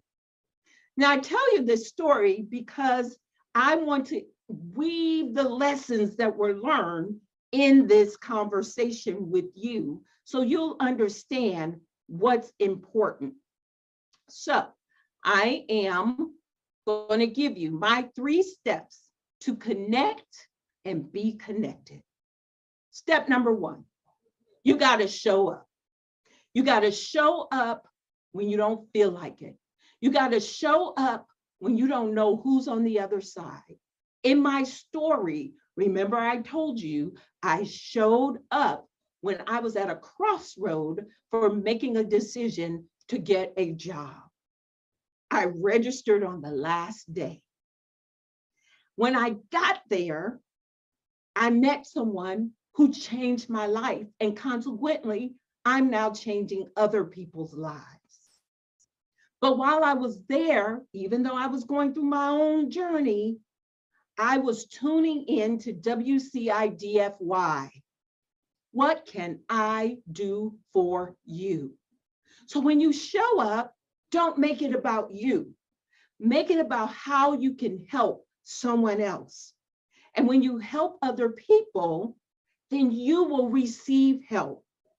Show up means put your best foot forward, even when you don't feel like it. For my introvert friends out there, yeah, you gotta flip a switch, turn on a switch. But when you show up, you never know who you're gonna meet on the other side. I wanna introduce you to my client, Roy. Roy is amazing. He's one of my first Network in Action clients, and I started introducing him and connecting him to my national network. As a result, Roy is actually on the Black CEO team now.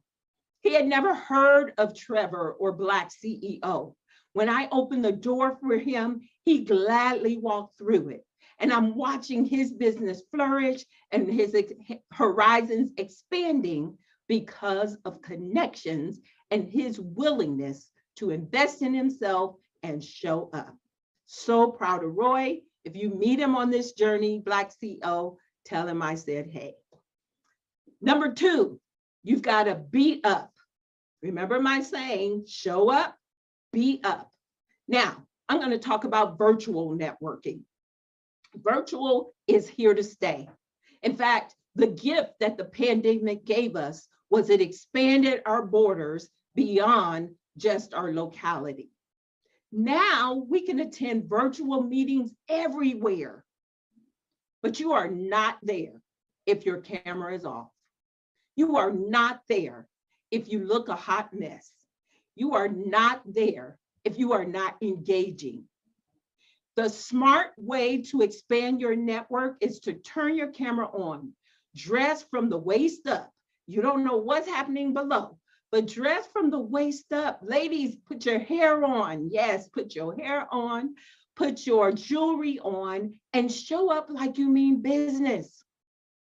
Put your energy, your best foot forward. Find out who else is on the call that you need to connect with. Send them a private message, text them your calendar link, and ask for a date. The date changes everything. It is what changes the game for most people. So ask for a date. When you get on that date, well, I can't tell you now what to do, but know that it's not about you. It's all about helping the next person. Turn the camera on, be prepared, dress to impress, make connections, and ask for dates. This is Star. Star is one of my best friends, and she hears me talk about networking. She's like, she's not really impressed. But she came to my viral networking conference in November, and she got on fire. And she immediately went to another conference where she was the speaker. And on the second day, she said, Tony, I had nothing to do, and I really wanted to talk myself out of not showing up. She said, but I decided I'm going to go ahead and do what Tony teaches. I'm going to show up. She showed up, and she made 2 connections, set 2 dates that are going to turn into, both of them, 5-figure training opportunities.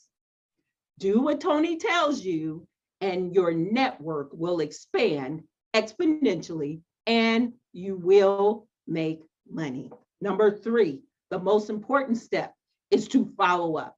Don't show up, don't be up if you're not going to have a strategy to follow up. Now, I just simplified the follow-up for you. If you schedule dates and get them on your calendar before you leave an event, whether it's in person or virtual, you limit the amount of follow-up you have to do. But the fortune is won and lost in the follow-up. And so when you are networking and connecting and being a connector, make sure that you have the strategies to follow up. Follow up is key, and you must be willing to follow up if you're wanting to grow and expand your network and grow your business. This is Mia. Mia is my best success story. Mia joined Network in Action. She's a single mom of 3 teenagers, and she joined Network in Action. And she frankly said, I use my bill money, Tony, and it has transformed her life. She's a financial professional, life insurance agent. The company she was with was not paying her what she deserved.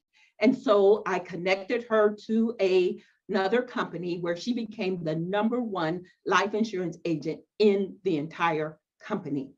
She now has moved from her garage office, which is hot in Houston, over to a high-rise office where she is running her business, and it's beautiful to watch that caterpillar turn into a beautiful butterfly.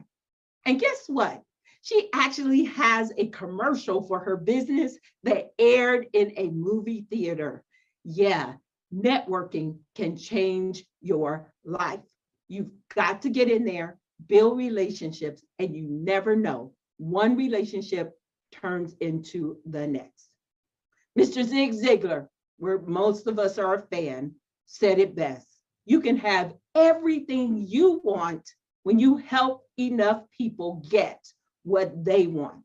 My question is, are you committed to helping people, other people, get what they want?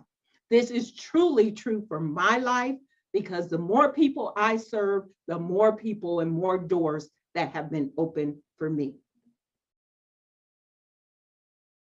So what's next? Let's connect. Scan the QR code or text, pick up your phone and text NIA to 21,000. You'll get my digital business card, all my social media is there. Connect with me, schedule a one-to-one. Let's talk about NIA. You can become a member of our network. We are launching, or I've launched my national networking group, so you can be anywhere. And I am also looking for virtual leaders, people who want to make money, not just being a president or vice president of somebody else's group. I want to help you make money being a cop, a connector of people, serving as a center of influence and making money at the same time. And then you might even want to consider purchasing your own franchise. Remember my story. I said I could not start my own networking group because I didn't have this, didn't have this, didn't have that. But then when the franchise came into my life, he had everything I said I didn't have. And I launched, signed my contract and launched my first group within 6 weeks. Still the #1 fastest launching franchisee to this day. If you're passionate about helping other people to grow, you're a business coach, social media manager, website developer, other professions that help business owners to grow. Let's talk. I know I can help you to grow too, and if nothing else, I'll share with you my connections. My name is Tony Harris Taylor, and I'm saying show up, be up, follow up, and you will blow up.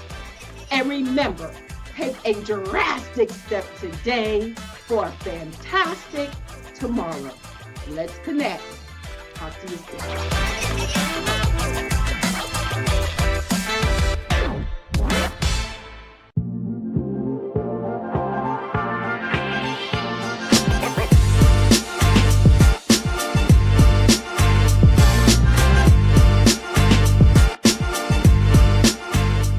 So how many of you are either a woman or a minority small business owner?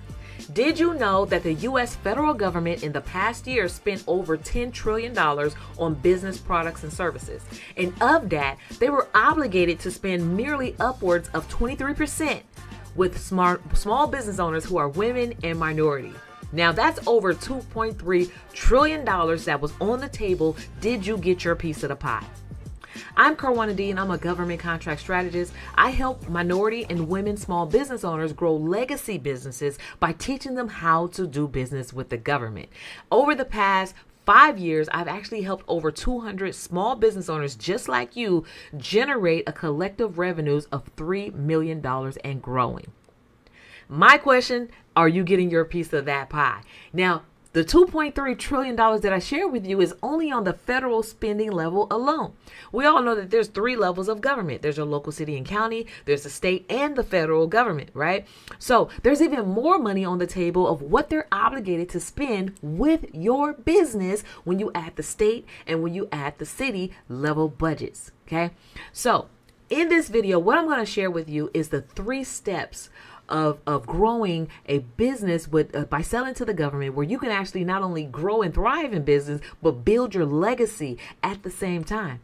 Now, a few short years ago, I was actually broke, busted, and disgusted. Before I had even known the first thing about selling to the government or that it was even possible, I was a business owner sitting in your very seat trying to figure out how to make ends meet, trying to figure out how to make a quarter out of 15 cents, or how to make $1 out of 15 cents, right?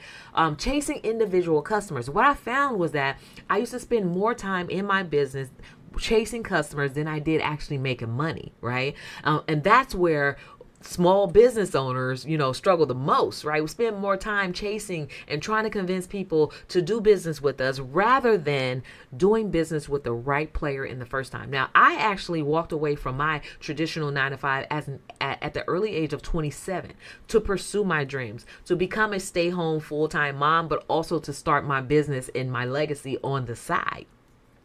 So at that time, of course, I came with a college degree in business, accumulating hundreds of thousands of dollars in student loans just to get a business degree, because I thought that was the way that I needed to go to build a business. Now, with my business degree, my business struggled for years, right? With the knowledge that I was actually taught, because we're traditionally taught that you have to have a business loan, or you have to wait 2 to 5 years to grow a profit, or if you make it to 5 years, you're lucky. And what I learned was everything that we were taught in business school was wrong.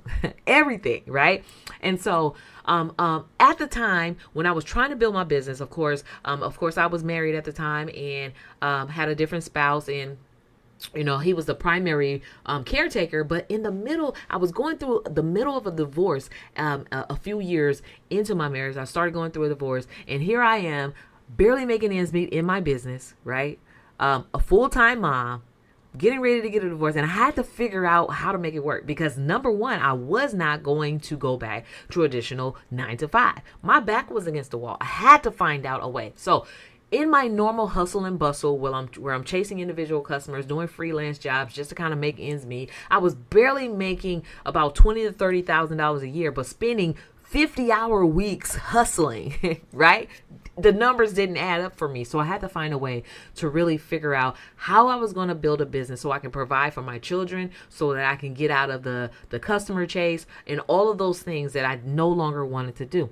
And during my hustle, I actually started doing freelance work for the first Black billionaire that I had ever known. who built his business from the ground up. And I began to ask the question, how did you build a multi-billion-dollar business as a Black man in today's time, right? And so the number one thing that he shared with me changed my life completely. And it was that he was selling to the government. And he looked at me and said, the very thing that you're doing for me, because I was doing photography services at the time, you can actually do for the government and land multiple six-figure contracts and be actually grow enough to becoming the first Black millionaire in your family. I looked at that as an opportunity to want to learn more. And so in my research, what I've discovered was the $1 trillion secret to government contracts for minority and women-owned businesses. And that's what I coined it, because I had no clue. Now, when you go to, the SBA, and when you go to business school, not once do they say it's possible for a small business, individual proprietor, like sole proprietor, can sell to such a big giant client. And the truth of the matter is, what I learned was that government agencies, and there's millions of them across the federal level. We're talking about your city and county level, and your state, the Department of Transportation, Department of Public Health, Department of Economic Workforce Development, the City Hall, like the hospital, like all of these agencies, right? The Department of Energy. They all have set aside budgets for women and minority small business owners and other business concerns. And that one thing actually helped me to go, like, learning that in 3 steps, what I had to figure out. There were 3 steps, and I'm going to share with you exactly what those 3 steps are. But that helped me to take my business from earning barely $20,000 to $30,000 a year to landing my first $70,000 contract. And guess what? It was for 28 days of work. Now, mind you, I had walked away from a traditional job because I was missing out on, being able to be there for my kids when they, say their first words and take their first steps and all those things. I no longer wanted to be that person. And so I walked away from a job where I was working 40-hour work weeks, making about $90,000 a year, and I started my business, which started on a steep uphill, right? It was like a struggle to get up that hill. But what I learned was that the government contracting $70,000 contract for 28 days of work merely replaced the full-time job that I had, right? For just 28 days of work. All I needed was 2 of those, right? And so in repeating the steps and the things that I learned, I ended up landing my second contract, right? Was similar size, similar days of work. And the first thing that I said to myself was, how powerful was this? And why don't we know this? When you go to City Hall to start your business, when you start a business or go to the state to get your LLC or whatever it is, right? When you go to business school, why don't they tell us the first person you should be looking at to get your business off the ground is selling to the government, right? Because with the government, you don't have to have marketing dollars, right? That's some of the struggle that small business owners have. We don't have the marketing dollars to, to be able to compete and be competitive and to really grow a business from the ground up. There's no real way to bootstrap your business that way and be thriving, right? But with government contracts, you can start a business today. In the next 90 days, you can be highly profitable, landing your first 6-figure contract, if not a 5-figure contract or multiple contracts. And the truth is, you can land contracts simultaneously. There's no limit to how much you can sell to the government. And so what I'm about to share with you in today's session is how I was not only able to build a multi-billion-dollar, not billion, but $1 million business for myself, but to help my clients generate upwards of $3 million and more and growing by leveraging their business, which is a vehicle to generate wealth, government contracts as the fuel to help them get there and to get there faster. Because I don't know about you, but we don't have 20 years to learn how to figure out how to make some money in our business. We have today. We have within the next 6 to 12 months to learn how to make this thing work. And this is the key to making it work. So now, I said all that to say, as a business owner, the $1 trillion secret that I learned was that there's more money out there than you can imagine. So just think about it as a stream of flowing water, a stream of flowing money that's flowing down your street every single day. And every single day that we're not doing this, because it costs us not to do it, whether it's costing us directly or indirectly, it costs us not to do it, because every single minority business can be at least generating $250,000 a year. Okay. Case in point. I have a client who actually was in my boat, barely making money in her business, maybe not even $5,000 for the year, right? Learn these 3 steps that I'm about to share with you, positioned herself, and landed her first $250,000. That's $250,000 contract within her first 6 to 9 months of learning these 3 steps that I'm about to share with you. So, step number 1, and I call this my 3-step BCP method. This is a method that I actually designed based off the experience and the research that I've done on what I had to do to get to where I am today, right? What helped me to go from 20K years to 250K quarters, right?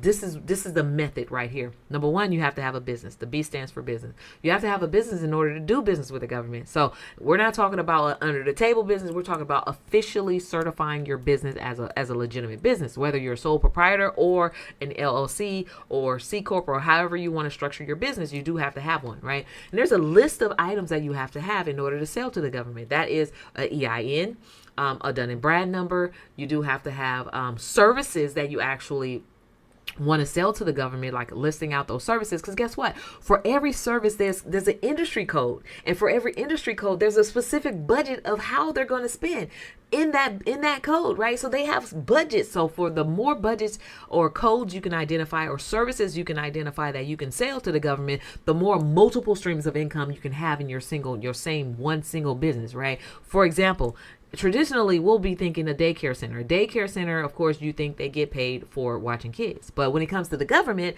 that same daycare center, when identifying the services that you offer, you watch kids during the day. Sometimes you have after school care. You feed the kids, right? Sometimes you do peer-to-peer counseling because the kids come from 2 separate households and maybe there's some drama there, right? So that's peer-to-peer counseling. We're talking about nutritional services. Sometimes you may even do photography services, once a year at your daycare, right? That's 5 different streams of income. Every single one of those services that I named, there's a specific industry code, and the government funds every single aspect.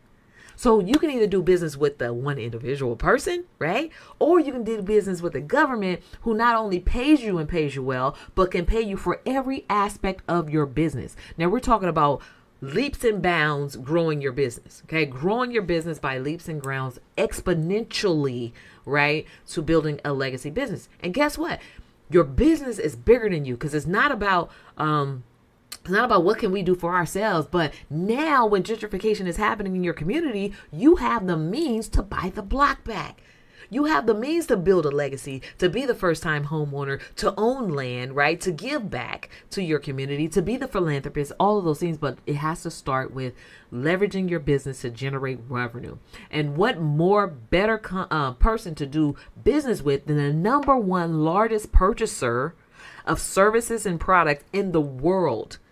And us as little people, little individuals, small business owners, we have the ability to do that, to do business with the number 1 largest purchaser in the world, right? And they buy everything. Okay, so there's some more things. Of course, you have to have a part of your business 2 to 3 years of business taxes, or taxes in general, personal taxes it could be, or a letter of explanation as to why you have not filed taxes. But these are legitimate documentation that you have to get started, right? And so there's a free checklist of all of these things. I have a free training where I go into even more depth. If you go to qualifyforgovernmentcontracts.com, qualifyforgovernmentcontracts.com, you can get access to that free checklist that I have, right? So step 2, once you've gone through step 1 and have accumulated all of those documents that you have to legitimately position your business to qualify for government contracts, now it's not enough just to have, just to be black and brown, or to be a minority, or to be a woman, or to be at a disadvantage, right? There's a certain certification process that officially recognizes your business as a small business concern. Whether you're a minority small business concern, a woman-owned small business concern, right? A certified a veteran small business concern, or a LGBT small business concern. There's a bunch of different small business concerns. There are socioeconomic disadvantages that you actually get to stand on and leverage to get access to the money. And so these are pools of income that are set aside specifically for these particular groups. But you have to officially fill out an application. It's called a certification in order to claim your piece of the pie. I don't know if you remember the story Willy Wonka and the Chocolate Factory, where everyone who had the golden ticket got to go inside the factory and eat up and get all the chocolate or whatever and candy that they wanted. Well, I want you to think about certifications, the process, although it's a lengthy, daunting process where you have to have all of your ducks in order, right? But it is your golden ticket to skipping the line to generating wealth, right? So just like if you go to an amusement park, they have a fast pass where you don't have to wait in line. You can get right to the front. Well, here's a golden ticket to skip the line to growing a thriving business, to growing it faster, to building a legacy, right? To accessing the funds that are specifically set aside for you. It's your golden ticket. I don't know about you, but I want my 40 acres and a mule. That golden ticket allows you to be able to generate enough revenues to get your own 40 acres and a mule. Okay, so get your certifications done. So that is the step. That's the second step, right? Understanding how to leverage your socioeconomic disadvantage statuses of groups that you've been a part of and have identified with that have traditionally been marginalized. They have money for you. Okay. And my question again to you is, are you getting your piece of that pie?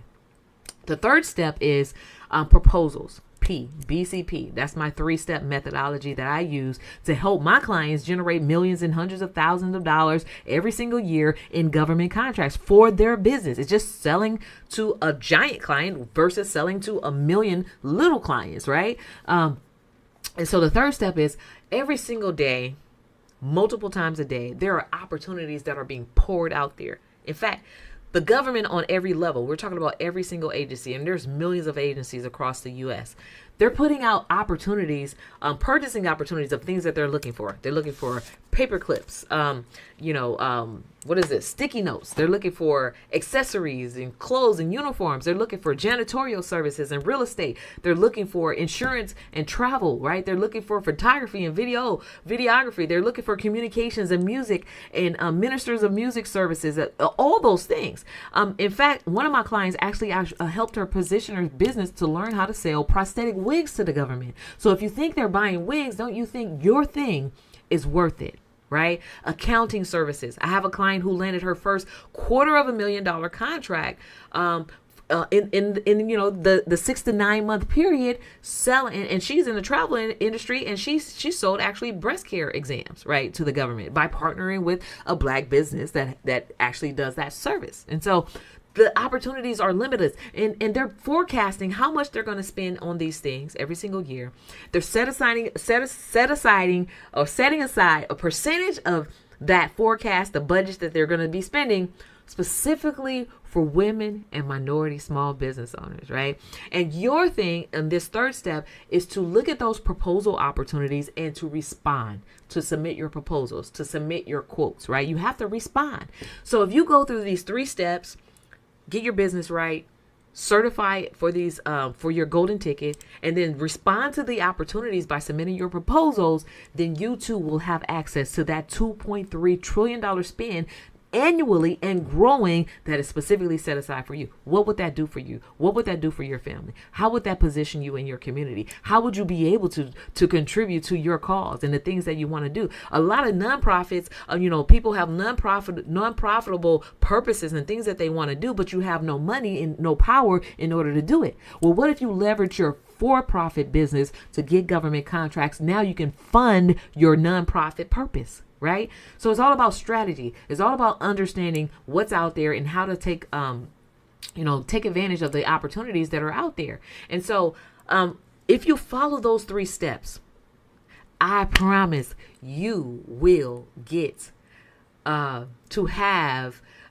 contracting opportunities that are mind blowing. Okay. So right now, inaction and ignorance and lack of knowledge is keeping us from that. So every single year you're losing money, whether you're losing it directly or indirectly, simply because you didn't know. And this is why I coined it the $1 trillion secret, because most of us don't know, right? We did not know. But guess what? Once you know, I want to empower you to actually take action, right? You want to take action. You want to be able to grow a business. If you're in business to make money, here's a giant client customer that's a guaranteed customer who's saying, I have money for you. I want to do business with you. Here's what I need. Can you serve me? Right? And don't disqualify yourself, because believe it or not, whatever it is that you sell, I can show you exactly the government is buying it. Okay.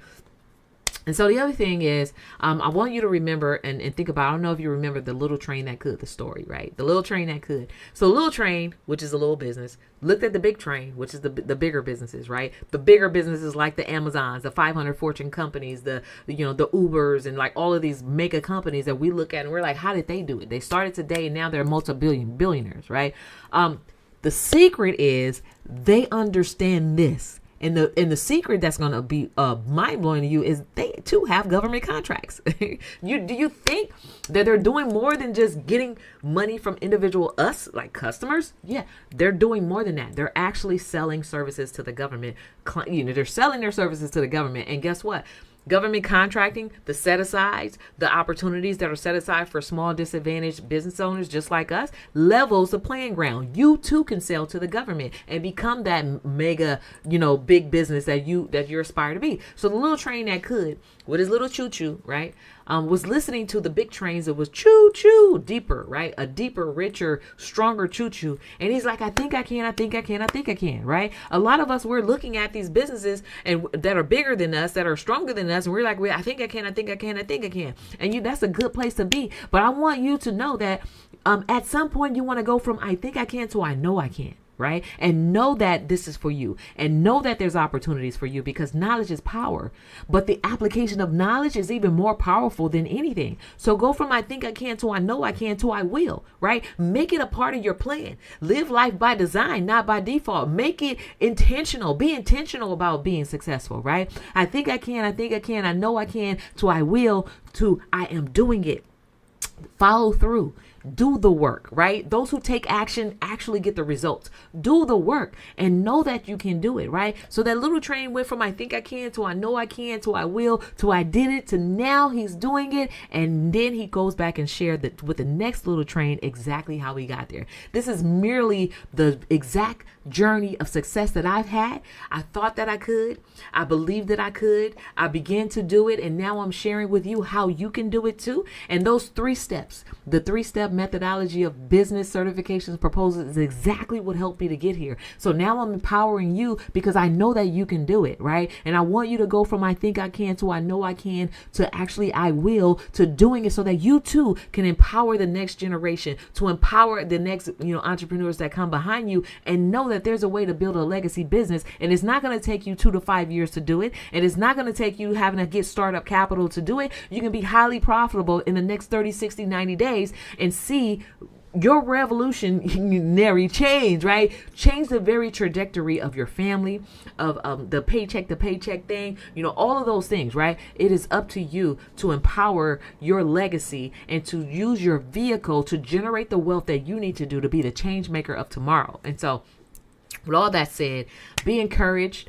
I hope that this was great for you, as good as it is for me. I love empowering entrepreneurs, but once I empower you with the information, it is your job and your duty to take action, right? And so today I'm calling you to take action. There's more training for you. I go into even more depth, and I also have another free gift. If you go to qualifyforgovernmentcontracts.com, you're going to get another free gift from me. Qualifyforgovernmentcontracts.com. There's a short video training on there where I'm sharing even more nuggets, and then at the end, the free gift, you get to book a free call with my team where we can actually show you exactly how to implement this into your business, and also how we can help you implement all of these things that I've shared into your business. So I look forward to, seeing you at the top. I look forward to not only being the one out there in the field getting government contracting, but also to see your face in participating in this multi-trillion-dollar spend that is set aside specifically for you. Be encouraged. And in closing, live life by design, not by default. When building a business, build a business that's profitable. This is a way to generate those profits that's purposeful. You can do business on purpose, right? And also, for the most part, that's legendary. Begin to build your legend, your legacy, and pass this information down for generations to come. So thank you so much for having me here. I'll see you at the top.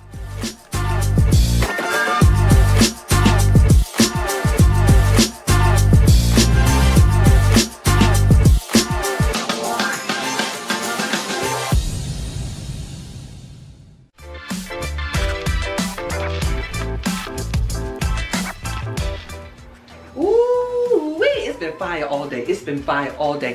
Y'all, look, I'm on a hustle. I'm on my way. I'm on my way. But listen, our next speaker, oh my God, our next speaker, Diane Boundary. She said to to stay hungry for the hustle. To stay hungry for the hustle to succeed. Now listen, the tools, stay hungry. Do not give up on you. Listen, this sister said that she always rolled with her BFFs, Gucci, BMW, and Louis V. That may be y'all best friend too, but she gotta tell y'all about how she had to cut them good girlfriends off. Them good girlfriends. So listen, tap in right now because you want to hear from this speaker, Miss Diane Boundary. Tap in, stay hungry, y'all. I'm hungry, I got to go. I'll be back. But y'all know who it is. It's the transformation architect. Gotta go, I got to transform and I'm getting these tools and I hope you're getting yours too. See y'all shortly. So, have you ever been in a position where you're working your 9 to 5 and you are rolling in the dough? Have you been in a position where you have your 9 to 5 and your side hustle, your own personal business, and you're rolling in the dough? That was me.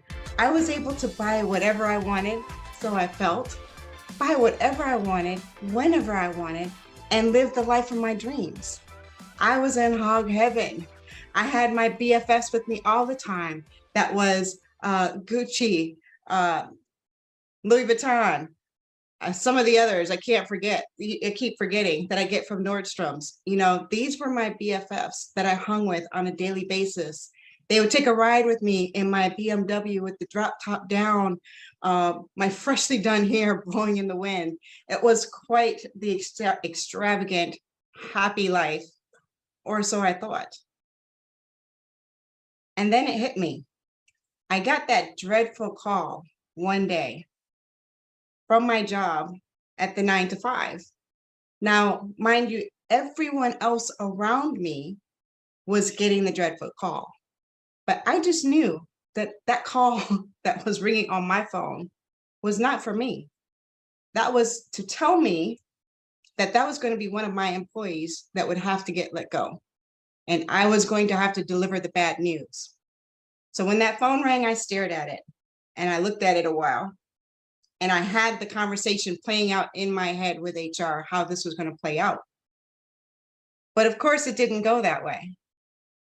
I got the call and they called me to the office. And they gave me the message that, hey, we've had to do some restructuring. Unfortunately, this means that we're going to have to let you go. And I pretty much sat there in shock for a couple minutes. There were no words that could express how much I did not expect that message to come out their mouth. But I had to take it. So from there, I get laid off and the first month comes around. It's time to pay those bills. All of my best friends, Gucci, Louis Vuitton, the folks at Nordstrom's, they're all now starting to slip away from my hands. They're like, I don't see them anymore. The bill is due and I don't have the funds to pay. So what in the world am I going to do? Like, I'm just going to get a job. I'm just going to get a job. It'll be a matter of time. Well, the second month rolls around, third month rolls around, and now I'm like, this is not funny anymore. All right, God, this is just not funny. So what do? I go crazy. I go networking everywhere. I'm calling everybody I know. And I finally end up landing a job. And I'm like super sweet and happy about it. I get in this job and tell me if you do this too. I get in this job and I'm like, yes, I'm making money. I'm going to do my thing. And you'd think I would have learned from the first time to not incorporate these same best friends into my life. You'd think I would have learned, but I didn't. What do? I start spending money here and there, living the good life again. I'm pulling out the BMW. I'm just like, money is going to keep coming until I die. How many of you have been in that position? So the dreadful day comes again. I get the call. I get told, hey, we're laying off everyone in the department. And we're so sorry. And here we go back on that same cycle. Money is full. and then I have none. I have plenty money, then I have none. After a while, that was getting tired. I mean, I went through 3 or 4 iterations, and you think by the first, second, third time for sure that I would have learned, but I didn't. Until finally, it got to the point where things were too hairy. And I said, let me do something different so that I could get different results. It was lonely. I felt like I was the only one. I felt like I would never get out of this financial yo-yo diet. But I'm here to tell you, I did my research. I went to New Wealth University and studied under Dr. Lynn Richardson. I worked with some of the best mentors and got my information together. And I have the key. There is a key. There is a recipe for each of us that we need in order to make sure that we maintain our financial freedom so that we don't have to live on this yo-yo diet with our money.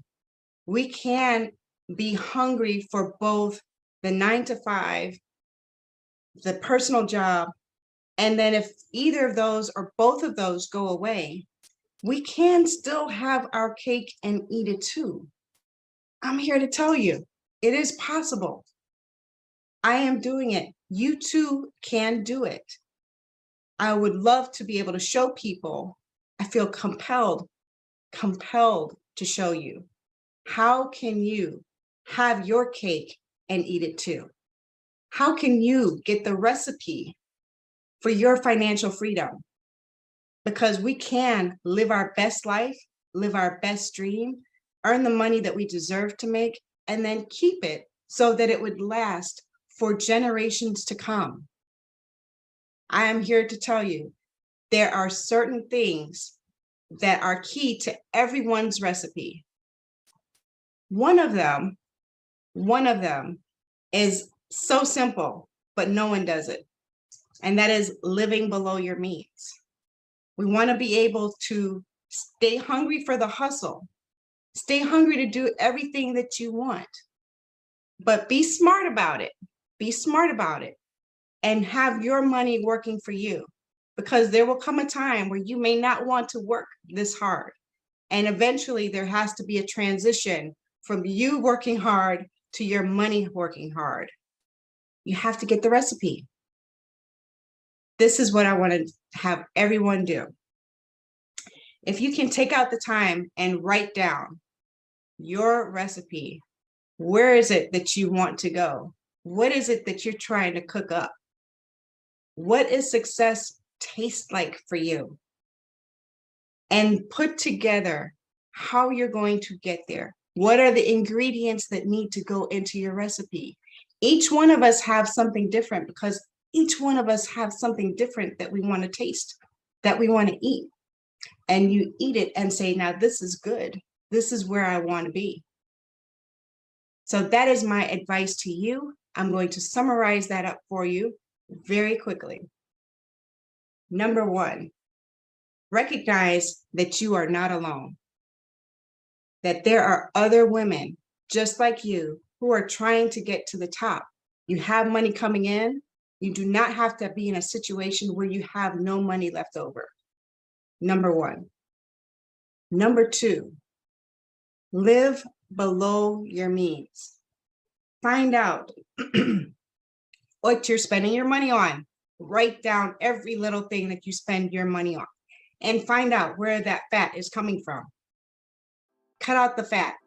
Cut out the fat and make sure that we are setting up our money to last forever and that it is working for you. Number 3, get your recipe together. Find a financial coach, a financial expert, someone who will get your style, someone who will understand the mind of a woman who stays hungry for life, and work with that person on your recipe, and you will find yourself in a tasty place of financial freedom. This is Diane Bowdry saying, stay hungry in everything you do. and happy eating. Thank you.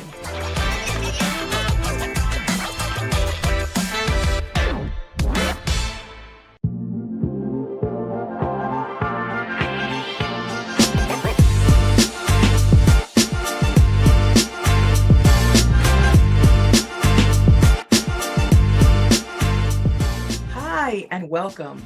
My name is Denise Hanks, and I am a life mastery consultant.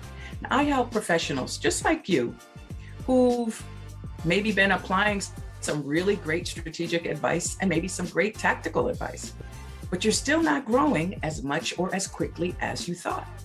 And you're thinking, am I missing something? Well, are you in for discovering what that missing piece is? So you can go beyond the current results in your business and you can have more life-giving experiences, just like they had. Not only related to your work, but also in all the areas of your life. Then stay tuned. But first, let me just celebrate you for making your way here and deciding for growth and taking that step to attend today.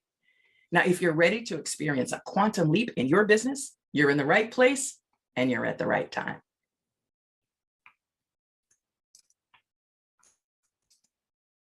Now, my talk today is about arousing your inner wisdom, 3 keys to accelerating your results. Now, first of all, we live in a universe that actually speaks to us through our longings and our discontents. You see, it's the feeling of longing for something that we haven't yet created, or the feeling of discontentment in our current circumstances that actually spark us to grow. Now, the Reverend Dr. Michael Beckwith has a great quote where he says, to change our life, we're often pushed by pain until we're pulled by a vision. Now, these 2 energies, the pain of your problem and the burning desire for what you really want, are essential for creating the results. Here, let me just tell you about a time in my life where pain actually pushed me to make a change. I was working for this nonprofit organization and I was the planner and special projects coordinator. So besides coordinating the strategic planning and the grant reporting for the agency, I was also the data systems manager, the database trainer, and I was the trainer for 2 of their programs. Now, were there things about this that I loved? Oh, absolutely. I kind of get bored easy. But what I didn't like was this feeling that I was not fully appreciated by upper management for all that daggum work I was doing. Now, you might know what that's like, right? It's more than overworked and underpaid. It actually started to feel like betrayal to me. Well, I began to actually notice the same pattern in my love life. I felt like I was giving more than I was getting. And then I started keeping score. And oh, I was always the one ahead. You know what I mean? Say amen. Anyhow, those thoughts soon led me to feeling frustrated and stressed out. And then I stopped eating right. I wasn't sleeping most nights. I was starting to get headaches the whole 9. Well, now having said all that, I also felt like I was stuck there. I mean, this was my paycheck, my steady paycheck, and my benefits. Well, then one day I saw this video presentation and this lady named Mary Morrissey, she was offering this 3-day event in DC to discover your soul's purpose. Now, this appealed to me because I was never one of those people who knew exactly what they wanted to be when they grew up. I had an idea when I was a little kid about being a teacher, but as an adult, I knew I could not survive all day, every day inside a classroom. No. But then I noticed that every position and every place that I ever worked all included some kind of training capacity, right? Even at church, I was in the choir, I was a director. Dance ministry, I was one of the choreographers. I was always training somebody in something. Well, long story short, I get to DC. Towards the end of this event, I made a decision that if things were going to change for me, I had to do something. And once I discovered what I would really love, well, listen, as soon as I had that thought, this fear just rose up from somewhere way deep down inside me and just gripped my whole stomach. I had no idea how it was going to work out. I was unsure. I was terrified about putting myself out there. I mean, what if I failed? What if nobody would listen to me? What if I couldn't make a living at it? Then what would I do? Well, there was a part of me arguing really hard for why I couldn't do it, why it wasn't a good time, why it wasn't convenient, why I shouldn't spend the money, why it wasn't going to be easy, blah, blah, blah. But then there was this other part of me that knew that great opportunities never show up when it's convenient or when it's comfortable. Have you heard this? Great things occur on the other side of what's comfortable. Has that ever happened for you? Yeah. So I made a decision to let the part of me that wanted my dream to win over the part of me that was afraid. I mean, all I knew for sure was that I fell in love with what these folks were all about, which was empowering people to live a life that they love living by applying spiritual principles, which, by the way, I could talk about all day long. So I enrolled myself in the program and I went through the training process to become a certified life coach. And I found that there's a repeatable, reliable system on how to turn your dreams into reality. And it's called Dream Builder, which is based on 50 years of study centered on researching the most successful people on the planet and how they used 10 success principles to turn the desires that they had in their hearts into the landscape of their reality. Now, I personally applied this proven system to my own life. And now I'm living my dream as a transformational life coach. Now I invest my time and my energy in a career that I love. And because I'm not stressed out and snappy all the time, I have deep, meaningful relationships. My health is better than ever, and I'm able to serve people, incredible people, just like you. Discover, design, and then live into their dream lives. And I absolutely love it. But I would not be here today without mastering these principles. So now let's focus on you. I promise to give you everything I can in the few minutes that we have left together. And then I'm going to give you a gift before I close. And I'm going to share with you a 3-phase process that combines art, science, and faith to transform your business. And as an added benefit, you can apply these same principles to any area of your life because we're not one-dimensional. I mean, if your health is poor, it affects your level of financial freedom. In medical expenses and medications, the time you take off from work, it also affects the energy that you have to spend on your business and the time that you spend with your family and friends. Now, if you feel like your marriage or your relationship is on autopilot, it could be costing you focus at your job with distractions, not to mention the loss of precious years of life, not having those moments of connection and intimacy. If your time or money freedom is in the red, that could affect your physical and your mental health, costing you peace of mind because you haven't had a break and you're close to burnout. And then that could lead to higher costs in medical care, not to mention causing stress and difficulty at work. And guess what? If you're not thriving and firing on all cylinders in the area of your creative expression, your vocation, that thing that you've been called to do, it will eventually show up in your health and your well-being, in your relationships, in your time and money freedom. See what I mean? Yeah, they're all connected. You see, we're meant to express life in a way that's unique to us, based on our gifts and our talents, with a passion to bring them forth. And that's where I come in. Now, I'm going to introduce you to the 3 keys to accelerate your results in just a minute. But before I go there, I do want to give you a couple of important concepts because these will support you in expanding your awareness in your business. Now, every one of us is having some kind of results in our business right now. And those results are a perfect reflection of your awareness in that area. So would you love to expand your awareness and then expand your results? Perfect. Then let's study the pattern that creates those results. Now, I call this pattern the results formula. And it begins like this. Your thoughts cause feelings, right? So your thoughts cause your feelings. And look, you know this already. The other day, I thought I lost my phone. Well, it wasn't where I usually put it. I was digging down in my purse, no phone. I could feel my heart racing then, right? Now, how do you think I felt when I realized, no, it had to be with me because it was pairing to my car? Yeah, I felt relief. Now you try. Think of a joyful thought. You feel happy. Think scary thoughts. Your heart beats faster. If you think about all the things you have left to do and there's just a little bit of time to get them done, you're going to feel stressed and overwhelmed. Now, if you think about how you've accomplished all that you've accomplished and what you know you're capable of, you're going to feel proud and more confident. That's because your thoughts affect your physiology. Now, your feelings cause actions.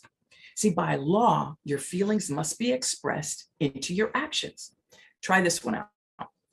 Let's pretend that you're depressed.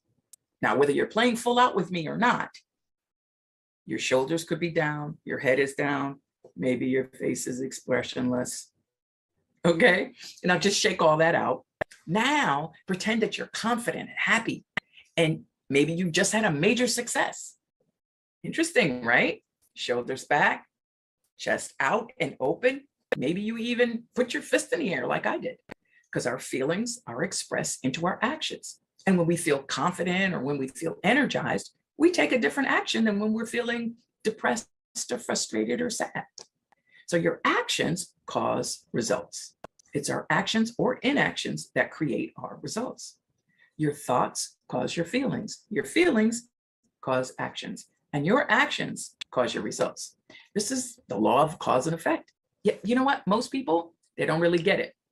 Most people just look at their results. They look at their circumstances and their situations and conditions, and they call those their causes. Well, actually, they're too smart to call them their causes. They actually call them their B causes, right? Tell me if this sounds familiar. I can't start a new career because I'm too old or because I'll lose my benefits, right? I can't take time off of work because I don't have the money or because I don't have the time. I can't find the love of my life because I'm not whatever enough. There aren't any good ones out there, or maybe there's none where I live. I can't because. Now, the true cause of all of our results is right here. Your thoughts. Your thoughts, your results are caused by what you have been thinking. This is the first cause.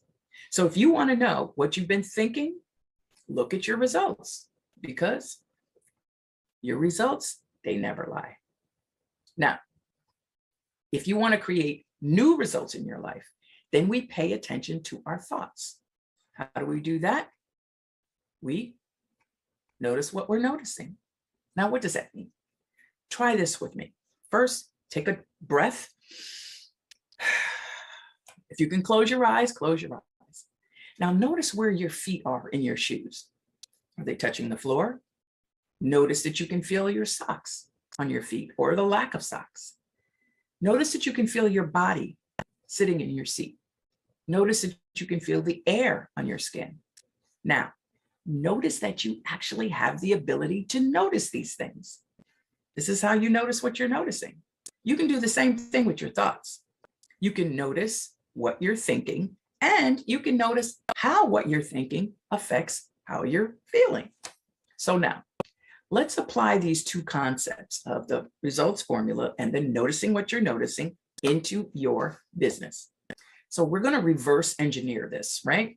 I'm going to present you with some ideas and give you an opportunity to consider your results. Then I'm going to invite you to notice how you're feeling about your business or your work in the world as you listen. Ready? Okay.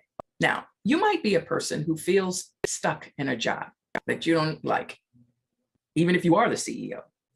You might be a person who likes your work, but you work way too many hours and you'd love some more free time. You might be a person who dreads going to work every single day. Or you might be a person who's had great success, but you know you want more, right? How far could you go?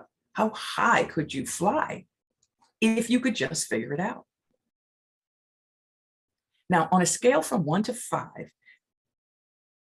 how fulfilled are you in your current results, right? 1 being not fulfilled at all, and then 5 being completely fulfilled. Go ahead and make a note of that number. And now I want you to pay attention to your thoughts around that. Now, this is not a place for blame or judgment. Your response is not good or bad or right or wrong. It just is what it is at this point in your life.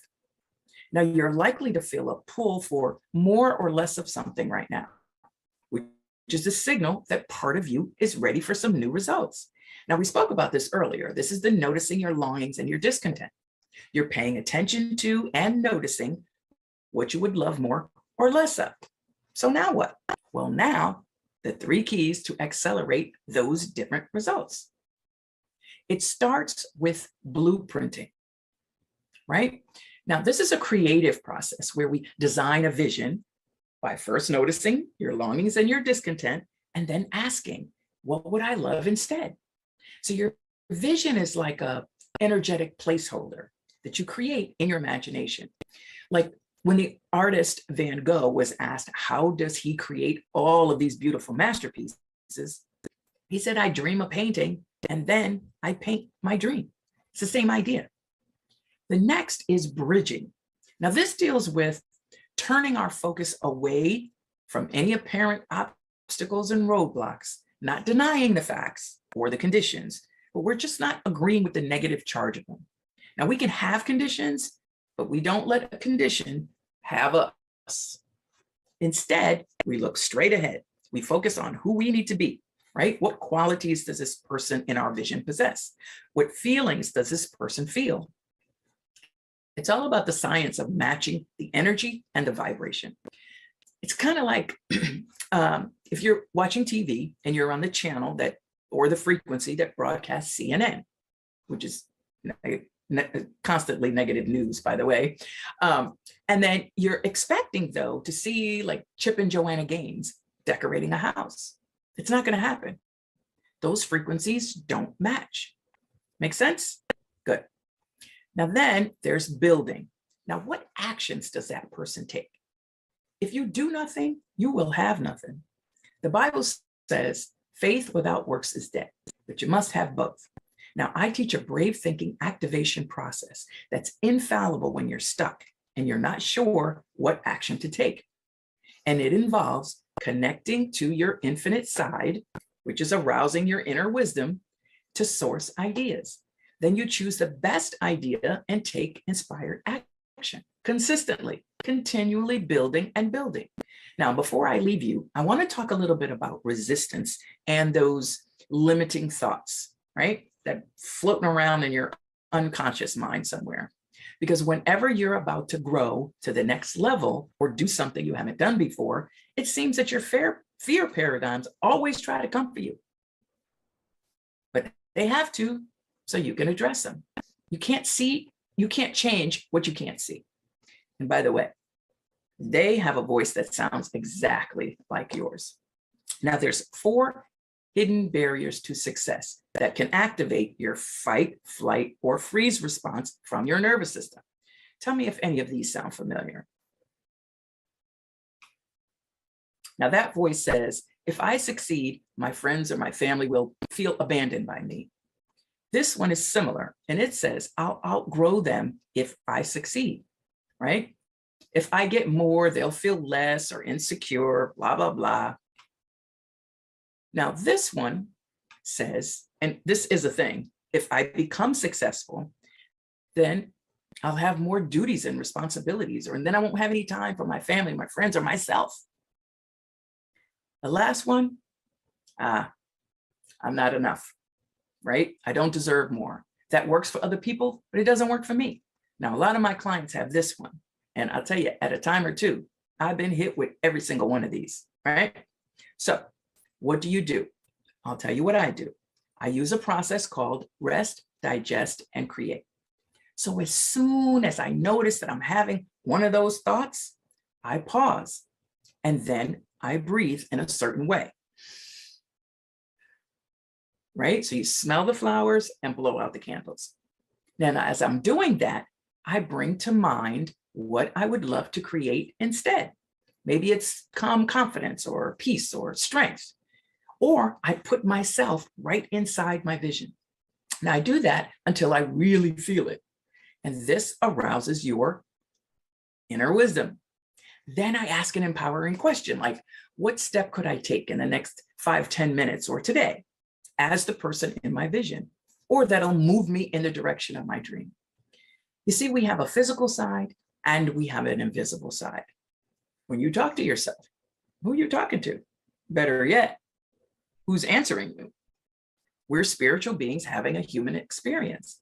And by the way, I love helping people discover and live from that spiritual side, because that side is the side that's expressing itself through our human journeys. And I teach skill sets to implement this, not just once, but over and over and over. So now let's recap. First, you notice your longings and your discontents so you can create new results. Now, we talked about the 3 keys to accelerate those results. First, you design your vision in the present tense because we want to direct the energy to now. Second, you navigate the gap between the old and the new paradigms by being a vibrational match to our vision. Last, operating and conducting ourselves and our business as the person in our vision. Now, I also gave you the 4 hidden barriers of success and the skill sets to overcome them. You remember? You generate an energetic state, right? So when you think or feel that crazy coming, you pause, you breathe, and you evoke a new state. And then you ask an empowering question. So rest, digest, and create. Then you take a step in the direction of your dream. Because even baby steps will move molecules, right? So you just want to serve your ideas. Look, the point here is when you arouse your inner wisdom, you begin to live from a point of power within, and you live a vision-driven life, not a condition-based life, taking steps to serve your infinite side, which is always seeking a freer, fuller, more expanded version of itself through you as you.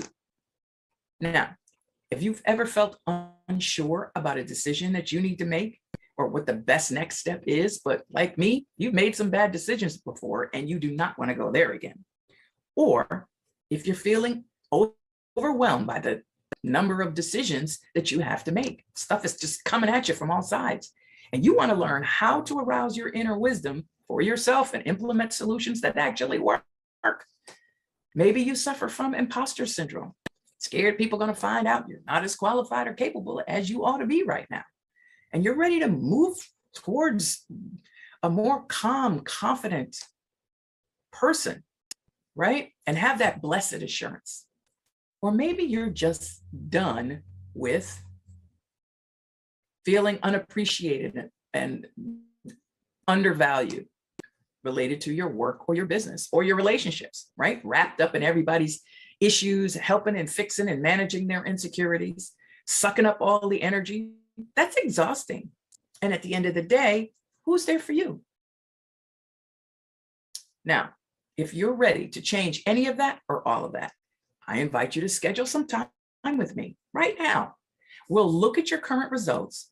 We'll look at the impact that you would love to be making, what's holding you back, and the number 1 step you need to take that will accelerate your impact. So schedule a time with me. We'll roll up our sleeves and develop a plan specifically for you and your business. And now here's my gift.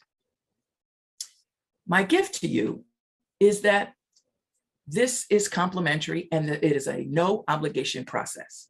I would just love the chance to share with you some insights, because for all of us, it's hard to see the picture when you're the one in the frame, right? And hey, if it happens that it would be beneficial for us to work together, fantastic. But if not, I just appreciate the opportunity to share with you on how to accelerate your impact in the world.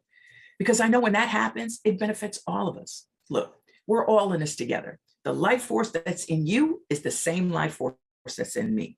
Isn't it time we direct it in the way that it was intended?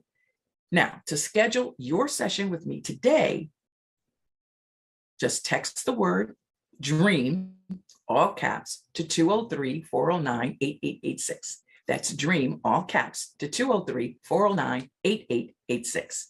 All right. Now, again, I'm Denise Hanks. This was Arouse Your Inner Wisdom 3 keys to accelerate your results. Now, it's my absolute pleasure to serve and support you today, and I look forward to helping you take your business and your life to the next level. You can find me on YouTube, and my business page on Facebook is Denise Hanks Dream Builder Coach. Here's to making a difference in the world by you. Talk soon. Thank you.